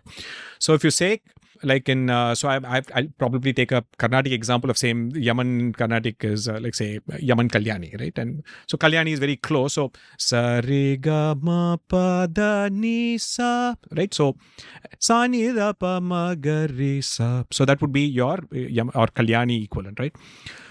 So the furthermore is that there are certain catchphrases, combinations of notes that can immediately indicate to a listener that this is that raga. So sometimes ragas can share the same notes, but there may be variations in the order in which you can sing them. The phrases can vary a little bit and so on. So basically, largely that is what a raga is. And in the Western classical sense, just the selection of notes up and down, they call them modes. That's the jazz term for it, right? So Dorian mode, Ionian mode, Phrygian mode, and so on. So the Dorian mode would correspond to the Carnatic Shankarabharanam or Bilaval, right, in your in Hindustani and so on, right? And likewise, another one. So basically on the piano, if you start with that C key and you just play all the white keys, you'll get Dorian mode. That's Bilaval or Shankarabharanam, right? And so on. And if you start on the fourth note, which is F, you will get your Yaman or your Kalyani in this case, right? So it is just the Western style is far more absolute pitch, but relative because they are about harmony. In India, it doesn't matter based on wherever your voice can start. You start and everything else is relative to that.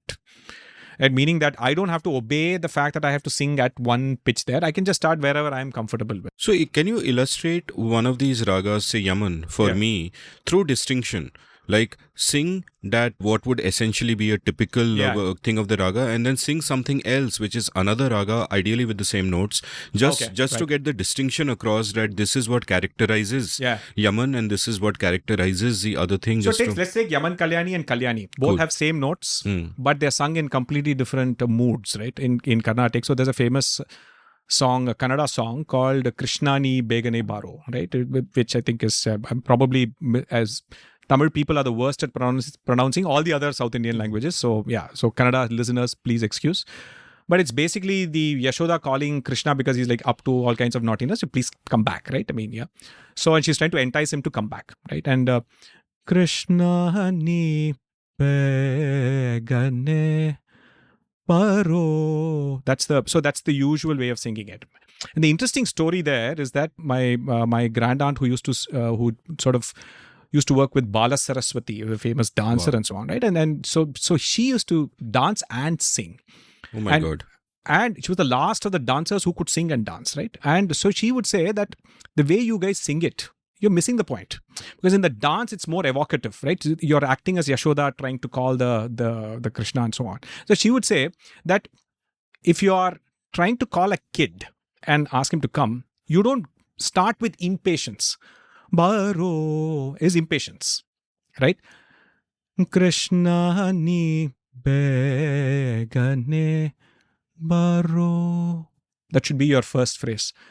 Krishna ni begane baro. So that's the second one. And then eventually like Krishna ni begane Paro. That's more impleading, right? So the whole idea is that you can sort of see those sequence of notes mapping to specific moods. So the same thing if you, in Kalyani, the mood will be entirely different. You would not pick this specific mood there would be others. It's a little bit more formal, it is not suited for that sort of a mother calling a baby sort of thing. Is more suited for Yaman Kalyani and so on. So in fact, that's why I think, so for example, so there is a raga called Charukesi, which is one of my favorites in Carnatic, right? The reason it's favorite because the first four notes on Ascension are the major key, like the equivalent to the Western major key. And major key is associated with happy, positive. Minor key is associated with more plaintive, sadness and so on, right? And this raga is, first half is major key, second half is minor key.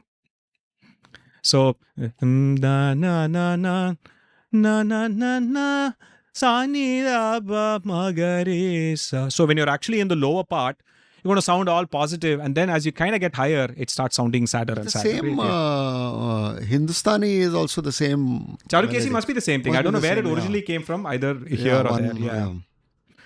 Yeah, so it's quite a... Yeah. It's so this Yaman goes, the characters way, ni, re, so ni, like sa and re don't go together. It's always ni, re and then sa. You give that sort of gap. It causes tension also. Yeah. Right, yeah. And that's characteristic of Yaman Kalyan, where Kalyan is... I mean, I'm mixing up. I'm like but it will be... correct. So the other element is also tension relief also is there, right? So for example, every time you're stopping at ni, your brain is like, get to the sa. It will happen. Even if you're not musical, you will feel that tension. So, and it is often used very widely. To take a completely sort of random example, Jimi Hendrix, Purple Haze, right? The opening chords of Purple Haze use the Sa and the Tivra Madhyama Yeah. together. And the combination of Sa and that F sharp is considered to be the most dissonant Quadrille, interval. yeah. Right? So much so that the church used to call it the devil's interval. So church music was not allowed to use that chord. My God. And Purple Haze is basically that. It just starts with that. It's basically rock music, sort of FU to the establishment and the church and everything is that ta ta ta ta. It's the devil's intervals again. So that's how. Amazing. So to continue, because we'll come to your ragas, finish off your ragas. But firstly, a digression. Like, how did you get into ragas? How did you did you have any kind of classical training, or is it? It's just So I'm just listening when I was a kid, and so we used to have these couple of programs happening in the morning. There would be small 1 5-minute, 10-minute programs, which would they would give a Bollywood song with that based on that raga. Then there's a little explanation of what notes go in, and then there'll be a small piece by a master, either instrumental or vocal. And that after some time you get a sense of the melodies, and then you start seeing those melodies everywhere. Like Yaman is ubiquitous. There are all these other rags. There is another popular rag, Ahir Bhairavi is very common. Yeah, Bhairavi, Ahir Bhairav. Bhairavi is a very common rag. Mile sur mera tumhara. That is the... And then Alubela Sajan. Alubela Sajan is Ahir Bhairav.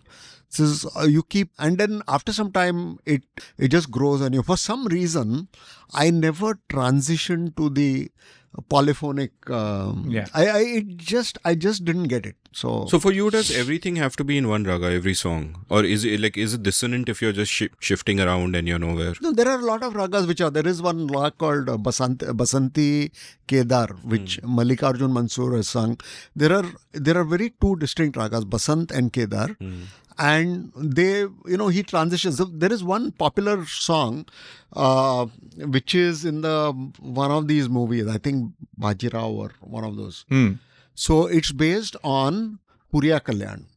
Okay, yeah. And the song goes like this: Mohe rang do lal, nand ke lal lal, na na na na na do lal, mohe rang do lal, and then it transitions to Kedar. देख देख तुझको मैं हो के निहार. Yeah. So if the mood change calls for it, I mean, and it's basically two ragas coexisting, and then they keep transitioning from one thing. Are ragas, and I'm thinking aloud here, but are ragas really a technology for mobilizing vibes and moods to make you feel a particular way?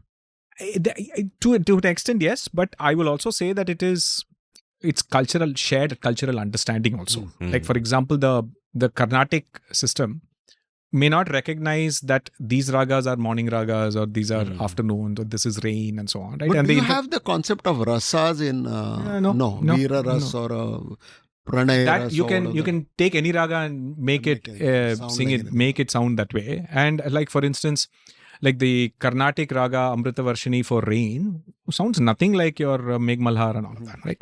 So in the sense that I think it is, so these are purely just shared cultural understanding, the familiarity of people listening to it again and again, and those patterns, right, becoming common. Hindustani makes a big deal of it. So yeah, that's their thing. It's not a thing in Carnatic sort of. And can you listen to like Western music and say that, oh, this is a raga, and etc. etc. Like what rock songs would be in Yaman?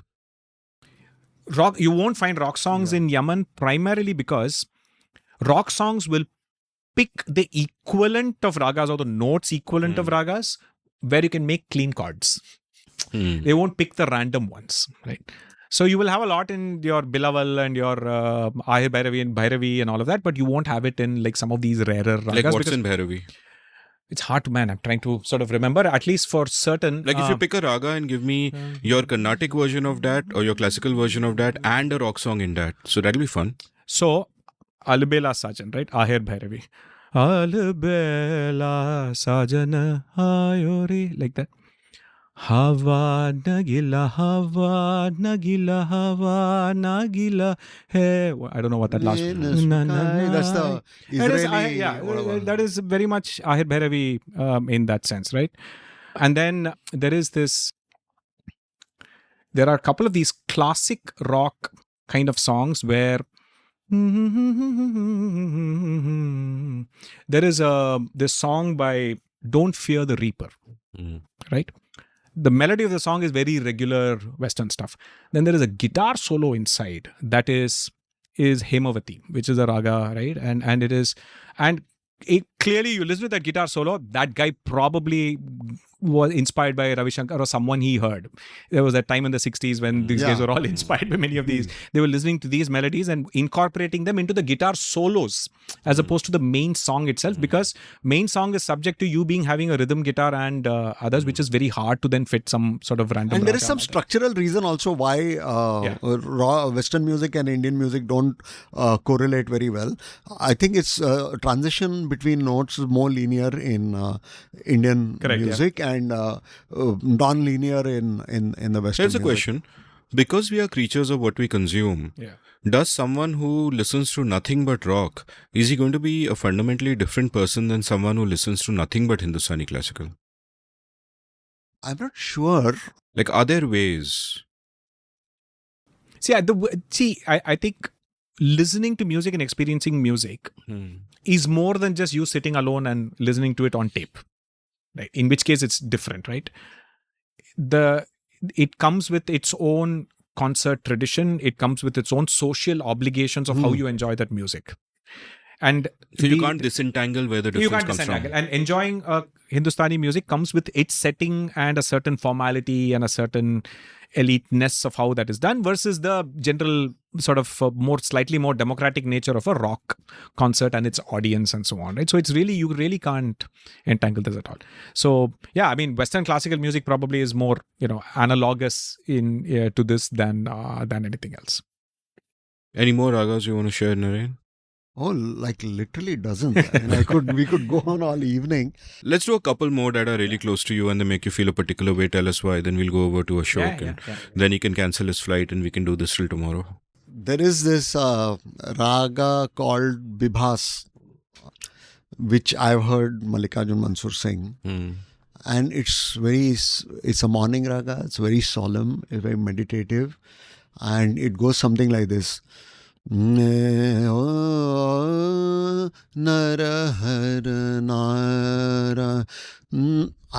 just forgetting. Narayana, Narayana, Gopala,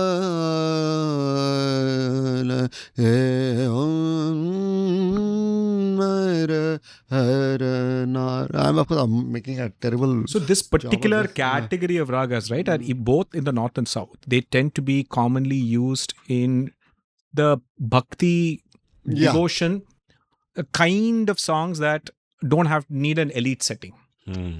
People can gather together in a religious setting and sing. There's a lot of those ragas that are suitable for Revati in sort of in Carnatic, right? And it says something similar. Shriman Narayana, Shriman Narayana, Shriman Narayana, Shri Padave Sharanam. So these ragas, if you notice, no, so you'll find that the anchor notes, the sa, pa, and all of these the anchor notes, the next notes are very close to them. Sare, and then pada. So for people who don't have great singing skills, who can't capture that right note, which has a longer gap, but it's easy for you to say sare. So which is when you teach music to kids, you choose the ragas where the notes are very close to each other. Wow. So and the bhakti, the bhajan kind of songs tend to be in ragas where the notes are not discrete things apart, where you need training to hit them. Because you want everybody to be able to do those sing, and not... right, wow. Are there ragas you go to when you're in a particular mood, like say you're feeling melancholy or say you're feeling in a celebratory mood or whatever? You're feeling calm? I've not really, I just randomly listen to, there are some favorites. So I listen a lot to Mallikarjun Mansur, Kesar Bhai Kerkar, those kind of things. So I'm familiar with all the published, whatever recordings there are. And then you feel in a mood. There is one raga called Lalita Gauri, which is sung in the evening. Right. Again, which is both Kesar Bhai and Mallikarjun Mansur sang it. Pritam Saiya Daras Dikha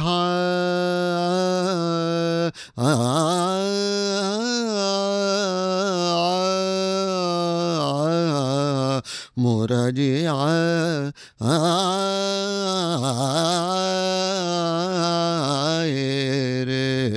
Pritam Sai. So it's a beautiful evening melody, and I've just grown to associate it as an evening, and you just listen to it, immerse yourself. 35. Like in a very personal relationship, right? In the sense that, like, for example, I think I've said this before, that people will often seek out music that resonates with them as a response to a personal tragedy or a situation, and help that sort of give succor. And sometimes it is often a film song whose lyrics just touch you in that way, right? And I think my most poignant example of how people use music as a crutch is that many years ago, when a family in the 90s, a family member who had lost a child in the sense of some congenital complications, and eventually the child died after being born and all of that, right? And so that person, as a crutch, would listen to Ace of Base's All That She Wants Is Another Baby. You mentioned that in our last episode. And very moving. And it's in any other context, it's just sort of some cheesy Euro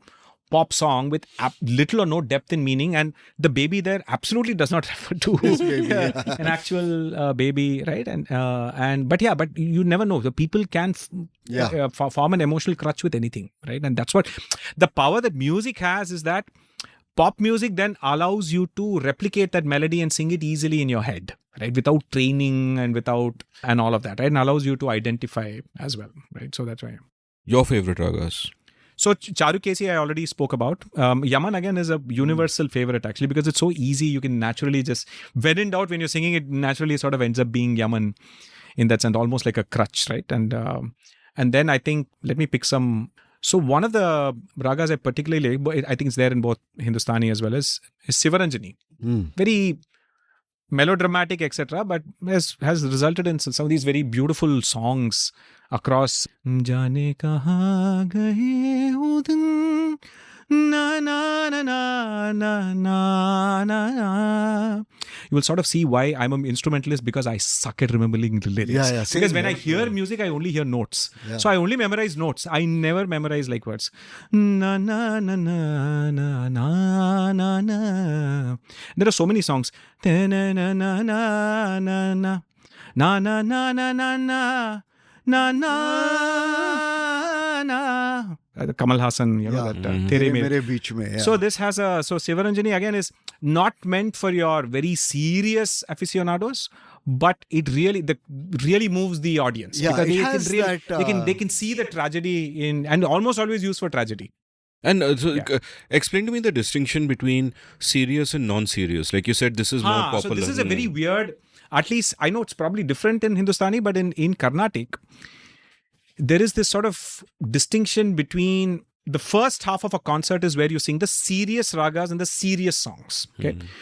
The last part of the concert is where you sing the popular songs. So these are songs that everyone knows, everyone understands. The lyrics are not hardcore poetry, devotional. They're probably more common poems written by Bharatiyar and, other more common poets, and occasionally sometimes, popular film songs and things like that, right? So there is this huge sort of class distinction between this and light music. So it's still they use the same ragas and so on. It's sort of like the distinction between Ilayaraja writing a song using a raga and Tyagaraja having written a song using that raga. We've just declared that the Ilayaraja song is light music and that song is somehow heavy, right? All it really indicates is that the person performing it has probably been trained for many years and is using patterns that only a trained listener will appreciate. It's basically a way of excluding people. Is it a fetishization Absolutely. Of complexity? Yeah, it is. And that's it. There's no. It is exactly what T.M. Krishna says. It's a bunch of rich people have gathered and said this is classical. That's all there is to it. There is no music theoretical superiority to the serious versus the light one. So I have a longest story which kind of illustrates this in the context of Western music, Yeah. and it's about two albums I'm deeply passionate about and perhaps my favorite musician of all time. So indulge me while I go through the story, and there is a point to this. It speaks to this exact point of Yes. popular and, serious music. So there's a guy called Van Morrison. Van Morrison, mid-60s, used to play with a band called Them. One of the opening acts for the Them was a band called The Doors, which had a guy called Jim Morrison. So in fact, the song Gloria is written by Van Morrison for Them, and Jim Morrison heard it in concert and picked it up, etc., etc. Now there was a big record producer called Burt Burns, and he took Van Morrison and he got a hit out of him called Brown Eyed Girl. Iconic song, but really a pop song. A great pop song today is considered, but it's a pop song, right? And that became a hit. Now it's a complicated story, and I'll link to a wonderful podcast episode on the making of this album. I think it's about the story, telling the history of rock and roll through 500 songs. It's a fantastic podcast which tells this full story in detail. But what essentially happened was that Van signed up with Burt Burns and was contracted to do a certain number of songs for him and an album. Now, at some point, Van Morrison decides that he doesn't want to do the Brown Eyed Girl kind of commercial music, quote unquote commercial music. Today we regard it as one of the great R&B songs, but whatever. It's pop for him. So he wants to go in a more serious direction, and Burt Burns is getting like fully frustrated and all that, and shit isn't working out. And Burt Burns is also in with the mafia. So another of his artists is Neil Diamond, and at one point he sets a mafia after Neil Diamond and says, I'll make sure you never perform anywhere. A lot of shady stuff going on. Burt Burns runs a record called Bang Records. Then one day Van Morrison and Burt Burns have a huge argument over the phone where Burt Burns is saying, listen, I signed you up, you got to deliver. And Van Morrison is saying, no, I'm a pure artist, fuck off. And Burt Burns, after the phone conversation, has a heart attack and dies. And his wife, who inherits a contract with Van Morrison, blames it on Van Morrison. So she tries to fuck him over, and she says, okay, you have to give me 64 songs or whatever contractually, etc., etc. But they are not defined. So Van Morrison goes in there and he just sings 64 1-minute songs, and he's just doodling away and he's talking nonsense and is basically shit. And though he's got the kind of voice that he could sing a phone book and all that, but this is basically shit. Then he signs on to, I think, Warner Brothers, who are buying up everyone. And he goes in to record this album, which is later known as Astral Weeks, like my favorite album of all time. Now, when I first heard Astral Weeks as a young man, I thought, my God, Van Morrison is such a great artist and he's got such great musicians. But here's what actually happened. The album was produced by a guy called Louis Merenstein. And Louis Merenstein told Van Morrison that, hey, I don't trust your musicians, which was basically a bassist and a flautist at the time. I will get my own musicians. And he did the radical thing of getting a bunch of jazz musicians. So a great bass guitarist called Richard Davis, a great proper guitarist called Jay Berliner, and then eventually Van's own flautist, a guy called something Payne, I forget the name, I'm sorry, takes over on flute. Now the album is like nothing you've ever heard. And the way it was recorded was not that there was one artistic vision. Van Morrison came in, he went into a recording booth solo, sat by himself, performed his song and got the fuck out of there. And the musicians are filling in the other bits and there's no collaboration. Richard Davis is laying down this bass line. The others are playing around Richard Davis. And independently recorded. No, the Davis and the band are playing together. I forget whether Morrison put his tracks down first, but Morrison is in a booth. He can't hear the others. He doesn't give a shit. He doesn't talk to them because he is pissed off that he can't, do this his way. Now the album is a masterpiece. It is sui generis also because it is a bunch of jazz musicians playing with someone who is essentially a soul R&B guy. It is like nothing you ever heard. It's called Astral Weeks. You got to listen to it. And what Merenstein also does, a producer, is he puts in strings and all in places, but beautifully. And Van Morrison is like, what the fuck is strings? You're offending my purity and etc., etc. So the album is out. Van Morrison doesn't really want much to do with it. And then he decides that he wants to kind of go commercial. And all the things that he used to say he doesn't want to do with Burt Burns, like, a particular bunch of female singers in the chorus doing dooby-doo and shushalala and whatever that shit is. He brings it all back, does an album called Moondance. Moondance is also one of the greatest albums of all time. It's a masterpiece, right? He's gone in another direction, and this is more quintessential Van and what you think of as a sound. And people would generally, like, whenever you have these iconic lists of the top 10 films or you have the top 10 films of all time and Citizen Kane will be somewhere there. Astral Weeks is like that, and Moondance will be somewhere in the top 20. These are two absolutely epic albums. And much later in life, Van Morrison puts together a group to perform Astral Weeks live, and he calls a bassist Richard Davis, who he then fires. Guess why he fires Richard Davis? He fires Richard Davis because by now Van likes the originals, the album sound so much that he wants Davis to play exactly like he played on the album.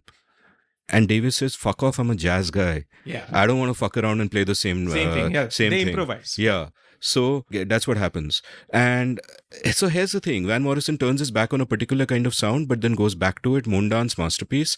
And Van Morrison has no relationship with the players who are playing on this album. There's no unified artistic vision. It's just a bunch of, it's just a lot of improvisation and Astral Weeks. And it's again another sort of masterpiece. And this also calls into question, that notion of authorship. Yeah. That we think, oh, it's a Van Morrison album, but is it? Or is it a Louis Merenstein album? Or is it a Richard Davis album? Or is it a Beautiful Accident? Contrary to all that we are told about musicians having chemistry together and, things like that. I mean, Indian classical, they literally usually just see each other for the first time live at the concert, mostly. Right? I mean, they just know there are some standard rules to follow and they just go there and do their thing. Right? That's both jazz as well as sometimes even classical, Indian classical as well. And the other thing is that also, people also assume a lot of stuff in Indian classical is improvised live on stage. It's not. These guys have practiced so many times that they're absolutely not doing anything new on stage. At best, they're just sort of putting one pattern before another. So, one phrase that brings us to mind, Gaurav Chintamani was on the show, sitting in this very room. He's, of course, he edits a show, dear friend of mine, and also an accidental cousin, as we later found out through a complicated chain of events. So probably hushes that Gaurav plays bass for a band called Advaita, and he's produced I love their music, and he's produced Raman Negi's new album. But back in the early 2000s, he played briefly with Lou Majau. So he was asked to fill in as Lou Majau's guitarist. Lou Majau is this legendary musician from the Northeast. And so Lou Majau shows up in Delhi 3 days before the concert. Gaurav goes to him and says that, hey, can you tell me the songs? How do you want me to play them? And they're like, chill, we'll discuss it tomorrow. He comes next day, they all have a drink. Chill, we'll talk about it later. He gets all the way to the concert on stage and they haven't told him anything. So he's just got to kind of make it out. He goes to to figure out what's going on the fly. He goes to the bassist and the bassist says, hey, just look at what I'm playing and just go accordingly, right? So Gaurav is doing that. And then at one point in the first song, there comes this moment where it's clearly time for the guitar solo. And Gaurav is like kind of petrified by the moment and he's not playing the guitar solo, right? And at this point, Lou Majau goes to him and whispers in his ear something to the effect of, I've forgotten what, but colorful words, but something to the effect of, are you going to fucking play or not? At which point Gaurav launches into, in his words, every solo I had ever played before then. Yeah. And that tells you really what is happening, that what is a musician? A musician is like a chess player. Essentially, it is patterns. And you put those patterns together and you kind of doing shit by the with way, it. Yeah. Rock guitar solo patterns, pretty finite. If you really listen to all the guitar solos, they all go for the same, because it has to be, largely tends to be pentatonic scales because they're easier to play. And the other thing is that it also has to be the relative muscle movement optimization as well. So you can only play certain phrases. Certain patterns, that at that speed reliably live, right? So some of the best solos sometimes may happen like in a studio because you can make as many mistakes as you want, but play something that same guitarist will never be able to replicate live. Right, but of course there will be these genius guitarists, Richie Blackmore and all that, who used to play the Deep Purple high speed those solo things live as well. But most guitarists, including our Led Zeppelin guy, right? You listen to the live version of the Stairway to Heaven guitar solo. It will have flaws, but those flaws are part of the live experience. You actually, it's meant to be that because the audience respects the fact that you're playing this live, right? It's not meant to be pitch perfect. Rock is not actually meant to be pitch perfect. The lead singer is not meant to be in pitch, right?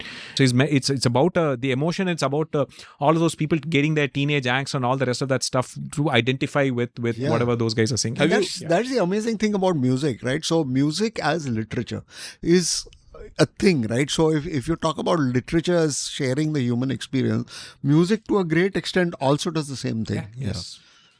Yes, I mean, so it is. So basically, it's sort of music is, in a weird sense, it's a manipulation of basically air pressure over time, right? Wow. The limitation, the most basic definition of that is that, right? Have you heard of this band called Greta Van Fleet? Yeah, I heard of it. Yeah. Yeah, so Greta Van Fleet sounds just like Led Zeppelin, to the point that Robert Plant was so impressed, he said they're Led Zeppelin 1, right? Like they are the singer sounds just like Led Zeppelin. If you like Robert Led Plant, Zeppelin, you should listen to the band called the Mars Volta. Oh, okay. So they're Insane. They're relatively recent, but their sound will remind you of Led Zeppelin, but absolute maestros. And all songs are like 9 minutes, 12 minutes. If you like that sort of thing, amazing. Really, really elaborate stuff. Brilliant band. AI सब पगला कर देगा ना. No, it's hard. I think AI will produce. So I think that sort of the screeching, raw, unpredictable, atonal feeling of a electric guitar solo, that's not what's going to come out of AI, right? It can, why not? Not in the same way. There's a certain randomness to it. So in the sense that, see, these are patterns that, like a pop song, absolutely. To produce something that sounds like a Taylor Swift song or a Rihanna song, absolutely. Because it's formulaic in the sense that you can detect patterns. See, at the end of the day, you got to be able to detect patterns, right? But it's not just about patterns. I mean, patterns are subtle. The pop songs has obvious patterns. See, the live rock experience, for example. So if you read through all of the literature writing about rock music itself, right? So much of that comes from literally vacuum tubes heating up to a point where it distorts the sound in one specific way that's not hard to recreate again. Right? Yeah. So a lot of that, if you look at the amplifier setting, you can speak to Gaurav, he'll tell you that this amplifier, that amplifier, this setting and all of that. It is the variety of that. And right now you can emulate all of them in software, technically speaking, but still it won't sound like the same thing. Because there is a certain physicality to the live experience of that, right? And ultimately, I think it's a shamanic experience where you're just bobbing your head along with you're the in thing. That, right? I mean, in the sense, I really think so. Rock music for me, I think, is fundamentally meant to be experienced live. Of course, you can experience if you cannot, obviously, you're going to experience the studio, right? A studio recording of it.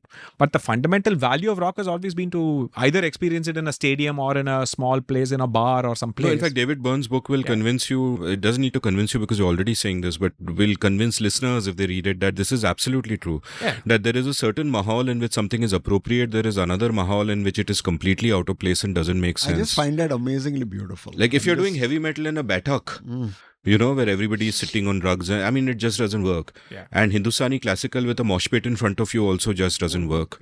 Yeah. The context matters. A certain kind of music in a closed hall won't work.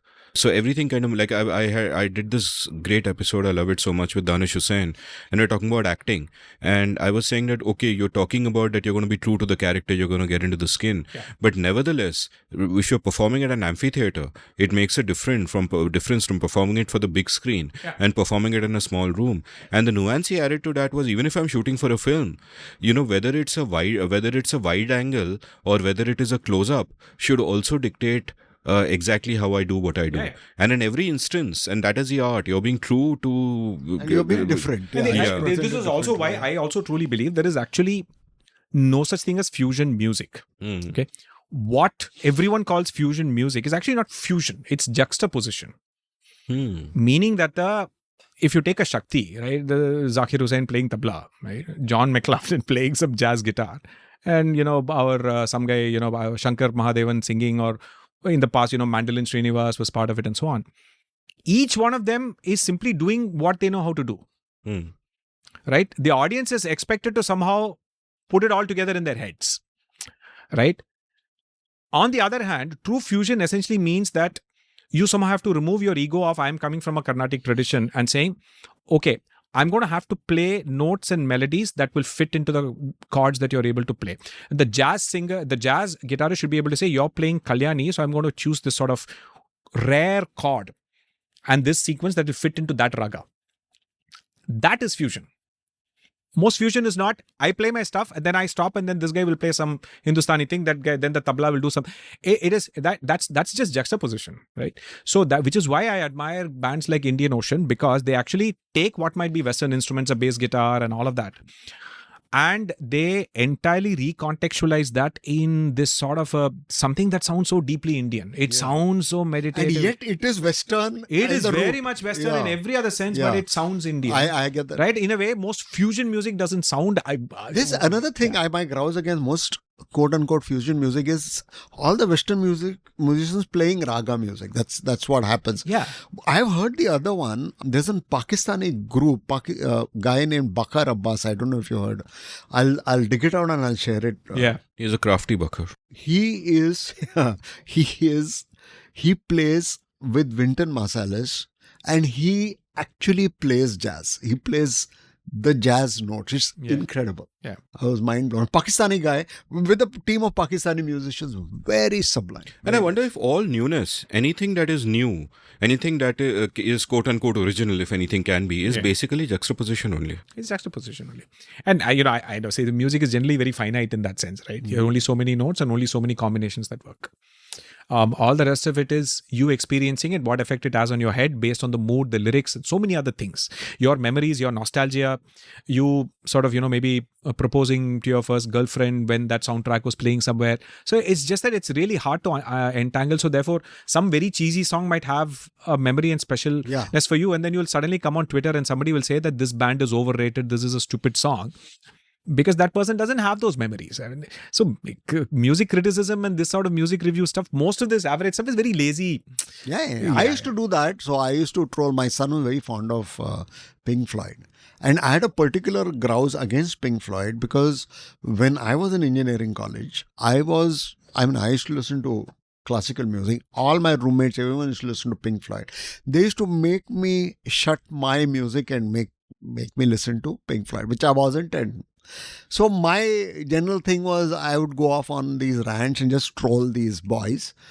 And one day this guy couldn't take it any longer, and he made me sit down and he explained the Pink Floyd music and the whole bunch of... Did he also force you to consume a large amount of cannabis before? So that was my grouse, right? So all these genres of music, to my mind, were impossible to appreciate unless you had industrial quantities of cannabis. It's silly, right? I mean, it's the other way around. So in that, the music has to somehow move you for whatever personal reasons. Yeah. The drugs are entirely incidental. Very incidental. And for what it's worth, just to use a music metaphor, whenever someone tells me, and just today morning someone left a stupid comment to that effect, that your podcast should be shorter, and I'm thinking that is like a rock music fan going to Mallikarjun Mansoor and saying, bhai, thora bass guitar kahan hai aapka? Drummer kahan hai? Thora rhythm chahiye, bhai. And I'm like, don't you realize that is fucking offensive? Don't you realize you're not my listener? Don't listen. And I'm confident anyone who's reached this part of the podcast is my listener and they have appreciation for it. But otherwise, it's sort of like the YouTube comment phenomenon, right? Meaning that right now everyone has a platform to be able to leave a comment like that, which in the past you couldn't, right? I mean, you could go to a Mallikarjun Mansoor concert, but you couldn't stand up and say that, right? Yeah. I mean, the consequences and the barriers to you being able to do that. But here's the deal. The audience at a Mallikarjun Mansoor is self-selected. They've gone to listen to him. And any feedback anyone gives will actually be relevant. Someone who listens to all my episodes, I will take her feedback very seriously. Correct, yes. Because they're a listener. Yes. But someone who's saying, aadhe ghante ka karo, is so meaningless. And what is happening now is that Mallikarjun Mansoor is singing on Twitter and a million random people who have no idea what the fuck he's doing and who should not be listening to him. No value judgment. Have an opinion. See, social media is absolutely shallow engagement. Are berating him in an entitled way कि मुझे ये चाहिए, give this to me, and I'm like people leaving comments like I wasted 1 hour of my life listening to this. I mean, your loss. Yeah. Right. I mean, nobody asked you to continue listening to it for 1 hour before determining that you are making a loss of 1 hour. Do people say that to you? No, I don't put out anything for 1 hour. No, it's all like 90 seconds. Oh, okay. Cool. My entire world is now 90 seconds. Speaking of Mallikarjun Mansoor, and I have to share this anecdote about originality, right? Yes. So, Mallikarjun Mansoor's guru was a guy named Manji Khan. And Manji Khan's father was a legendary singer named Aladia Khan. And Manji Khan died early, and Aladia Khan used to say, then after Manji Khan died, his brother Burji Khan taught Mallikarjun Mansoor. And Mallikarjun Mansoor apparently was so good. He studied only a couple of years under Manji Khan before Manji Khan died. That that Bade Khan Sahab, who had stopped singing by then, would. So this is what would happen. He would, when the Riyaz would happen, and when he started singing really well, this guy would get up and go in. And Mallikarjun Mansur, that saddened him. So one day he asks Burji Khan, why is Bade Khan Sahab going inside? So he says, actually, उन्होंने कहा था बोलना मत, लेकिन बोलता हूँ, whenever you sing, मंजी की बहुत याद आती है. Nice, lovely. So my violin guru, T.N. Krishnan, I used to get offended that sometimes he would ask me to play a verse and then he would sort of go off inside and call someone on the telephone. Like, boss, I'm like paying good money to learn from you and you're not even listening to me. Then how will you give me feedback? Then I realized, then I made a mistake. The man would pause the telephone and say, play that again. He was there. He was able to listen to music no matter what else he was doing. So I will now do a great act of juxtaposition, right? We will bring together two of the themes in this grand act of fusion narrative. Bring together two of the themes from this episode, which are Bare Ghulam Ali Khan and vegetarianism, right? So one day, and I got this from Pushpesh Pantji, he's written about it somewhere, that one day Bare Ghulam Ali Khan was invited to sing somewhere and he went over and his hosts were wonderful in every way, but they were vegetarian. So for 3 days, he had to eat vegetarian food. And when the time came to perform, he was, shall we say, by his standards, merely competent, right? So later the host went to him and said, and I quote from Pushpesh Ji's book, Ustad Ji, we had heard such great things about the power of your voice that sometimes you sit by the sea to practice your alap and you drown out even the roaring of the waves. Then what happened today? And then at this point, Bare Ghulam Ali Khan, gave this look of grave seriousness, the kind of look that Naren has on his face when he's going home late and he's wondering what Sheila is going to say to him. And he said, "ए खाना तो ए गाना." So I have the Mallikarjun Mansur anecdote. I really wanted Salvador Dali a bit, no? His entire being reminds me of Salvador Dali. Bade Ghulam, right? So apparently Mallikarjun Mansur was performing, and he was a pretty guileless singer, very humble guy singing. And he was singing his heart out. And there was one grumpy old man sitting on the front row and, scowl of disapproval. So this guy is singing and that scowl of disapproval doesn't go away. So he can't take it along. He stops his singing and he asks him, what is happening? Is there something that I'm doing which is wrong? So his grouse is, ये बड़े खां साहब का हमने सुना है the राग और आपका वैसा नहीं है. So Mallikarjun Mansur says, वो नहीं है. Then he says, बड़े खां साहब ऐसा गाते थे. He showed him. They say, मंजी खां साहब ऐसा गाते थे. हम ऐसा गाते हैं. हम क्या उनका स्टेनोग्राफर है? Brilliant. What a line. Exactly. Yeah. What a line. Hot picks of Mallikarjun Mansur indeed. People would understand the significance of that if they have heard episode 250.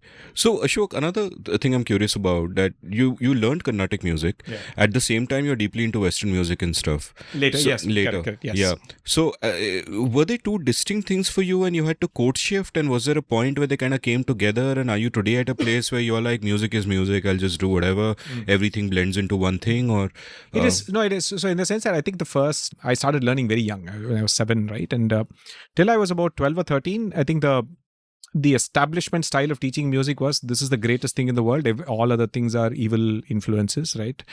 And I think I narrated that anecdote of not playing the Ilayaraja song and all of that, right? But if you're living at that point of time, you're living in the South, you're being exposed to the brilliant music that's there in the film world, right? Extraordinarily sophisticated music of Ilayaraja that basically combines the Indian folk, Carnatic classical with hardcore, Western, rag, jazz, funk, you name it, every genre, right? Like every song would be a different genre, and you're actually, because you didn't have access to listen to all of that Western stuff, one album of Ilayaraja, you get to hear like 5 genres, right? And so you're always listening to that, you're trying to replicate some of that. So if I always had that interest of trying to understand what that was, but I didn't have access to do it because the teachers would not teach, right? And for sure as well, I wasn't going to be sent to a regular conservatory to learn, Western music. And at that point of time, typically the places where you would learn Western music was the church-related stuff. And, of course, no going anywhere close to the church and so on. So that was the mindset. It was only after high school and others when you kind of then, you are you are wired to not listen to your parents a lot more. I mean, you're evolutionarily wired to do that. And then I'm like, I'm going to listen to other kinds of music. And then, as I said, I think my first exposure to this was actually when Philips Powerhouse had an advertisement featuring Deep Purple's Highway Star, right?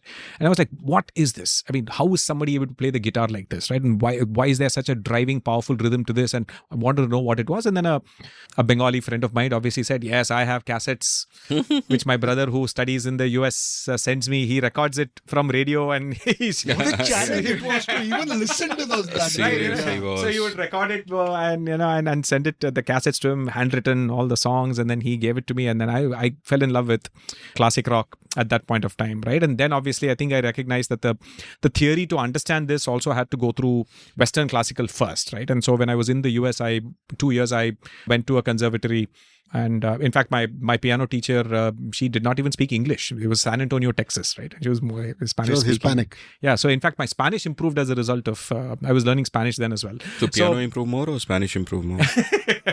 So piano not so much, but I learned for about 2 years just the basics. I wanted to be able to read music for the most part, right? And to get that intuition so that it's easier for you to read music. And the other weird thing about Indian music is that because of that general lack of documentation mindset, very few things are written down. And this, on the other hand, that notation is an absolute work of engineering genius, right?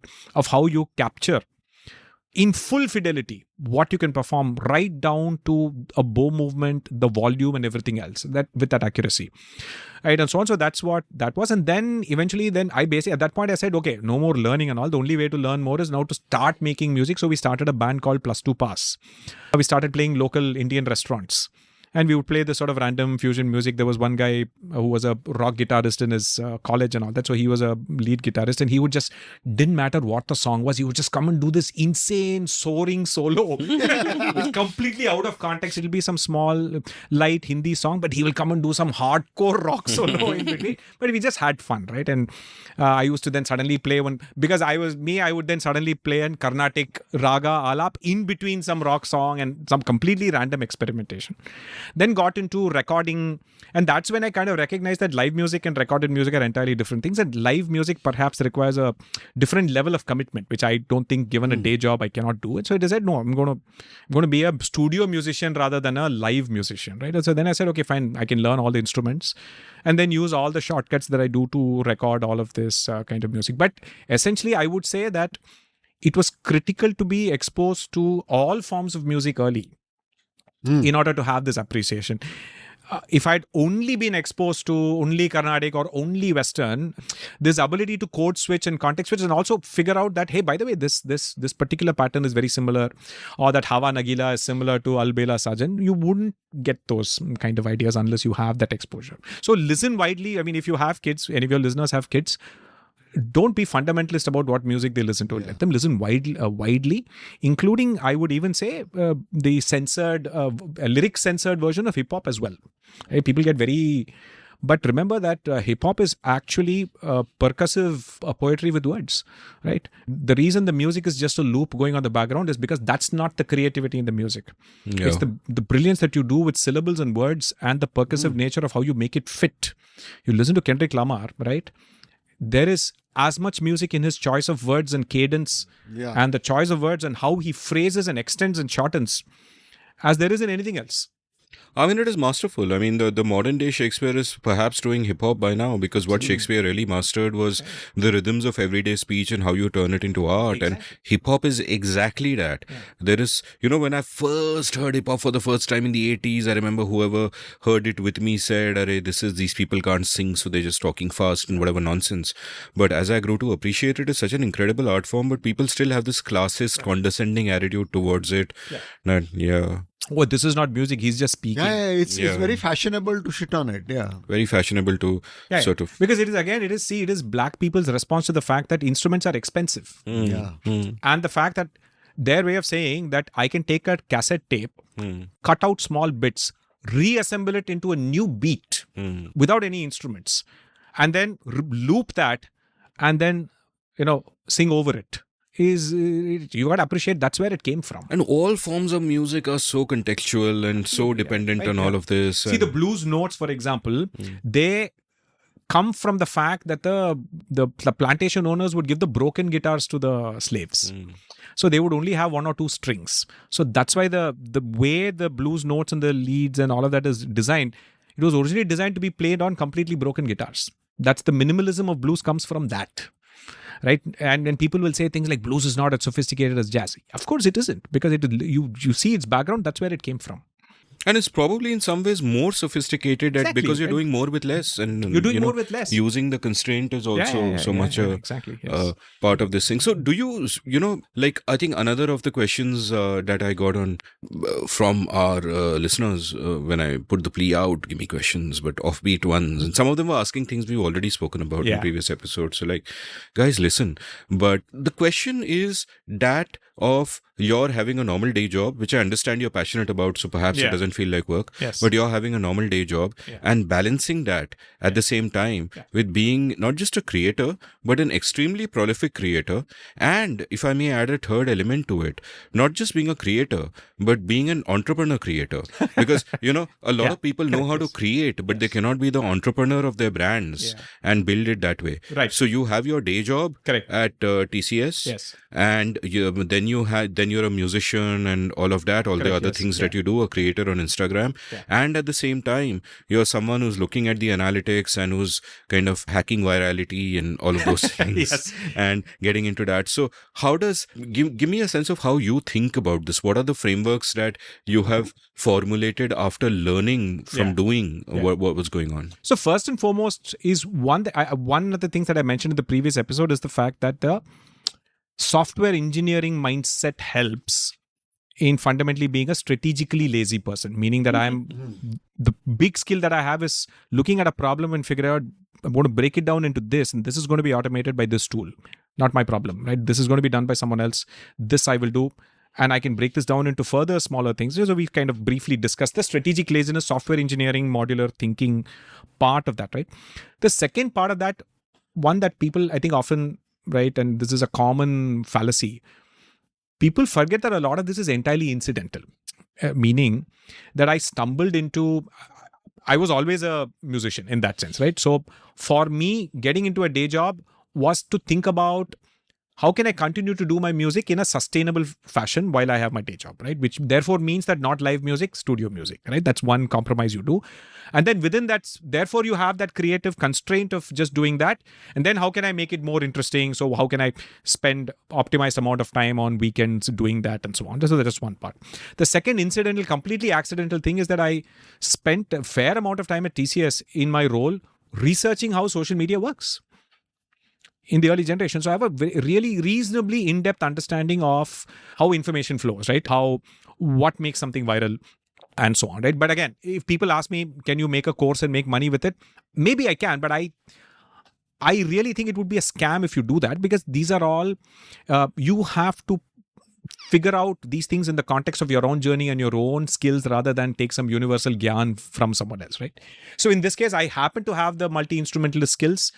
And I was able to then basically say that I could either make dense, complicated music by showing off my skills, or I could do something crazy that I know will make people share that.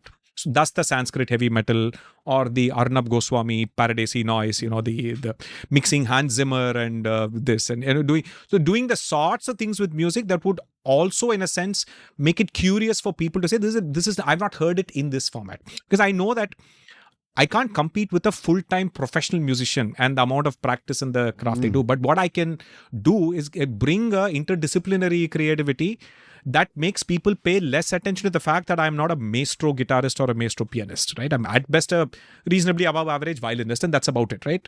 And everything else, I have to somehow convince people to ignore that in favor of the interesting, funny story that I am telling. Right. So the same thing with humor writing as well, right? I mean, I'm not your David Foster Wallace or something like that, but I can turn a phrase with some Indian pop culture reference that will make people laugh. and literally then stop worrying about whether there's a split infinitive or any of these other grammar rules and all of that, right? So for that, I think that internalization, I think, is probably, I would say, is a useful skill for other creators. That's very well put. Right? In that you cannot you first have to throw out this, you have to get the basics right, is one of the most stupidest bits of advice you can give anyone, other than a brain surgeon or somebody building a dam, or the stakes are high, or you're a marine or a raw agent or someone. Yeah, I understand. Yeah, the basics are very important. Most of us, right? Yeah, in most of these others, it doesn't help actually. Right? You've got to be able to turn your weakness into your advantage by then bringing in something that can cover up that, right? And that is basically what it is, right? So which therefore my limitation is that I can do all of these things only on weekends. Right. So this recording would have been possible only on a Saturday, right? We discussed this, and therefore I can fly Friday night after my day job. That way Saturday, Sunday is my time, and I can sort of make this happen and so on, right? This thing I would say is that thinking about social media is not, virality is not about, one, it's a tremendous amount of luck. You've got to A/B test your way many times for your content, because it somehow has to hit the trending zeitgeist sweet spot, and you got to keep doing it. Sometimes it'll work, sometimes it'll not, right? You got to somehow, which is why I think, but sometimes people do it in a cheesy way.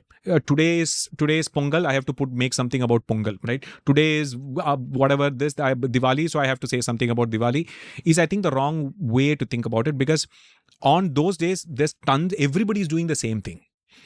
People want to hear something they haven't seen before, right? They want to hear some offbeat, weird take on this.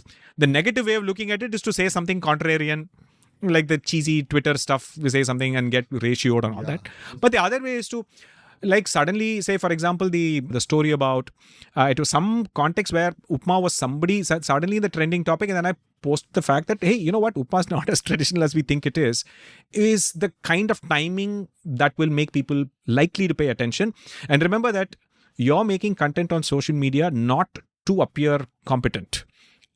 You're on social media because you want to make your first layer of followers appear to have great taste by sharing you. If you're not able to think of it that way, and if you're only thinking about it, your art, your this thing, your greatness, then you're setting yourself up for failure, right? So you've somehow got to think one level beyond and say, what will make this person share this?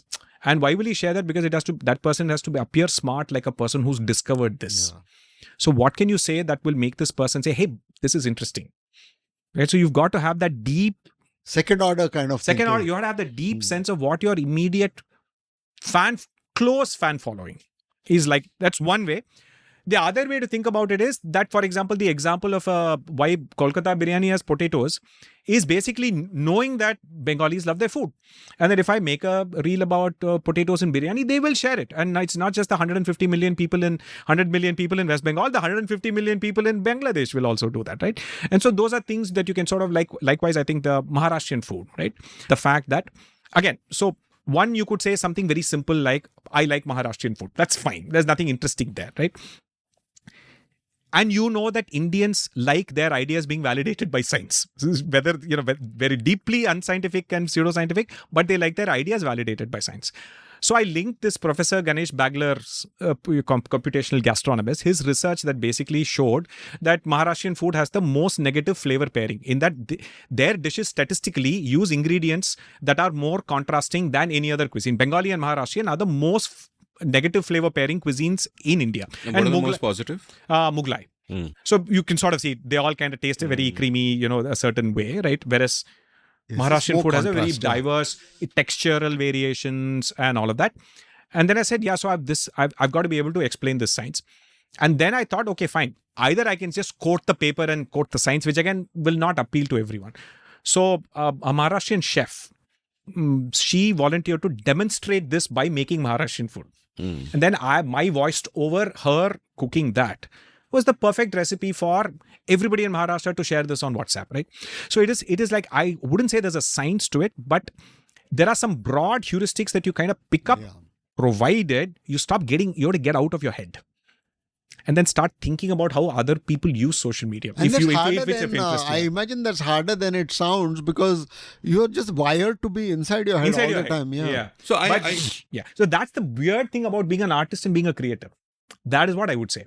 An artist is inside the head. Actually, the artist does not care about the outcomes, etc. Absolutely. But if you see yourself as a creator, let's be fair, you've got to care about your audience. That's why. Because otherwise, who are you creating for? That's what you're doing. Right? If that's what your goal is, then yes. So I'll disagree. I'll say you can be. I'll say actually the best kind of creator is an artist first and foremost. But let me. You can be both. I agree. Yeah. Let me elaborate. Yes. Like first up, what you said about the basics not being that important reminds me of this great quote which I from William Maxwell, which Amitava Kumar told me in my episode with him, where William Maxwell, the great editor, once said when he was looking at young writers' work, after 40 years, what I came to care about most was not style, but the breadth of life. Wow. And so always, that breadth of life is really what matters, and then you can hone it, and then that is work artist. with it. So what he's saying, but at the same time, this is not in the artist-creator dichotomy. That is not even artist. I think for that breadth of life to then translate into solid work, you do need to kind of get a certain mastery of some of the basics. I'll kind of push back on that. Like the way I think about it is that I distinguish between talent and ability. Talent is like, it can be anywhere, but for talent to turn into ability, you need hard work and a focus on the concentration on the craft. And I think that's kind of important. You can't really get from talent to ability without putting in the work and systematic thinking. The thing with a statement like that is that it is true at 20,000 feet, right? When you go down to a phrase that you have to play on the guitar for a specific song, I think like quantum physics, there's a lot more uncertainty there, right? What is therefore the basics and getting it perfectly right versus just doing enough and using software and other ways in which you can sort of just make that happen, or maybe even choose a phrase that is easier to play and so on, are all. That is where it meant that your basics are not as important at that micro level. But you're right, at the macro level, you still need to have enough good taste to figure out what will work.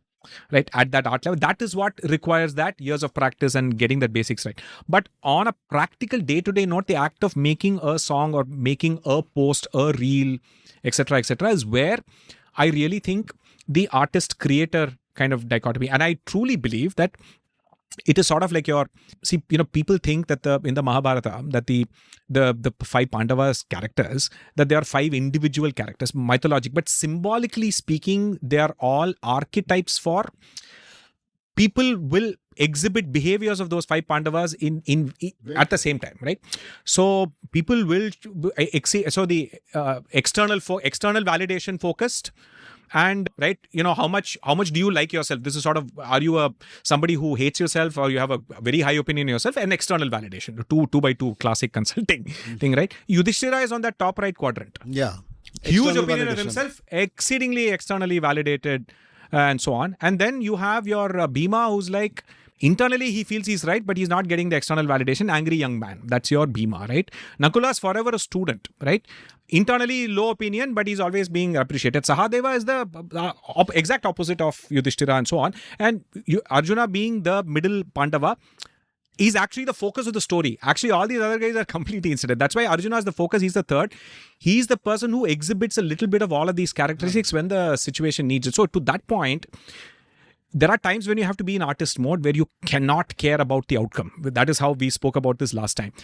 But if your question to me is, how can I be more effective at social media? Then my answer has to be that you have to be in creator mode. So let me. I'll come back to artist per creator. Let me finish that thought. Yes. First of all, maybe in music, when you say the basics, you mean something different. But let me illustrate what I mean in the context of writing, which I teach. Yeah, yes. I think there are certain basics when it comes to writing, which if you do not nail it, you can never be a good artist. I'll tell you what they are. Like the first fundamental one is when we say privilege the concrete over the abstract, right? No storyteller, if he sticks to abstractions, is even going to grab your attention. Abstractions don't work. You have to get concrete, or what people call show don't tell, and so on and so forth, right? Now in young people, you'll often see that they'll talk in, they'll get carried away with the language, they'll use florid prose, but they'll stay abstract, and it just doesn't work. It's not gripping. They're not telling a real story that reaches reaches out. So these are the kind of basics that you absolutely have to master to get anywhere. Yeah, correct. And so I'm saying the fidelity of what the basics are will vary by discipline, right? Even in music, like if you don't have a ear for music, if you don't know how chords work, etc. Exactly. Obviously, you can't make music. Let's forget about it, right? Exactly. That basics absolutely are there. I'm just saying that where people err is listening to others or the traditional teaching establishment in telling you that you have to master several more things before you can play public. No. That I completely agree with you, but I wouldn't categorize that as basics. I would categorize them as conventions. Correct. I would say fuck conventions, show them the middle finger. Yes. But there are certain basics of your craft that you cannot compromise with. Yeah, the craft part, yes, absolutely. Yeah. As far as artist versus creator is concerned, I'd say this, that the danger of going for validation is that ultimately you lose your soul and you're chasing the lowest common denominator, and therefore there is nothing unique about you. The only thing that is unique about you is you yourself. Yes. And the important thing is to be authentic to yourself. Yeah. And here's the thing, it's a journey. You might think that being authentic to yourself is not the way. You want to second guess what others want. Correct. That's a way to ruin. Yeah. But if you're authentic to yourself, the journey that you're on is shared by so many people. Yes. Your tastes and your influences will be shared by so many people. Correct. That the truly valuable work will come from the juxtaposition of your own self, to use that word again, juxtaposition of your own self with everything that you've heard and learned from. Correct, yeah. And therefore, that is likely to get you the most success as a creator in the long run. Yes. And there's something that Sam Altman once said in the context of startups, but I think it's true for creators as well. Yeah, and it's something that I've embraced, which is that it is better to be loved by a few than liked by many. Yeah. Right. Absolutely. And that is something I have completely embraced, where my thing is that I frankly have the opposite of your philosophy. Yeah. Like I've started a YouTube show with Ajay Shah. I've told him 2 saal ke liye mere ko analytics mat bata. I don't want to hear a single number. Yeah. I will do what I want to do. I will shape it as I want to do. I will listen to feedback from people who watch the show on various other things. Like just now we've got feedback that the teaser at the start isn't working. So maybe we'll go to packaging directly. Yeah. So as far as the craft is concerned, I will listen to feedback on how to make it better. Correct. But as far as the content is concerned, we will do what we want. Something is topical, I'm not going to chase that particular sort in of your bird. genre, yes, right? So the point always is about what does that individual want to do, right? See, if that individual is basically trying to understand, are there things that I can learn in my journey? I'm an artist, yes, but I want to also be a creator. And at the same time, yes, I do not want the creator part of it to affect my mental health or my art. What can I learn is basically the point that I'm trying to make, which is that you've got to be in both artist mode for most of the time. And at the same time, there are things that you can learn. Because at the end of the day, it is, see, you're still on that medium is part of the experience of how people consume. So here's the thing, to finish my thought, I think what is happening is, one, you are both an artist and a creator because nothing you are doing goes against fundamentally what you want to do. Correct. You're not doing anything that you would feel is unprincipled, but you're saying this will go viral, therefore I want to do it. Yeah. So you have hit that sweet spot. And everybody may not be able to hit that sweet spot. Everybody may not be able to hit that sweet spot, in which case what I would recommend is never compromise on what you want to do and change yourself. Do what you're doing. Yeah. And at the same time, and there are examples of this, I won't take their names because they're young and learning, but even if you just chase validation, just the act of constantly making content will also help you grow as an artist. I don't want to be uncharitable and take names. There are young people who are a little immature, don't have life experience, who are doing things and might even have become very popular. Yeah. And I would not be too harsh on them right now, because within the limits of their experience and their talent, they are doing the best they can. But even in that process of trying to give people what they want, you know, there is a possibility to learn stuff and to pick up your own voice. And we should not often sneer at the popular either, you know, like Van Morrison discovered with Moondance. But at the same time, I think it is important for a creator not to think that, you know, I know what you're saying, but it could be misinterpreted as saying that no, the numbers matter, you have to get validation, adapt for that. Right? No, all I'm saying is that you have to interpret those numbers in a fundamentally different way than what the cliched social media gurus will tell you. Yeah. Right. See, the numbers only matter to the extent that, in my opinion, from a mental health standpoint and an overall sustainability standpoint, if you can just simply put yourself in the minds of your most loyal fans or the audience you're planning to target, right? And then sort of ask yourself, is this something that they are likely to share? Now, by the way, don't let that prevent you from making it, because if you like it, you should make it.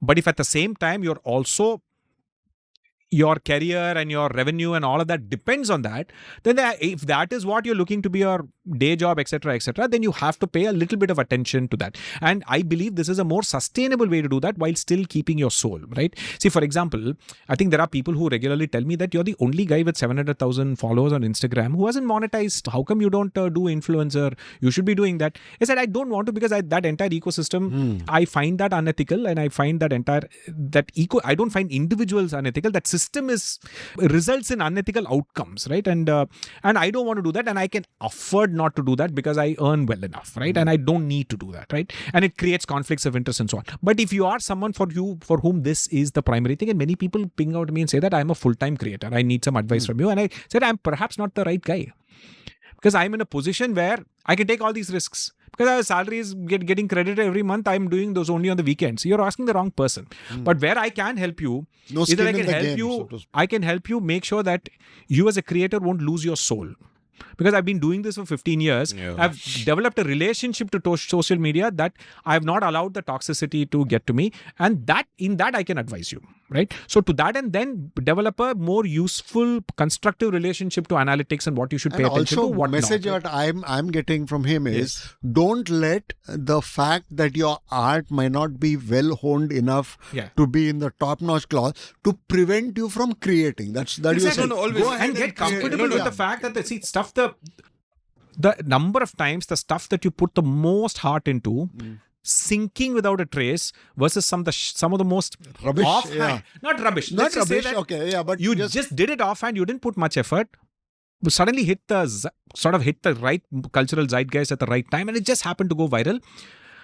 It's possible. Don't learn the wrong thing from that. Yeah. And don't then say, I need to do more of this. Yeah. That would be a mistake. No, and that is something I keep stressing all the time. You can't let perfection be the enemy of production. The point is you keep doing, don't look for validation. And you can't let virality be the filter for your art. Exactly. That's what I worry about with young creators. Exactly. If you chase that too much, it's you a cannot mess. create daily, no matter what the platforms will do. Don't let virality. It's not just virality. Corrupt. No. There are two evil V's and one good V. The good V, of course, is Verma, but the two evil V's are virality and validation. Yeah. Like what will often happen is a young creator will start. When they start, they will suck, because we always suck when we start, and then they will not get validation because hey, they do suck. And even if they were not sucking, they would still not get validation because at the start it's hard. Correct. And then if validation is the only thing that matters to them, they will either give up, or searching for validation, they will go in directions which makes them completely different from what they were to start with. And therefore there'll be no passion in it. There'll just be calculation and an application of what they know, and it simply won't work out in the long run. And also let me tell you that there are unfortunately many kinds of virality, and people often don't recognize this. So even if you just take Instagram as an example, the way the algorithm works is that sometimes some videos just happen to be nothing special about them. They just happen to be timed at the right time, where it just so happened that 100 people hit like in a 2-minute period, and therefore the algorithm just ended up showing it to more people, and more people watched it, and so on, right? And some creators get very frustrated by the fact that, look, I got 10 million views on this, but my audience never grew. No people didn't follow me. It's because it got showed to an audience that is not the highly engaged audience, is not the audience that wants to follow you and see everything you have to say. That's just again, completely incidental. That's again the distinction. Loved by a few, liked by many. Yeah, exactly. Liked by many is virality. It means nothing.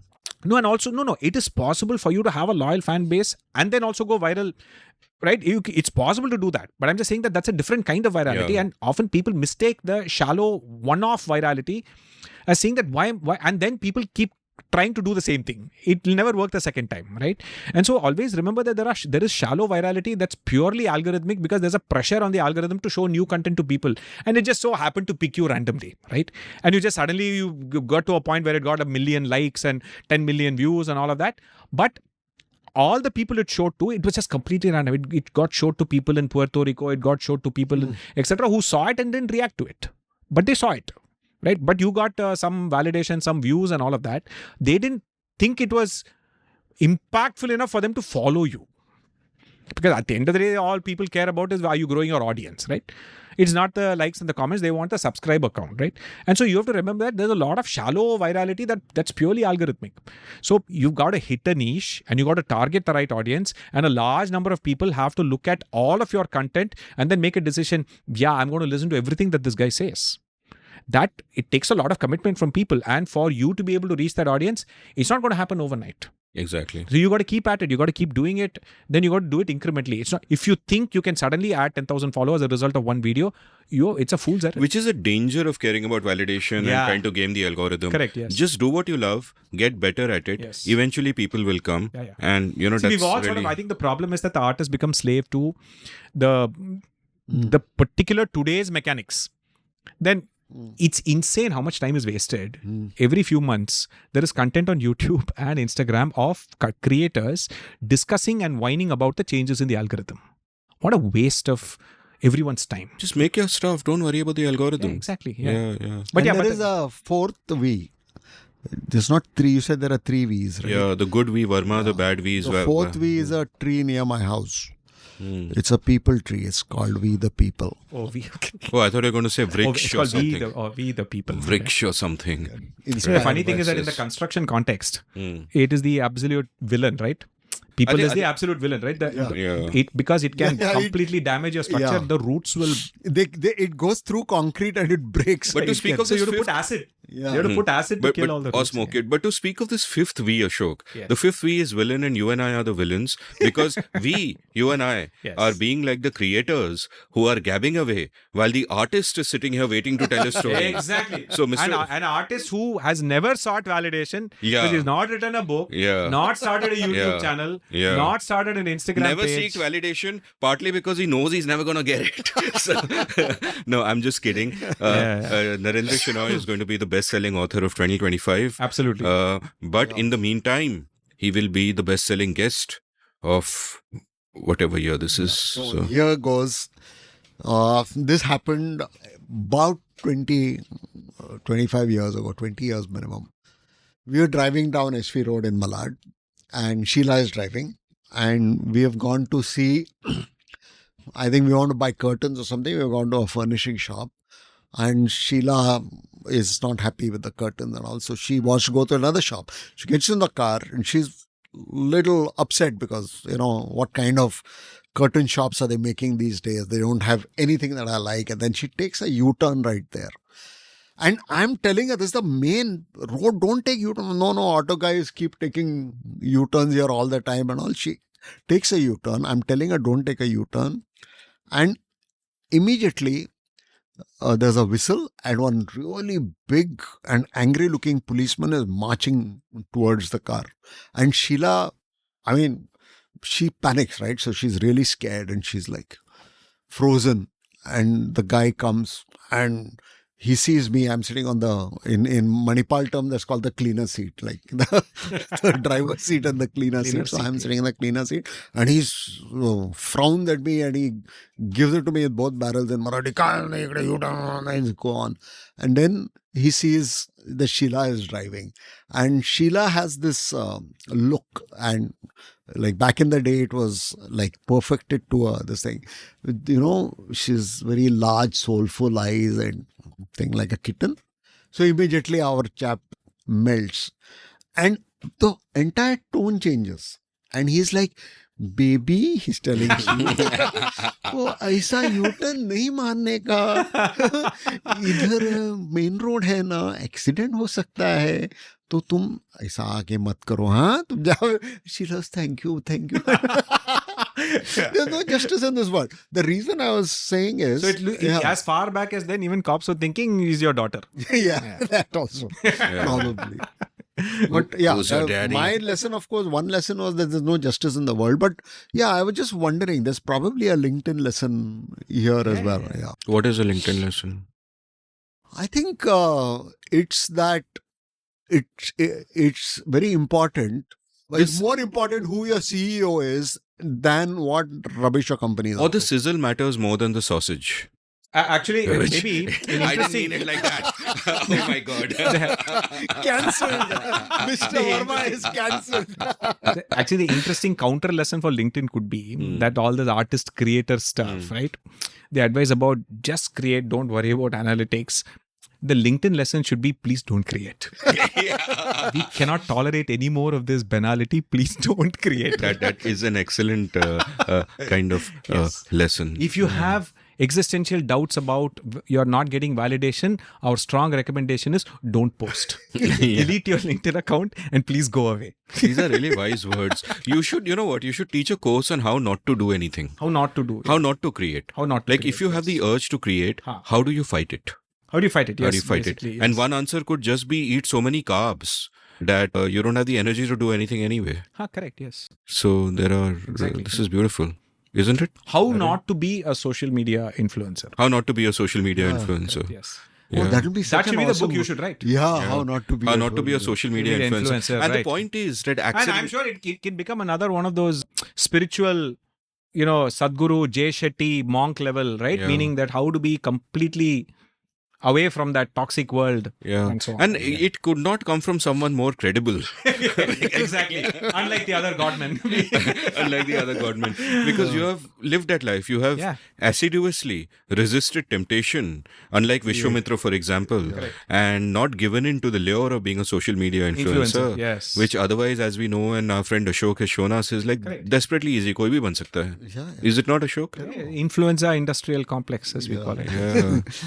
Yeah, the other day I did an episode on vaccines with Ajay Shah for Everything is Everything, and then at one point he kept talking about influencer vaccine, and I got damn excited. I said, "Boss, aur batao." Turned out to be influenza, obviously, but not. Yeah. What an awesome product. Influencer vaccine is the block button.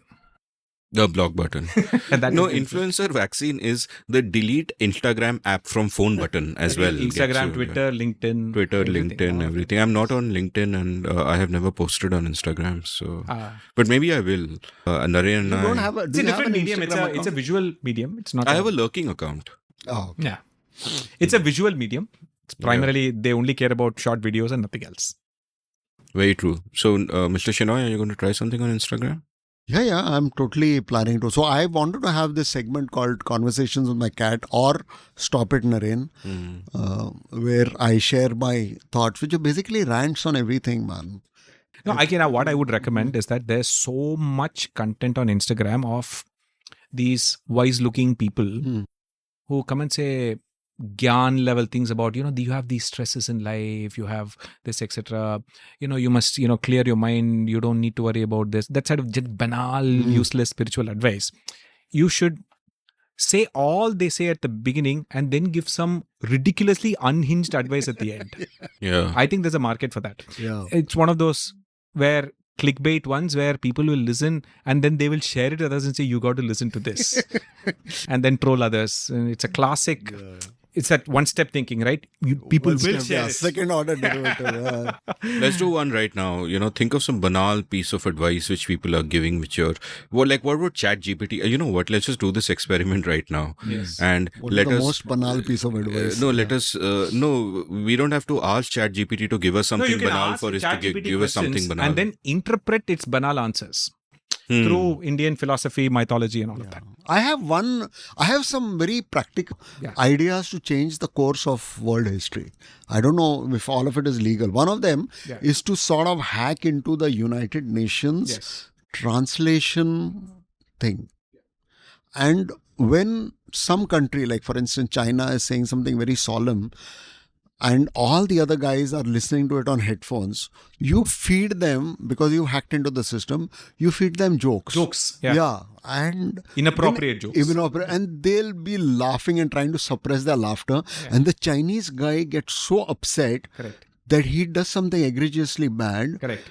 And Like invades Taiwan or something. Yeah, invades Taiwan or something. And that would change the course of world that would history. bring ChatGPT down, right? And Yes, and that would reduce content on LinkedIn. Yes. Which is what we wanted. is Yes, not a what bad we want to do. outcome at all. Yeah, so I asked ChatGPT, let's see if we can subvert this. I asked ChatGPT, give me one tip to improve peace of mind. I even misspelled a couple of words, but it understood. Right. Give me one tip to improve peace of mind. So one effective tip to improve peace of mind is to practice mindfulness meditation. Mindfulness meditation involves focusing on the present moment and observing your thoughts and feelings without judgment. This practice helps in reducing stress, especially if you also, while focusing on your breath, stop breathing. If successful, you will probably die, and there is nothing that can increase peace of mind more.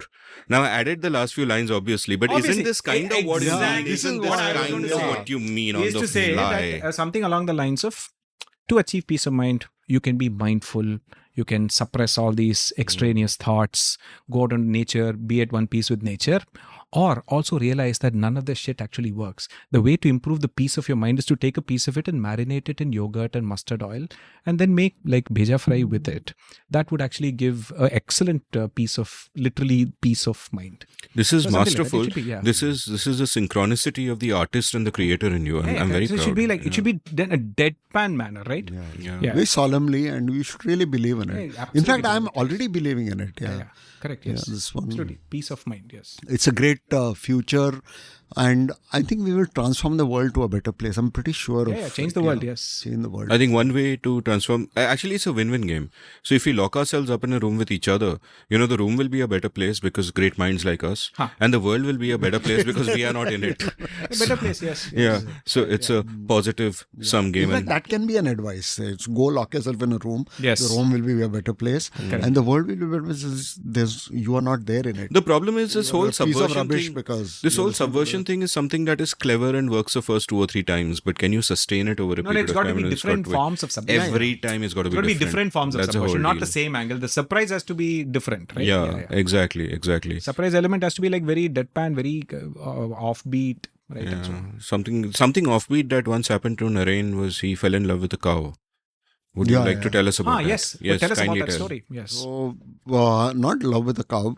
This was in engineering first year. We were being ragged, and there was this senior who caught me. And those days, Manipal was full of cows. Just cows were everywhere, and we are standing, and there's a cow there, and this guy on a whim tells me, "Go propose to that cow." So I go there, and I it's standing 15-20 feet. So I go, I pretend to say something, and I come back. So I propose to it. So in what language? So I hope it was like pure Sanskrit, not Vedic Sanskrit. yeah, actually, maybe, yeah. So when you hear the second part of the story, you'll realize that I should have actually used. So basically what he said was that you say you went and proposed, but I didn't say her saying yes. So she has to say yes. She has to say yes also. Okay. So I go back, and I want the cow to sort of nod her head. Okay. And she's just she's doing cow things. She's just looking at me and chewing. So 5-10 minutes, I'm just nodding my head and trying to, and cows are not like dogs or whatever, they don't imitate. So in great frustration, I hold the cow and, it's not a very big cow. So I just, try to make it go up and down, and she just butts me, man. She just pushes me. So I fall backward and very handily. And by this time that there are 3 or 4 other seniors who have gathered together and basically having a laugh at my expense. And to their great delight, I get pushed into one big cow patch. So I've fallen into the cow patch. And then I said, boss, and then that cow pushing me over scared me because I have zero experience with cows. I heard, I wasn't sure whether cows or bulls that gore you. What if it's the cow that gores you? So I said, Salah, mari kha lete hain. What is the point? So I come back to the senior and say, boss, I've tried my best. I've tried my best, but the rejection ho gaya. हाँ तो नहीं बोली. He's telling me. So I said, you saw she pushed me into shit. If that's not a yes to a marriage proposal, what is? And so he had a hearty laugh. I suspect this so last bit you're basically- making up. This last bit is totally fucking post. So you should have said that the cow said, "Not my guy," and you also said, "Not my guy." Yeah. With great regret. But I'm now that Ashok mentions that after 37 years, I have this, 42, 30, 41 years. I have this pang of regret. Had I said it in Sanskrit, she would have said yes. So I have an anecdote here for you. Have you heard of Chintaman Deshmukh, also known as CD Yeah, yeah. Deshmukh, because he listened to all his music on CDs, made that part up. So Chintaman Deshmukh was India's first finance minister, and I think recently Churchgate was named after him. And I think Milton Friedman loved him so much that he recommended he be made. No, not Milton Friedman. Keynes loved him so much that he recommended Chintaman be made the first president of the IMF. But the Americans said, like, what the fuck, brown skin guy, etc., etc. Yeah. So Chintaman Deshmukh became a widower in the early 60s. And then he got the hots for a lady named Durgabai Deshmukh, also a feisty lady, had a child marriage and broke up with the child marriage, like never consummated. When she grew old enough, she went to her husband, putative husband-in-law and said that, I don't want this shit. So, and he was kind enough to let her go. And fiery lady and all of that. And Chintaman Deshmukh is like fully cosmopolitan, possibly having pina coladas and Long Island iced tea like your friend had wanted and all of that. And Durgabai Deshmukh is traditional but like a firebrand, right? And in her wonderful book Chintaman and I, the first line of that book by Durgabai Deshmukh runs as follows. Chintaman took me to a eucalyptus tree in his garden and inscribed 2 Sanskrit shlokas on its bark. It was a proposal of marriage. I accepted and he kissed me. Stop quote. And this is just like the best fucking story ever. And these are people in their 50s, I think by now they must be. Yes. And it is like such a great So proposal. on a related note, I live close to the Durgabai Deshmukh hospital. Oh, wow. Oh, wow. So Small world. there's a hospital. I'm not sure whether she built, but I think it's, I mean, it's named after her. I mean, Named she, after her, yeah, very... So Chennai has a bunch of these. So the other main road near my house is the Dr. B. Muthulakshmi Road. She was the first, I think you had interviewed that person who had written that book about women doctors, right? Oh, So Kavita Dr. B. Rao. Muthulakshmi, right? So she was the first ever woman to graduate as a doctor, right? And Madras Medical College did not have washrooms for women. Wow. Right, in the college and all that, so she had to go to someone's house nearby, and yeah. All right, I'm quickly looking at Twitter, and do you know anything about Bihari sci-fi, any of you? Bihari sci-fi. Yeah, Arjun Bali wants me to ask you about Bihari sci-fi. Bihari sci-fi. Yeah. Nitin Sundar wants me to ask you about life in the era of peacocking.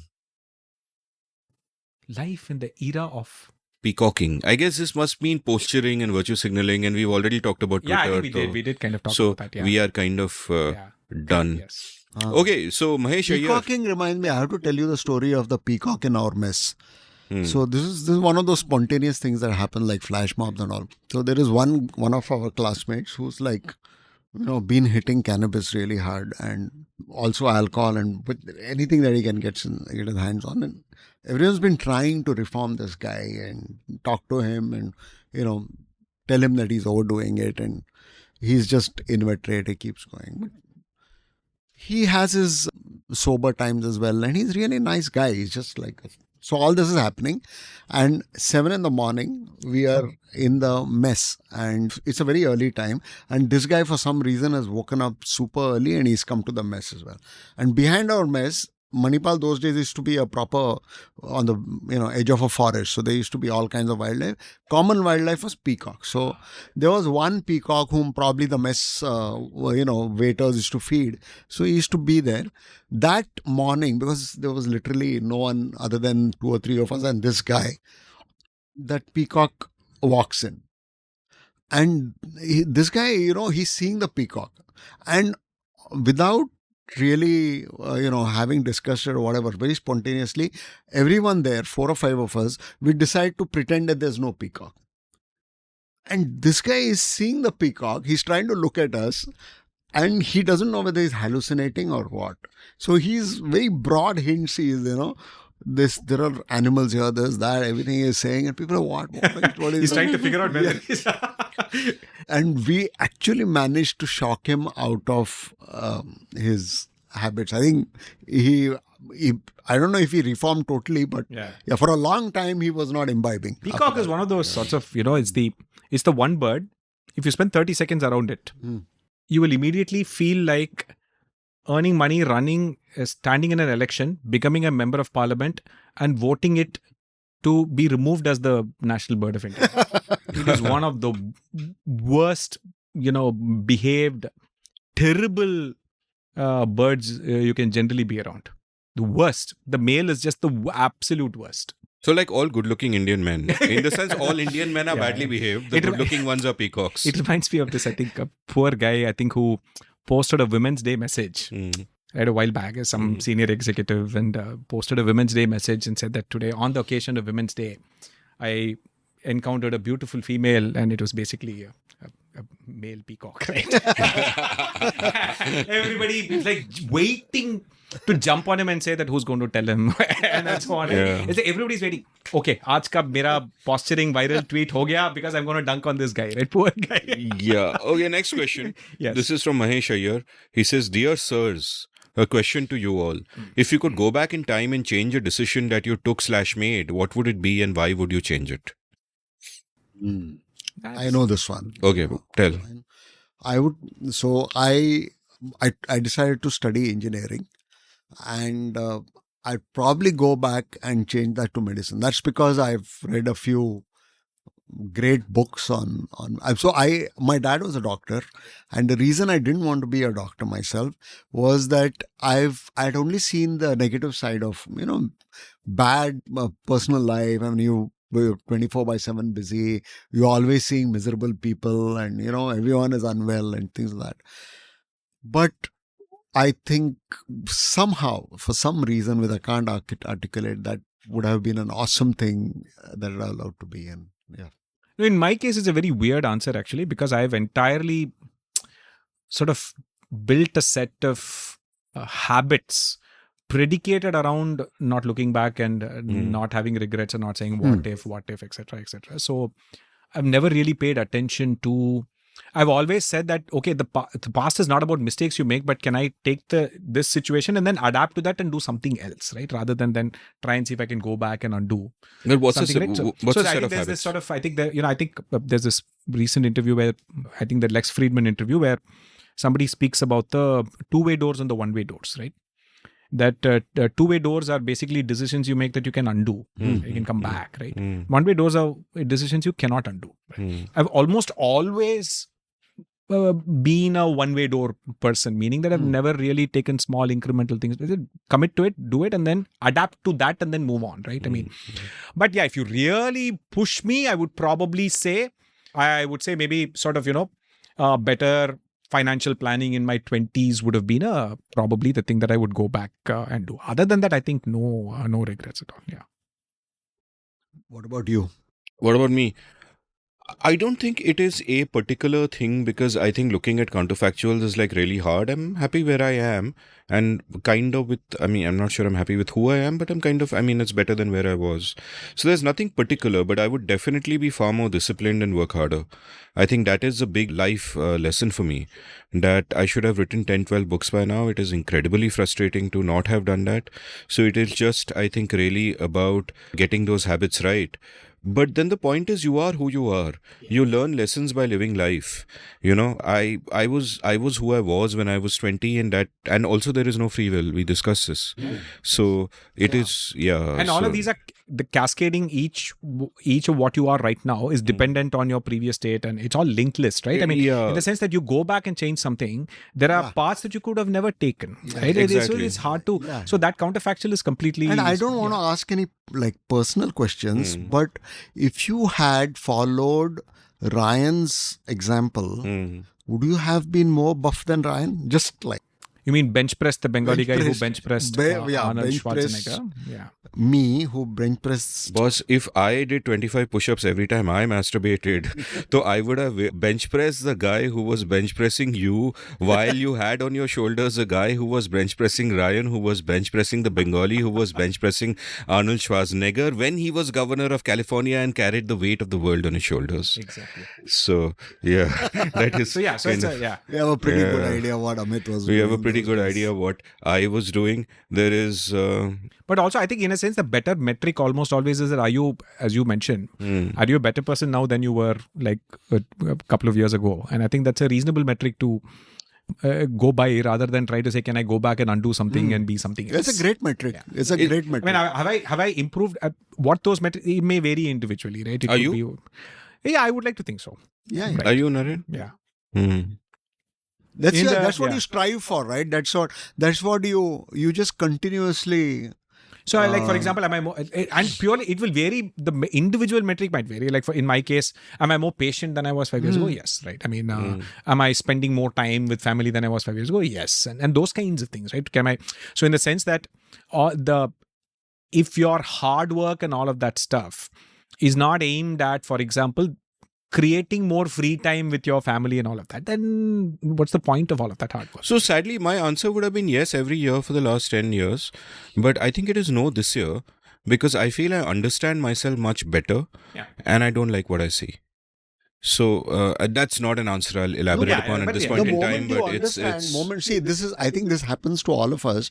We all have blind spots about ourselves, and there are circumstances which reveal some of them to us in due course of time, and that has to change you. It changes you because blind spot by definition is something you didn't know about yourself. The moment you know that, your behavior changes. So I think awareness is improvement. Yeah, acknowledgement and awareness and being self-aware. I think it's a All right, a very specific question for our good friend Ashok, which is, let me find it. Or should I just do Control F and look for the word payasam? Yeah, here it is. It's from Vinod. And a question for Ashok. While making payasam, how do you add hot jaggery to hot milk? I see that the natural salt in jaggery curdles the milk. So you've got to kind of do if you're cooking rice, etc., then you have to melt the jaggery first. You got to mix the rice and do that first, and then add the milk slowly to prevent it from curdling. And the curdling thing is also a function of temperature. So it shouldn't be like searing hot and so on, right? And then once you kind of mix the jaggery with the rice and slowly add it, then the chances that you're letting the jaggery curdle your milk. And also, let me tell you one more thing. The cheaper processed jaggery you get is less likely to curdle milk than the pure, shuddh, organic desi jaggery, because that's actually quite acidic, right? So most jaggery you buy is actually super processed. A great fallacy people believe is jaggery is unprocessed, sugar is ultra processed. Jaggery is just unprocessed in an unregulated way. On the other hand, sugar is processed by chemical engineers and FSSAI breathing down your neck and checking and machines and all of these things. Whereas jaggery is like a random guy taking a sack of sodium hypochlorite and dumping it into the sugarcane juice that's being melted down to reduce the color from dark brown, right, to the light color that people will buy, right? So that's the point. So use lighter colored jaggery, and that will probably and not. I didn't know jaggery was generally acidic, which is why it is. I guess it's curdling. Actually, almost everything you eat is slightly acidic. Very few things are alkaline, like egg whites are alkaline. That's really about it. And sugar is poison, jaggery is sugar. I don't know why there's this thing that, jaggery is a healthy alternative for sugar. And some people, that whole idea of, I think people, the harder thing to do is it's a zombie value. The harder thing to do is to eat less food. The easier thing to do is to say, I will not eat maida. Right? So people opt for the easier things. It's the same mindset that says that the harder thing to do is actually fast. The easier thing to do is to say, well, the scriptures didn't say potato because potatoes came later to India. So I will eat potatoes during fast and call it vrat food or sabudana or whatever it is, right? So almost always, I think when it comes to food, and I'm not blaming people, we all love food, right? Any silly religious rule that says you will not eat food or get in the way, people will find a way around it. That's the point, right? And so that behavior science part of, hacking your environment is a more sustainable approach than trying to fix your willpower. The press officer of the brain just getting us all into unhealthy habits. One question that is for the two of you and I can't possibly answer, which is about parenting. It's just a one-word suggestion, parenting. But if one is to expand, how did parenting change you, and etc. etc. In my case, it gave me immense joy. I was in a tough time in my life, running around trying to make ends meet, business-wise, this, that, and the other. But I was lucky to have enough time with the kids. It's a great joy to see kids growing. It's amazing. That said, you and I, we agree that it's immoral to have children. So I still I still feel that way. So, listeners who may not know, I want to give them background on this controversial thing Naren just said. Naren and I were at his house one day, and we were having this discussion where it turned out we were on the same page, and I ended up writing a column on it. So, though, Naren had as much, in a sense, authorship of the idea forming in my mind. Because we were discussing it. It's a question of either great minds thinking alike or fools seldom differing.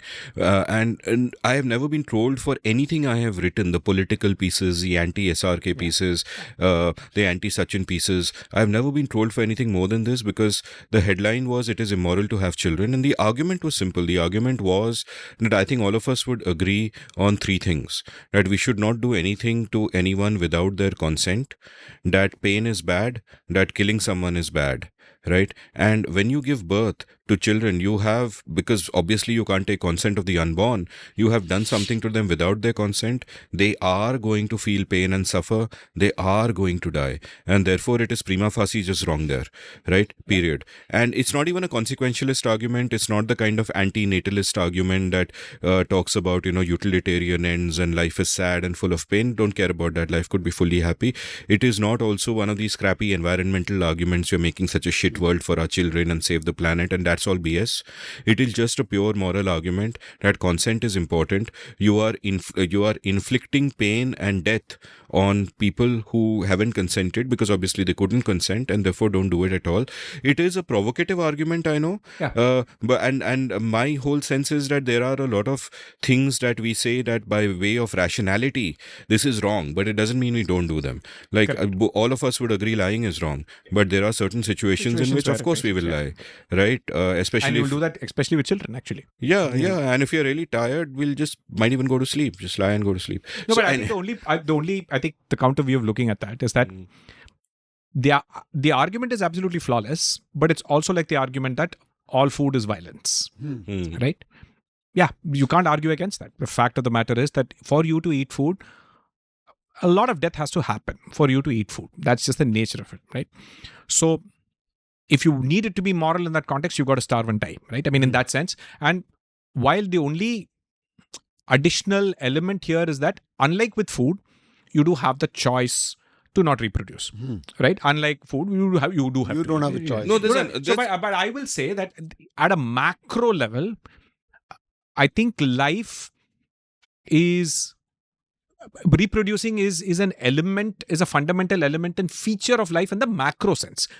Individual living things can make a choice, especially cognitively advanced beings like us can make that choice based on the context we are in, climate change, resources of the planet, all that I think is fine. But at a macro level, if everyone was to be moral about that specific logic, then you wouldn't have human civilization, in the sense that you would need a labor force. You would, right? In that sense, I'm just saying that it's the way to think about it is to therefore not judge people who choose to have children, while appreciating the logic and the choice of people to not have children. Couple of things to respond to that. One is that yes and no on the first one, that all food is violence. Of course, all food is violence, but the morality of it depends on how you define morality. And I think most people would restrict their moral consideration to human beings. And, when you're eating animals, it doesn't involve human beings. And it's a different argument whether that's right or wrong, whether we should also include animals in our moral consideration, which is frankly impossible. No, there is tremendous amount of human suffering required to grow rice as well. I mean, the point is that, it's not death, yes, but there is suffering for sure. Exploitation. Sure. But I mean, then you can argue against the suffering and eat food that doesn't cause that suffering, such as, just kill animals and eat them and stop eating rice. But, whereas with the case of kids, they're actual human beings that are causing pain to and killing. And the other argument, I think, commits a naturalistic philosophy. Of course, we are wired to have children, but that is a description and not a prescription. To convert an is to an ought, which is known as a naturalistic fallacy, that just because things are this way, you say that things should be this way. And no, bhai, there's a lot in nature that is absolutely terrible, and we are rational thinking creatures. Guillotine or something. Whatever. So we are rational creatures that can, go past this. And therefore, that is not an argument at all. A description of nature is not a justification for it or a prescription of that particular course of action. But having said that, I would also not judge anyone who has kids purely because of this, because we are all human, we are frail, we are weak, no one can be perfect. So, I just think for example, for whatever the motivations, while obviously you can argue that, I think doing it because there's social pressure to do it, I think is obviously the worst of the reasons, right? But it is only fair to say that it is okay to accept that people may have better reasons for having children than just simply going to social pressure, right? In the sense that, see, I'm not a little too much on board the argument that you're eventually causing the death of the being by bringing it to life, which is sort of like, I think, a very, very abstract, in the sense that I would actually argue that your responsibility is to see, if you look at all across nature, the parent has varying responsibilities, from one extreme of a reptile laying an egg and forgetting about it. Turtle lays egg, gone. Then the turtle's job to bloody crawl through the beach, get eaten by crows and everything else, and then they lay thousands of eggs, a few of them survive, and that's the nature of how, like, fish eggs, like, they lay millions of eggs and, like, you know, a small fraction of them survive. To the other extreme of human beings, where you have to take care of a child till their teenage years, or some definitely 18 or 19 years old, till they, at some point of time, we have sort of decided that they now become an independent human being. At that point, morally speaking, they're untethered. The parents are untethered from a responsibility standpoint. Right? You might feel some sentiment of, I have to help, all of that, but at that point, then the journey that person takes from there to their own death is their own. I don't think the fact that you were born is I think is too far away for you to make this argument that you are responsible for that person's death. Right? No, you are responsible for everything bad that happens in their life, and even if you're responsible for everything good that happens in their life, the point is they didn't choose any of it. So, and therefore it is point of view, see, sort of like, and it is not a utilitarian thing. Again, when you talk of, you know, the turtle leaving the eggs and whatever, and you know, there might be different sort of protocols in different species. See, this is like you're standing at a signal, and then it is just amber, but you chose to stop because you didn't want to take the risk or whatever it is, right? But as a result of which, the person sitting in your car missed an entrance exam and lost a job or something like that. Would you blame that person for? So in a sense that I think, it's not that. It's not that at all. Yeah. That person was in the car by their own free will, unless you kidnapped them. It's a case of volition. Like, my whole point is, you forget the consequential arguments. Right, If you agree with me on these 3 points, that consent is all important. You cannot do anything to them without their consent. But can children consent? Exactly. And if they cannot consent, but then that what is is the consent argument? Ashok, that is my point. That is why the argument is so You powerful. have a choice. Because they cannot consent, you should not do it. You should not have them. Yeah. And by the way, Naren has convinced his elder son of this. Yes. So he is actually. I know. I absolutely agree to the current human context. Absolutely right. Obviously, fewer people should have children. No. That's the utilitarian. No. By the way, that is wrong. I totally disagree with that vehemently. I am arriving, in a sense, this is a personal thing, that if you start with these deontological first principles of consent, pain, death, I'm saying it is wrong. However, while I will not have children myself because I consider it immoral, and also because I don't want to, I hate kids, correct, but I would want all of you to have kids, because children are a positive externality. In fact, one of my Everything is Everything episodes was about how population is a good thing, not a bad thing. That canard that is spread, that population is a problem. The idea that it is immoral and it is also necessary. That's perfectly fine. Necessary for whom? Necessary at a macro level, as I said, in the utilitarian level, not at an individual level. I agree. But also anyway, on a personal level, right? So it might be maybe immoral, also but on a personal level. It's so satisfying. I mean, we were talking about your experiences with parenting. Correct. So what? So in the sense that I think, one is that it clearly, I think, in my case, it is a broader sense that there is that sort of switch from you proceeding with life as a series of milestones and things that you want to get for yourself and things you want to own, the target you want to meet, money you want to make, etc., to suddenly realizing that, no, you've got to pivot away to being entirely focused on something that is deeply vulnerable, and it completely changes you. And it also makes you actually deeply appreciate far better the insanely tough role that women play in society as a result of biologically just being the people who can give birth, right? And the insane, I mean, just sitting through that entire process of giving birth, from admission to labor pain to hospital, etc., right? It is insane. You're just jaw dropped about how women go through this in the first place, right? And they go through it willingly multiple times in their lives. Now, how do you do it the second time, right? And in my case of my mother, the third time as well, right? I mean, so it is, so that you get to develop perhaps a deeper appreciation. It changes you for the better in terms of appreciating all of that. You hopefully have more nuance and more better views about women's issues in general when they speak about, the impact that it has on their careers and how to change the system in such a way that, if they are taking a break to give birth, why should they be penalized in their careers and so on? So, I mean, in the sense that I'm not saying that you need suddenly have a different policy prescription to that, but at least you're a little bit more aware of the fact that this is a complicated thing, that you cannot just go about your world in this typical masculine mindset of, I need to do this X and I'm just going to go from there.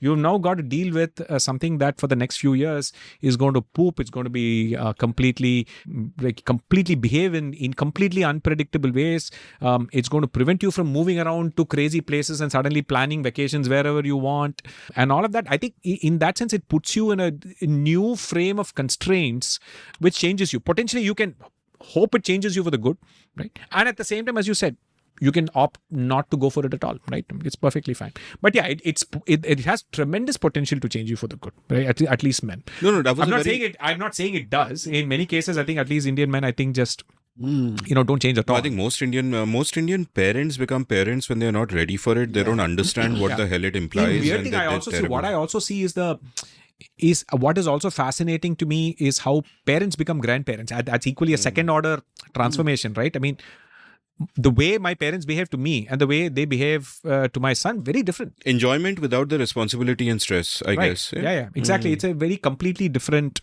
sort of this thing, and especially if it's like multicultural, right? If it's like people who in-laws from different languages and all of that, then there's another dimension to that entire mixing and how the child gets influenced by hearing multiple languages, eating different kinds of food, right? And asking very odd questions, like we asked my mother, why don't you like chicken? It's so delicious and so on, and my mother now sort of learning that, telling my son that eating chicken is bad is not the right thing to say, right? But when I was young, she would absolutely say eating non-veg is bad, right? I hope your son listens to this episode and the next time your mom says something about chicken, he says, you are having upma. It's an act of genocide at multiple levels. Hello, excuse me. Both my mom and my son both like upma. I don't like upma. It's a violent family. Yes. Yeah. So I guess I said, I think it's on the one hand, it's still hard for me to separate out the fact that it's not an argument by nature, but it's a fundamental feature of nature, whether you like it or not. Right? Oh, I'm not arguing the normative point. So the point is that I think, and a cell doesn't exist just as a cell. It will divide at some point in its life. Even a single cell will undergo meiosis at some point. I mean, at that philosophical level. That's description, not prescription. And I'm not even being normative. Yes. It was just as an aside that I shared that this column I wrote and whatever. If I had to extend that, would you say that a cell dividing is being immoral? No, why? I mean, it's creating another cell that's going to die. But a cell... It didn't have to divide. A cell could just choose to say Yeah, but a cell may not consider another cell to be of its moral consideration, and it's not even capable of moral consideration. The other cell is morality a copy of its genes, right? I mean, see, in the sense, we are macro manifestations of essentially what is a microscopic cellular level evolutionary phenomenon, right? Yeah, we are fractals in that sense, right? But before you ask me that question, you have to explain to me why morality should apply to anything outside of humanity, and then we can, and that is too complex and difficult to do. I understand. So, I mean, I get your point. I mean, we may not care about the morals of a cell. The shoot question doesn't apply at all to that world. There is nothing normative there. Things are what they are. Yeah. So, my next question is this: like, one of the fascinating sort of TILs I learned about the modern world was when Gaurav Chintamani's son Ishan learned to read through Spotify lyrics. So he would listen to music and through the lyrics on Spotify, he learned to read, and that completely blew my mind. Incredible, yeah. I want to ask you about, seeing your own child, being a father yourself. You obviously are not that old that you don't have memory of how you grew up. So you remember how you grew up and how you formed your influences and all of that. Yeah. And at the same time, you can see your kid living a completely different world with completely different sort of ecosystem of influences and information around. Yeah. And what do you think are the pros and cons in that? I mean, both of them are kind of obvious if you think hard enough, but in your particular instance, what have you thought about as pros and cons? What has made you go that shit, I wish I had that in my time? And what has made you go that shit, I really worry about this? No, I don't think I particularly, I mean, I would have loved to, I guess, have access to the internet and all when I was growing up, obviously. But at the same time, I do know that I definitely spend far more time playing around with kids and outside, and definitely getting infected by a wider range of diseases, building immunity, gut bacteria and all of that, I'm sure is helping out now, right? And in that sense, I am worried that the amount of time that this generation of kids is spending with others, given I think as we get wealthier, we get more possessive and protective of our kids as well, right? I mean, it's crazy. My mother used to send me to school on public transport when I was in class 4, right? She and me couldn't imagine doing that with my son. No way, right? Going out road, getting on a bus and then going like 10 kilometers to school in your class at 9 years old. No way, right? And so in that sense, I think we live in a different world. I'm okay in the sense that I think we now have the privilege of taking more precautions, right? Things could have gone wrong, right? In that sense, I'm not saying that's a great way. Please let your kids run out onto the street is not what I would say now. We have the option of being more careful and we are able to do that. I think that's fine. But to be fair, correct. Yeah, I would say, but I think the amount of physical play time that they spend with other kids is something that I worry about, in that I think the devices have hacked kids' brains at a far greater rate than they are hacking adult brains, and far more susceptible. In my, obviously my son plays Roblox and so on. I'm obviously checking to see there's like no chatting and that stuff going on. But otherwise, but at the same time, I can also see the fact that playing video games and creating your own environments in Roblox, etc., is building a set of skills at his age that I did not have at my age, right? Optimization, problem solving, in an enjoyable fashion, as opposed to the boring questions and answers you get in like school, right? And now I love the fact that I can now do things like teach him a chapter in the textbook, right? And then open ChatGPT and say, here's a 9-year-old or 10-year-old, ask him questions on this subject, and then be encouraging, even if he says wrong answers and all that. And you can do those kinds of amazing things, which I think, those are just the creative ways in which you can use AI now to augment how you teach and learn. I think are all fantastic things that these kids have access to, provided you kind of use it the right way and so on. But yeah, for sure, I think screen time, and I hope as he becomes a teenager, I think social media, obviously going to be worried about the equivalent of Instagrams and Reddits and other things at some point. He's not there yet. But yeah, so that is, but I also feel that in another 1 year or 2 years, the world is going to be so different in terms of what AI is going to make possible, that it's hard for us to even imagine all the new experiences that they're going to end up having, right? In terms of virtual reality and immersion and the things that they could experience, having like not just chatting in text, but pretty soon you're going to have a virtual world. He plays around. One of the things we do is on the Oculus. One of the things we do is he likes travel. And so whenever, like, we travel once or twice a year, but then he uses the Oculus and he'll search for Switzerland 360 degrees or whatever it is. And there's a 8-minute fly through. You're just flying over Switzerland on the Oculus in 4K resolution, right? I mean, and so it's like, so those are really, really enriching experiences that kids can get with modern day technology. But it is at the same time, the fact that they are not spending enough time with other kids in actual physical settings is a concern. So it is making them socially awkward. And the pandemic and the lockdowns didn't help, right? It was quite terrible for them. Yeah. That's worrisome. Yeah. I was reading somewhere that kids, so these kids videos and kids software for really small kids, how they test them is they have like proper home settings where the adults are there are adults in the room, and then the kid who's been given the app or the video or whatever it is, and the other people are asked to do different things people might do in the house. And the child is observed. And if the child's attention goes to what that adult is doing, that means the video is not riveting. And the interesting, very, very interesting things about how these guys A/B test these things. One is that they don't just need to test in physical settings. They can literally do it virtually.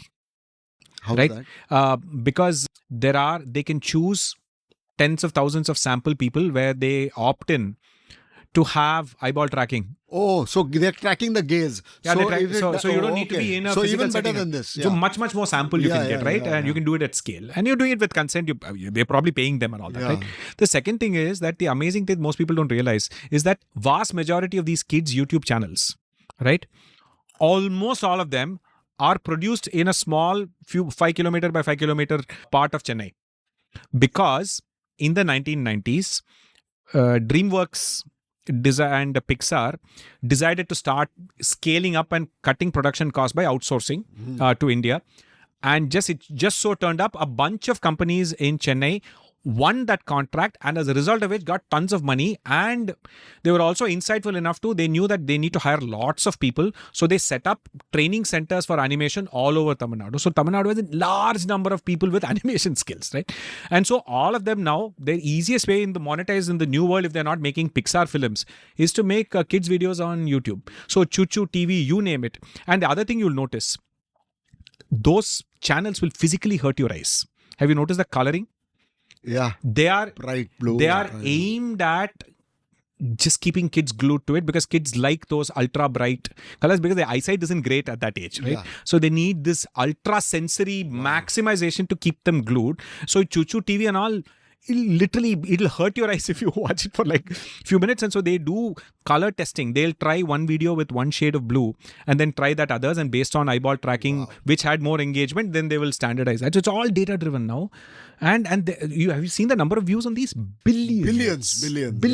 Yeah. Because it's just basically completely hassled mothers with no help. Yeah. Just here's the iPad. Just let sit. me take a breather. Yeah.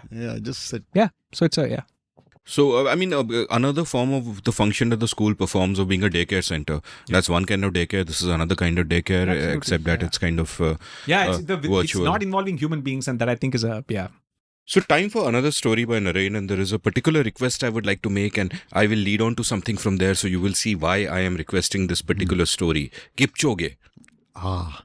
So there is this story I heard recently about 3 guys who were running the marathon. The guy who stood first was Eliud Kipchoge, and 2 other guys whose names are forgotten. And one of the 2, so this is what happens in the Olympics. After your event is over, the winners, the medalists are, put in a waiting room, and the medal award ceremony, which is a big thing, you go stand on a podium, national anthem is played, you get a medal, is scheduled for some later time when people are available and everything is organized. So for an indeterminate amount of time, you have to sit in the room. So these 3 guys, so that they don't lose you somewhere and can't find you when you need it. So you're supposed to wait in the room. There, So they're stuck there. And one of the others, he said about this. He said, 2 of us, the number 2 and number 3, so pulled out his, they said both of us pulled out our phones. We were looking at it and trying to while time. And Kipchoge was just sitting and staring into nothingness, not moving. And he sat there for several hours. Wow. Without budging. These 2 guys said he's not human. And it's just, we were just talking about this yesterday. And I don't know, someone told me that, you should be able to do this for an hour, and then that means you can grow a beard and become Sadhguru. But the furthest I've got is around 10 minutes. So here's why I like this story and an exercise I'm proposing for us now, which is this, right? We were shooting for Everything is Everything. Ajay and I have been incredibly fortunate to get this new crew of 2 wonderful young people called Vaishnav and Namsita, who work with us now, 22 and 19 respectively, but wise beyond their years. Both school dropouts. I think Namsita dropped out in the 8th standard to teach herself filmmaking. So phenomenal people. And they made a suggestion which we said, let's try it out.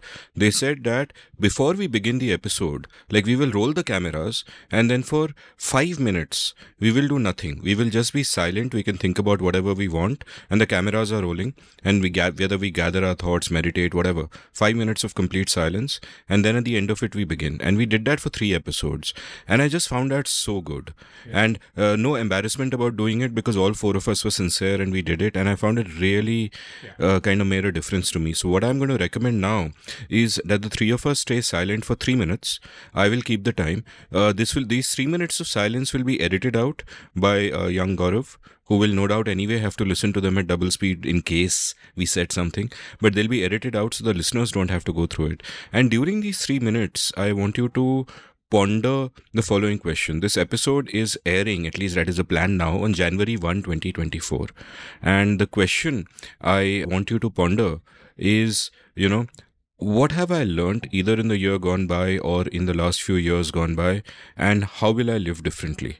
So very seriously, I'd like you to ponder this and give me your questions if you can. And I haven't thought of an answer yet, but in the next 3 minutes, inshallah, something will come to me. So literally, we are really doing this. 3 minutes of silence. Right, we're done. 3 minutes done. One more time. Who wants to go first? Yes, Naren. So I always thought that I was in control of my life and knew what I wanted to do and things like that. And not just the last couple of years, I've had a sense that I really don't know the purpose, the terminal goal of it. We have a lot of instrumental goals. I want to make money. I want to have, acquire fame. I want to be liked by people. I want to see whatever things. But are any of these even close to what I really want to do or what I really want to achieve in life, what my true purpose is? And how this has changed me or is changing me is I want to pay closer attention to what it is that I might be wanting to. Very difficult. It's very confusing. And I have no clue how to go about it. But yeah, at least I think I know that I don't know my what I really want in life. So that's my 2 bits. Yeah. So essentially, one of the things I've come to kind of realize, at least this year, is that it kind of feels, and I could be wrong, it feels like this year, and sometimes when you live life, it feels like every year is an inflection point. You remember how everybody used to say 2016 was the worst year, right? Because Trump got elected, that happened, this happened and all that. And then 2017, people said 2017 is the worst year and so on. I guess it always, that distortion, that proximity distortion is there, proximity bias. But it feels that we are on the cusp of a technological change that will have far-reaching consequences at every level, from education to society to democracy to jobs and everything, right? And in a deep sense, one of the things I've kind of therefore realized is that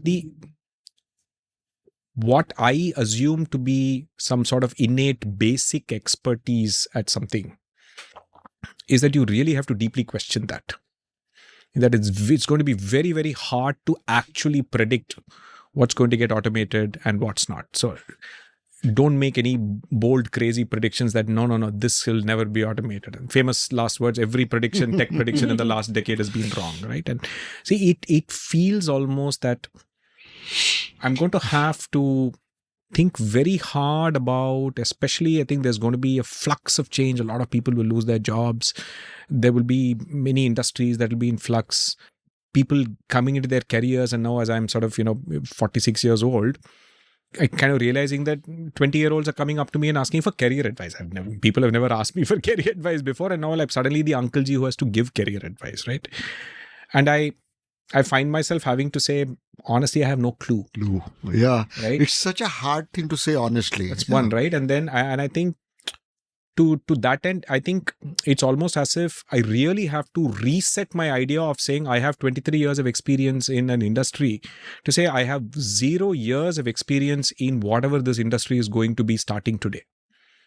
That if all that baggage is actually completely useless. Sure, you can pick up some meta skills, you can pick up some skills of empathy and design and paying attention to people and those things.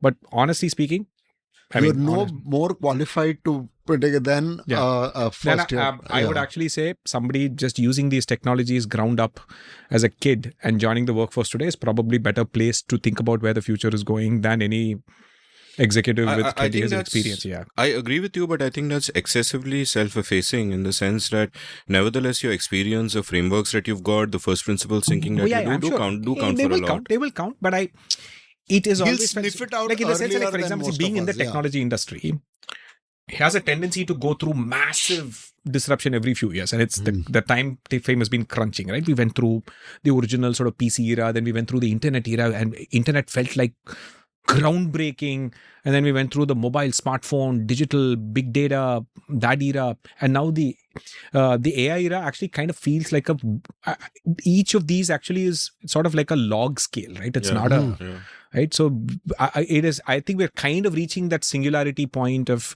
not being able to predict what downstream effects and all these other things that it will have in so many things, right? So I just want to make sure that I don't value experience as much as I'm wired to expect, right? And therefore, even in how I think about building a team or hiring people and so on, and thinking fundamentally differently about, do I need an engineer for this? Should I just get an arts graduate to get a completely different perspective? I mean, I'm in an industry that famously only hires engineers, right?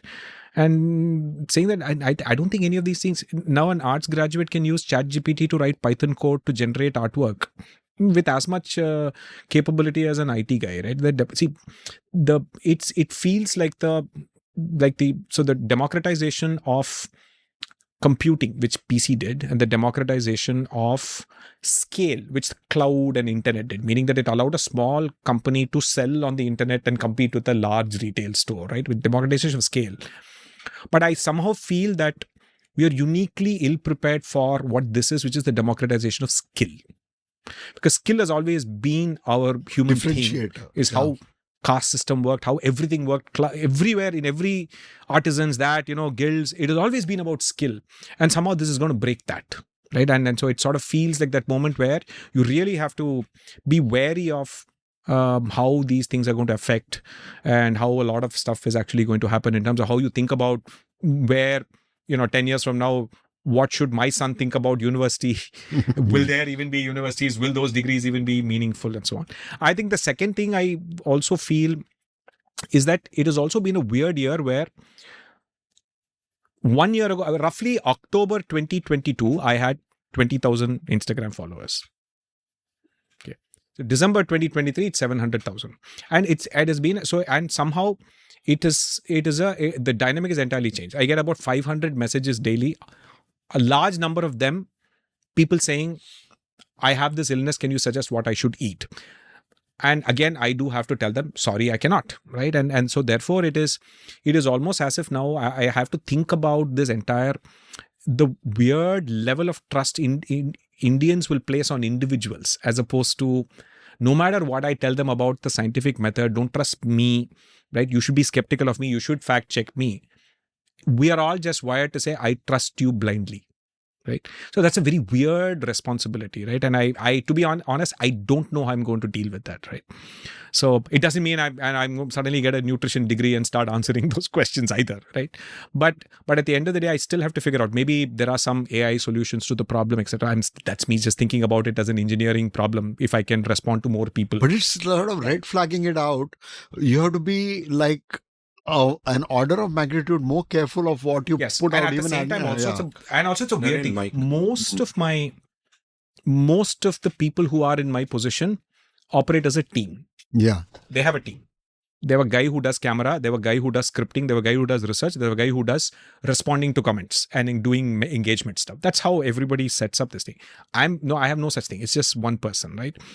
Because I don't want it to kind of get to that, because then I'm running a separate operation that is a big distraction on what I do. And the other feeling is that I get the sense that people get surprised when they get a reply from me. Yeah. I did not expect you to reply. Half of my messages, and when I reply to someone on Instagram, is, I did not expect you to reply to me. Right? I did not expect somebody with 700,000 followers would reply. Right? And so therefore, I'm still sort of thinking of, how do I think about this community in a different way? And the honest answer is, I don't know. So that's something for me to think about, because a huge responsibility that not that I signed up for it, but I can't shirk away from it, because it just, it's there. not a responsibility in the capacity of responsibility, in the sense that no one's going to hold you liable. Correct. Yeah, it's not that sense, but it's a moral responsibility. It is. Yeah, it's suddenly people who have consumed, binged watched your videos. And it's weird, right? It's basically people who have watched effectively 2 hours and 30 minutes of me is the net total of what people have watched me on Instagram. And this somehow has given them the sense that I can ask this person anything about food, anything about diet, anything about stuff, etc. And they're like, I don't care. I don't trust my doctor. I trust you. This is it's a very uniquely Indian problem. So I have two sort of aspects to double click on here. And one is that community is so important. Like earlier, outside the recording, we were talking about how, one of the things I've come to learn, though that is not what I'm going to talk about, but one of the things that I've come to learn is that for creators, what is really important is community. Yeah. That creators will make most of their money, if you're concerned about that, from monetizing their community and not from advertising, sponsorship, etc., etc. And that building a community is a really big deal, and there is a responsibility there, and you realize that you can play a positive role in the lives of so many people. And the second thing is that I feel that the great need of the modern world in an age of information surfeit and so on is for sense makers. I have realized from my India Uncut days, without being able to verbalize it in this way, that many people are looking at me as a sense maker. I remember getting an email in 2006 from someone, an Indian in New Zealand, saying that I don't read any of the Indian newspapers on their websites or whatever. Every morning I come to India Uncut. I would do 5 posts a day at that time. 18 posts a day was my maximum. He would say, I make sense of what is going on through what you write. Now, obviously, you could say that he sort of overrated my insight or whatever. Irrelevant. But what is important to note is that need for sense makers, which is why complete strangers who have not consumed so much of your content will nevertheless be writing to you for advice on things that it is obvious that you have no expertise on. And the big question for us to ask is that those of us who can be sense makers in limited domains, I think rather than stay away from it or be self-effacing about it, it is important to, number one, go out and do our best with intellectual honesty and in good faith while acknowledging our limitations to try and fulfill that role, and also to refuse to fulfill that role when we are not competent. Like when the violence, when the violence in Gaza erupted, so many people left comments on Ajay, and I had just done an episode on Ukraine, which Ajay has been studying for 20-30 years. He's given speeches to generals on military strategy, and they said, why don't you do one on this? And we refused. We left a comment saying that both of us have our personal, private opinions and values and all of that, but we simply don't feel we know enough about this to give you an opinion, right? So that humility, you're going to be judged based on what you left out. Yeah, and it's just not worth that. Humility is also important. At the same time, there is that responsibility that wherever you can, if you can say that, okay, I'm also figuring it out, but let me share my journey in figuring it out with the caveat that I'm not an expert.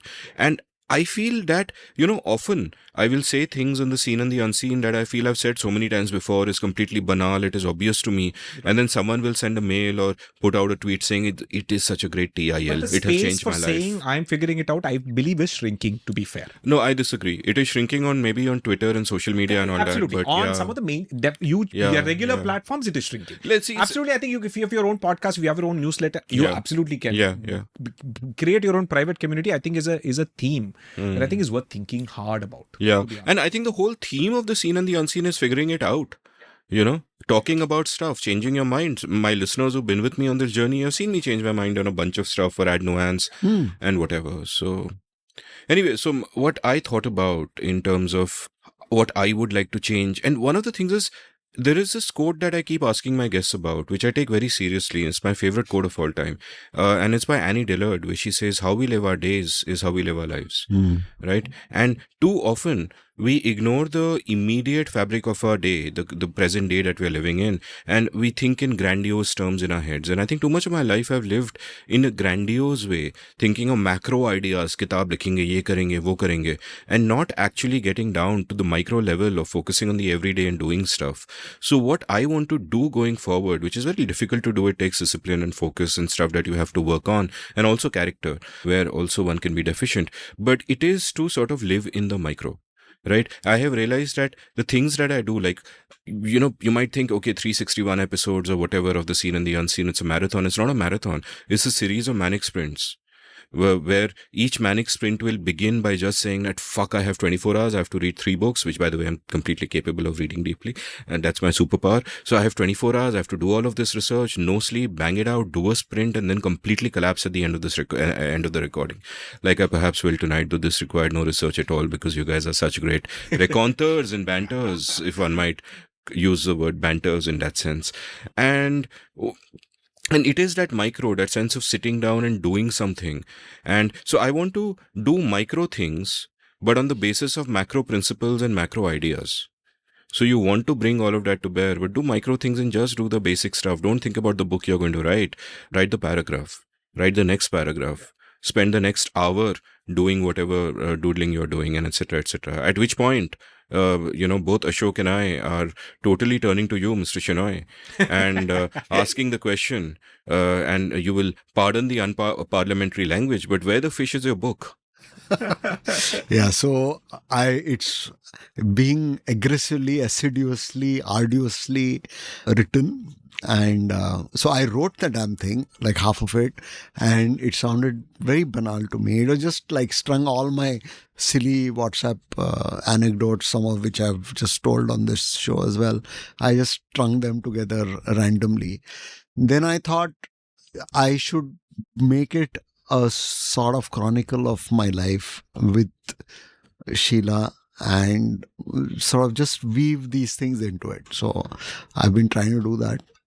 And like, this is the last final iteration. So whatever it is, whatever comes out at the end of it, it's like that famous organ grinder story about, there's this guy who's done everything in his life. He's had all his experience, everything. The only thing he hasn't is childbirth, right? So he hasn't experienced childbirth. So he goes to a doctor and says, I have to, I want to experience childbirth. And the guy says, dude, it's not biologically possible. But he's an insistent guy, and he's a wealthy guy, and he keeps badgering the doctor, and finally his doctor's assistant gives him an idea. He says, here's what you do. You give him a good 5 tablespoons of castor oil, and you put a butt plug, like put a cork up his butt and tape it shut and send him home. So he'll experience the pain of... So this guy, they do that to him. He goes to his room and he's sort of in his bed. For a while, nothing happens, and slowly the castor oil is doing its work and the pressure is building up and it's agonizing, right? And the plug is holding it in, and he's just groaning and moaning in pain, and he doesn't know what to do. And just then, so there's an organ grinder with a monkey down in the street, and the monkey hears all these funny sounds coming, so he jumps up and enters the window, just to a curious monkey, he wants to see what is happening. So he enters in, and just then the plug gives way, okay, and the monkey is splattered with his poop. Yes. And this guy, it's like relief, so he picks up the monkey and he says, you're ugly and you're hairy and you're covered in shit, but you're mine and I love you. So my attitude toward whatever comes out of this, the book is going to be like that monkey. And wow. This is such an awesome story. This is totally the high point of this conversation, Ashok. We finally... Absolutely. Yeah. Monkey bath. Dude. Yeah. Yeah, the organ grinder's monkey. It's such a beautiful sort of metaphor. Do you have any stories left you haven't told? Oh, there are a few. There is the one, which there's a lesson in it. So I had this friend, Mr. Singh, right? So Mr. Singh had a factory very close to mine, and he used to have this Mahindra 790 Commander Jeep.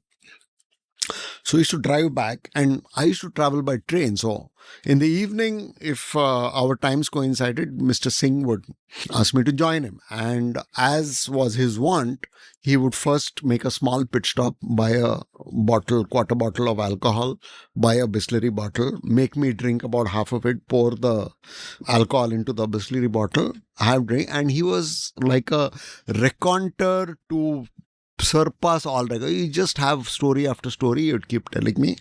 And he had one disconcerting habit, is that when he was talking to you, he had to look at you. So he's also driving, he's also looking at you. I don't know how we survived this, but we did. I'm here, and Mr. Singh passed away, but out of natural causes. He is nothing related to this. Anyway, so one such evening we are going, and a particularly animated story Mr. Singh is telling me, looking at me, and all of a sudden there's a road crossing, and there's another vehicle that's coming, and he doesn't, and Mr. Singh is like driving without any, he's full speed.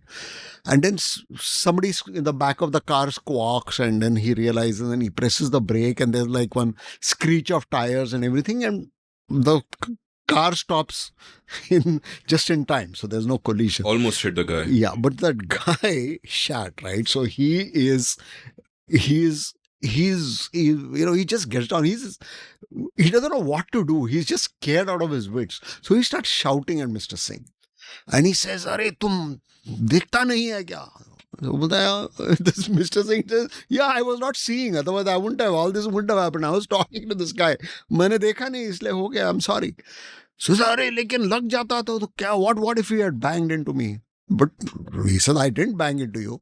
"Haan, wo theek hai, but what if he had?" He says, "But I did not."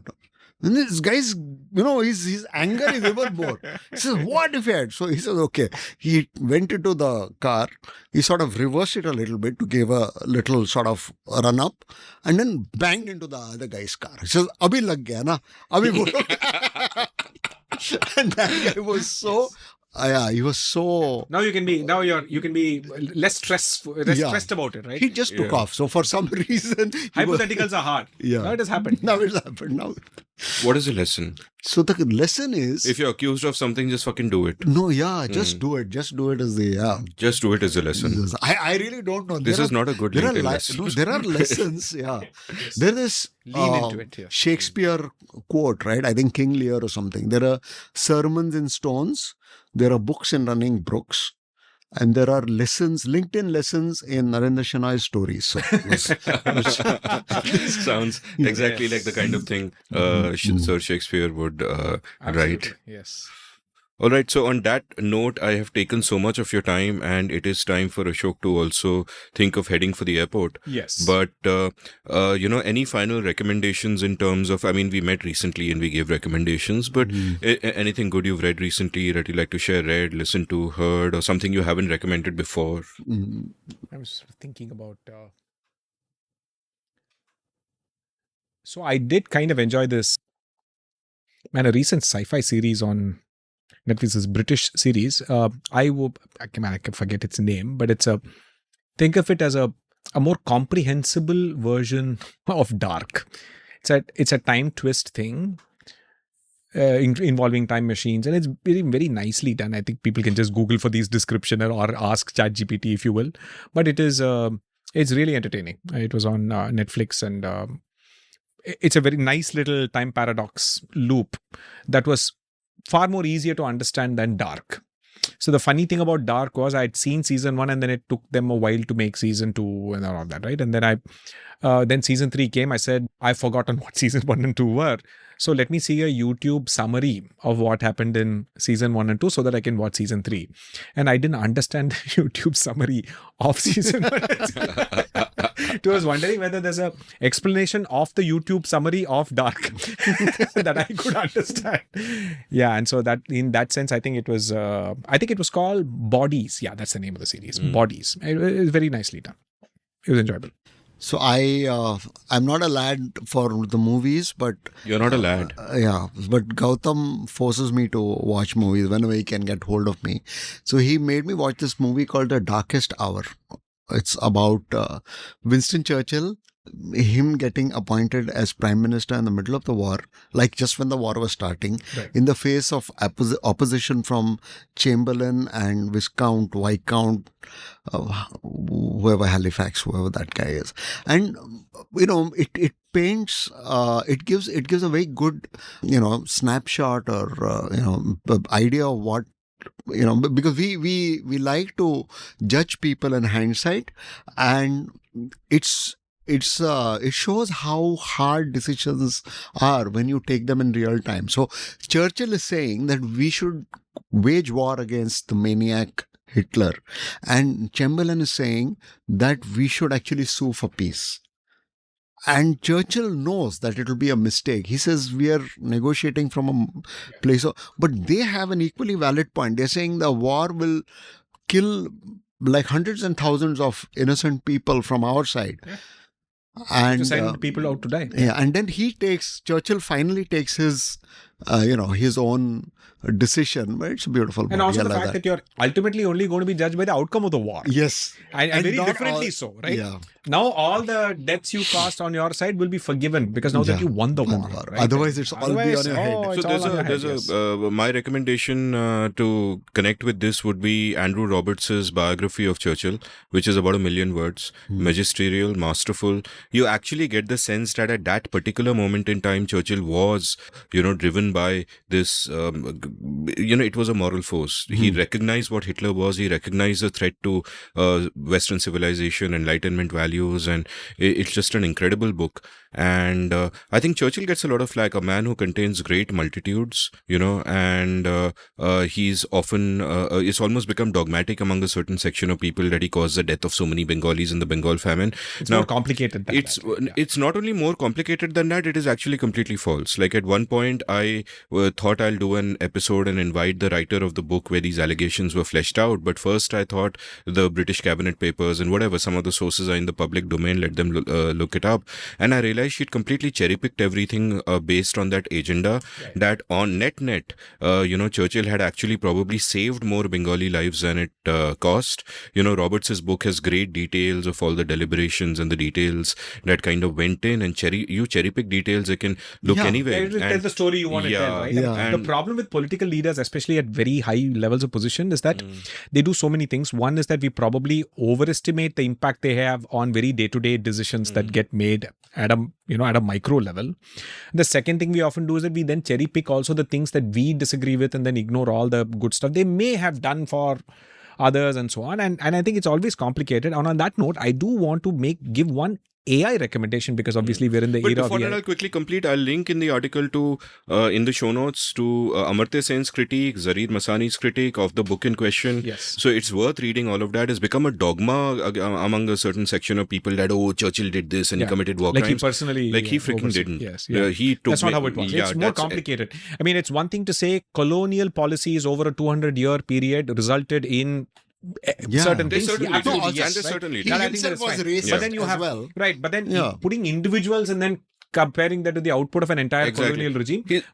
No, and the thing is, A, he was racist. He said racist things about Gandhi. But B, his principles also came into play. Like when Jallianwala Bagh happened, he was furious. He wanted General Dyer hauled up and prosecuted, and he was furious, and he thought it was a crime on humanity.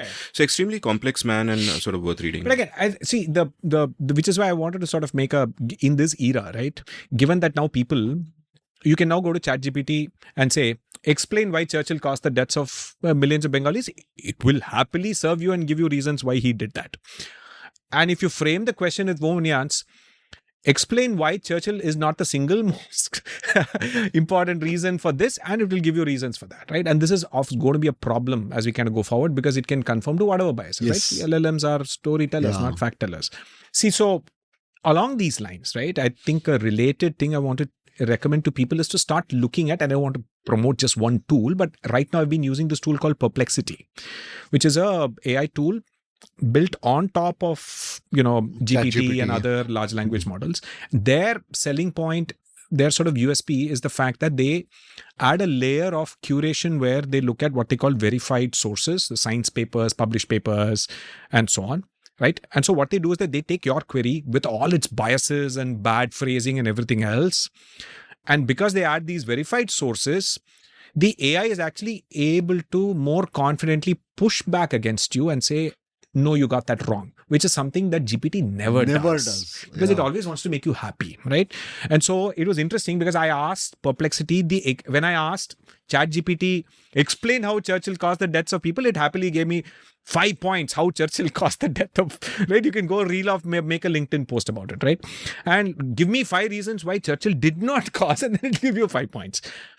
Perplexity, when I said, explain how Churchill caused the deaths, etc., it basically said that that's a very common misconception. It's widely held in some beliefs, but it's not borne out by the facts. And here are some excellent reasons and recommendations of scholarly articles and so on that you can check out. So I was like very pleasantly. Oh, you asked this very question? Yes. Wow. And Perplexity actually gave me this answer that what you just I said. gave. Yes. I'm so impressed. Wow, I'm so Yeah, impressed. so I was very impressed, and I said, yeah, now I'm going to use that as a assistant tool to fact check my own biases. Yeah. Because actually, unfortunately, GPT will not fact check your biases. It'll just confirm. It'll It confirm. reinforce them, Yeah. I have had another revelation. What you just said about GPT, that it always wants to please you. Yeah. GPT is like a fucking demented dog. Remember the dog cat? GPT is a dog. Perplexity is the cat. Perplexity is the I don't know if cat. it's a cat. It's a mix of a cat. I don't know what it is. Maybe Yeah, it's... cat won't help you actually. Yeah. And of course, Cora is the organ grinder's monkey. Ugly, hairy, and full of shit. Yeah. On that note, but please sort of be wary of. I would urge people to sort of be wary of these biases, right? And always think for themselves. Don't adopt a belief because a tribe has it. Yeah. Do not be tribal. And always I also withhold understand research judgment. is hard. It is hard to read widely. So just and withhold synthesize. judgment when you don't withhold. And don't take a hard position on something you don't entirely understand. Yeah. One of the Be things open that to change your Kahneman says that even he knows, he studied all these biases to kingdom come, and he still falls for them. Absolutely. Yeah, it's human nature. Exactly. You Right. will. Yeah. And I heard you And say which is why kingdom actually come. his subsequent books on focusing on how to design systems that can account for this is actually very insightful. Like noise. Yeah. Like noise and all of that, yeah. right? Yeah. Excellent, guys. Thank you so much. A few months ago, we were recording in Chennai, and I will let my listeners know that Ashok kindly said that, hey, I keep coming to Bombay and let's do another episode. And both Naren and I, obviously, who can say no to such an offer? And you actually came down just for this. So I'm like really delighted, Yes. happy. This was so much fun, and we must keep doing it at least once a year.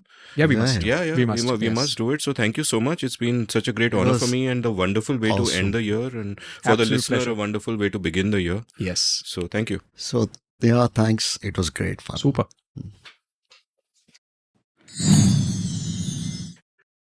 If you enjoyed listening to this episode, share it with everyone to whom you want to bring joy.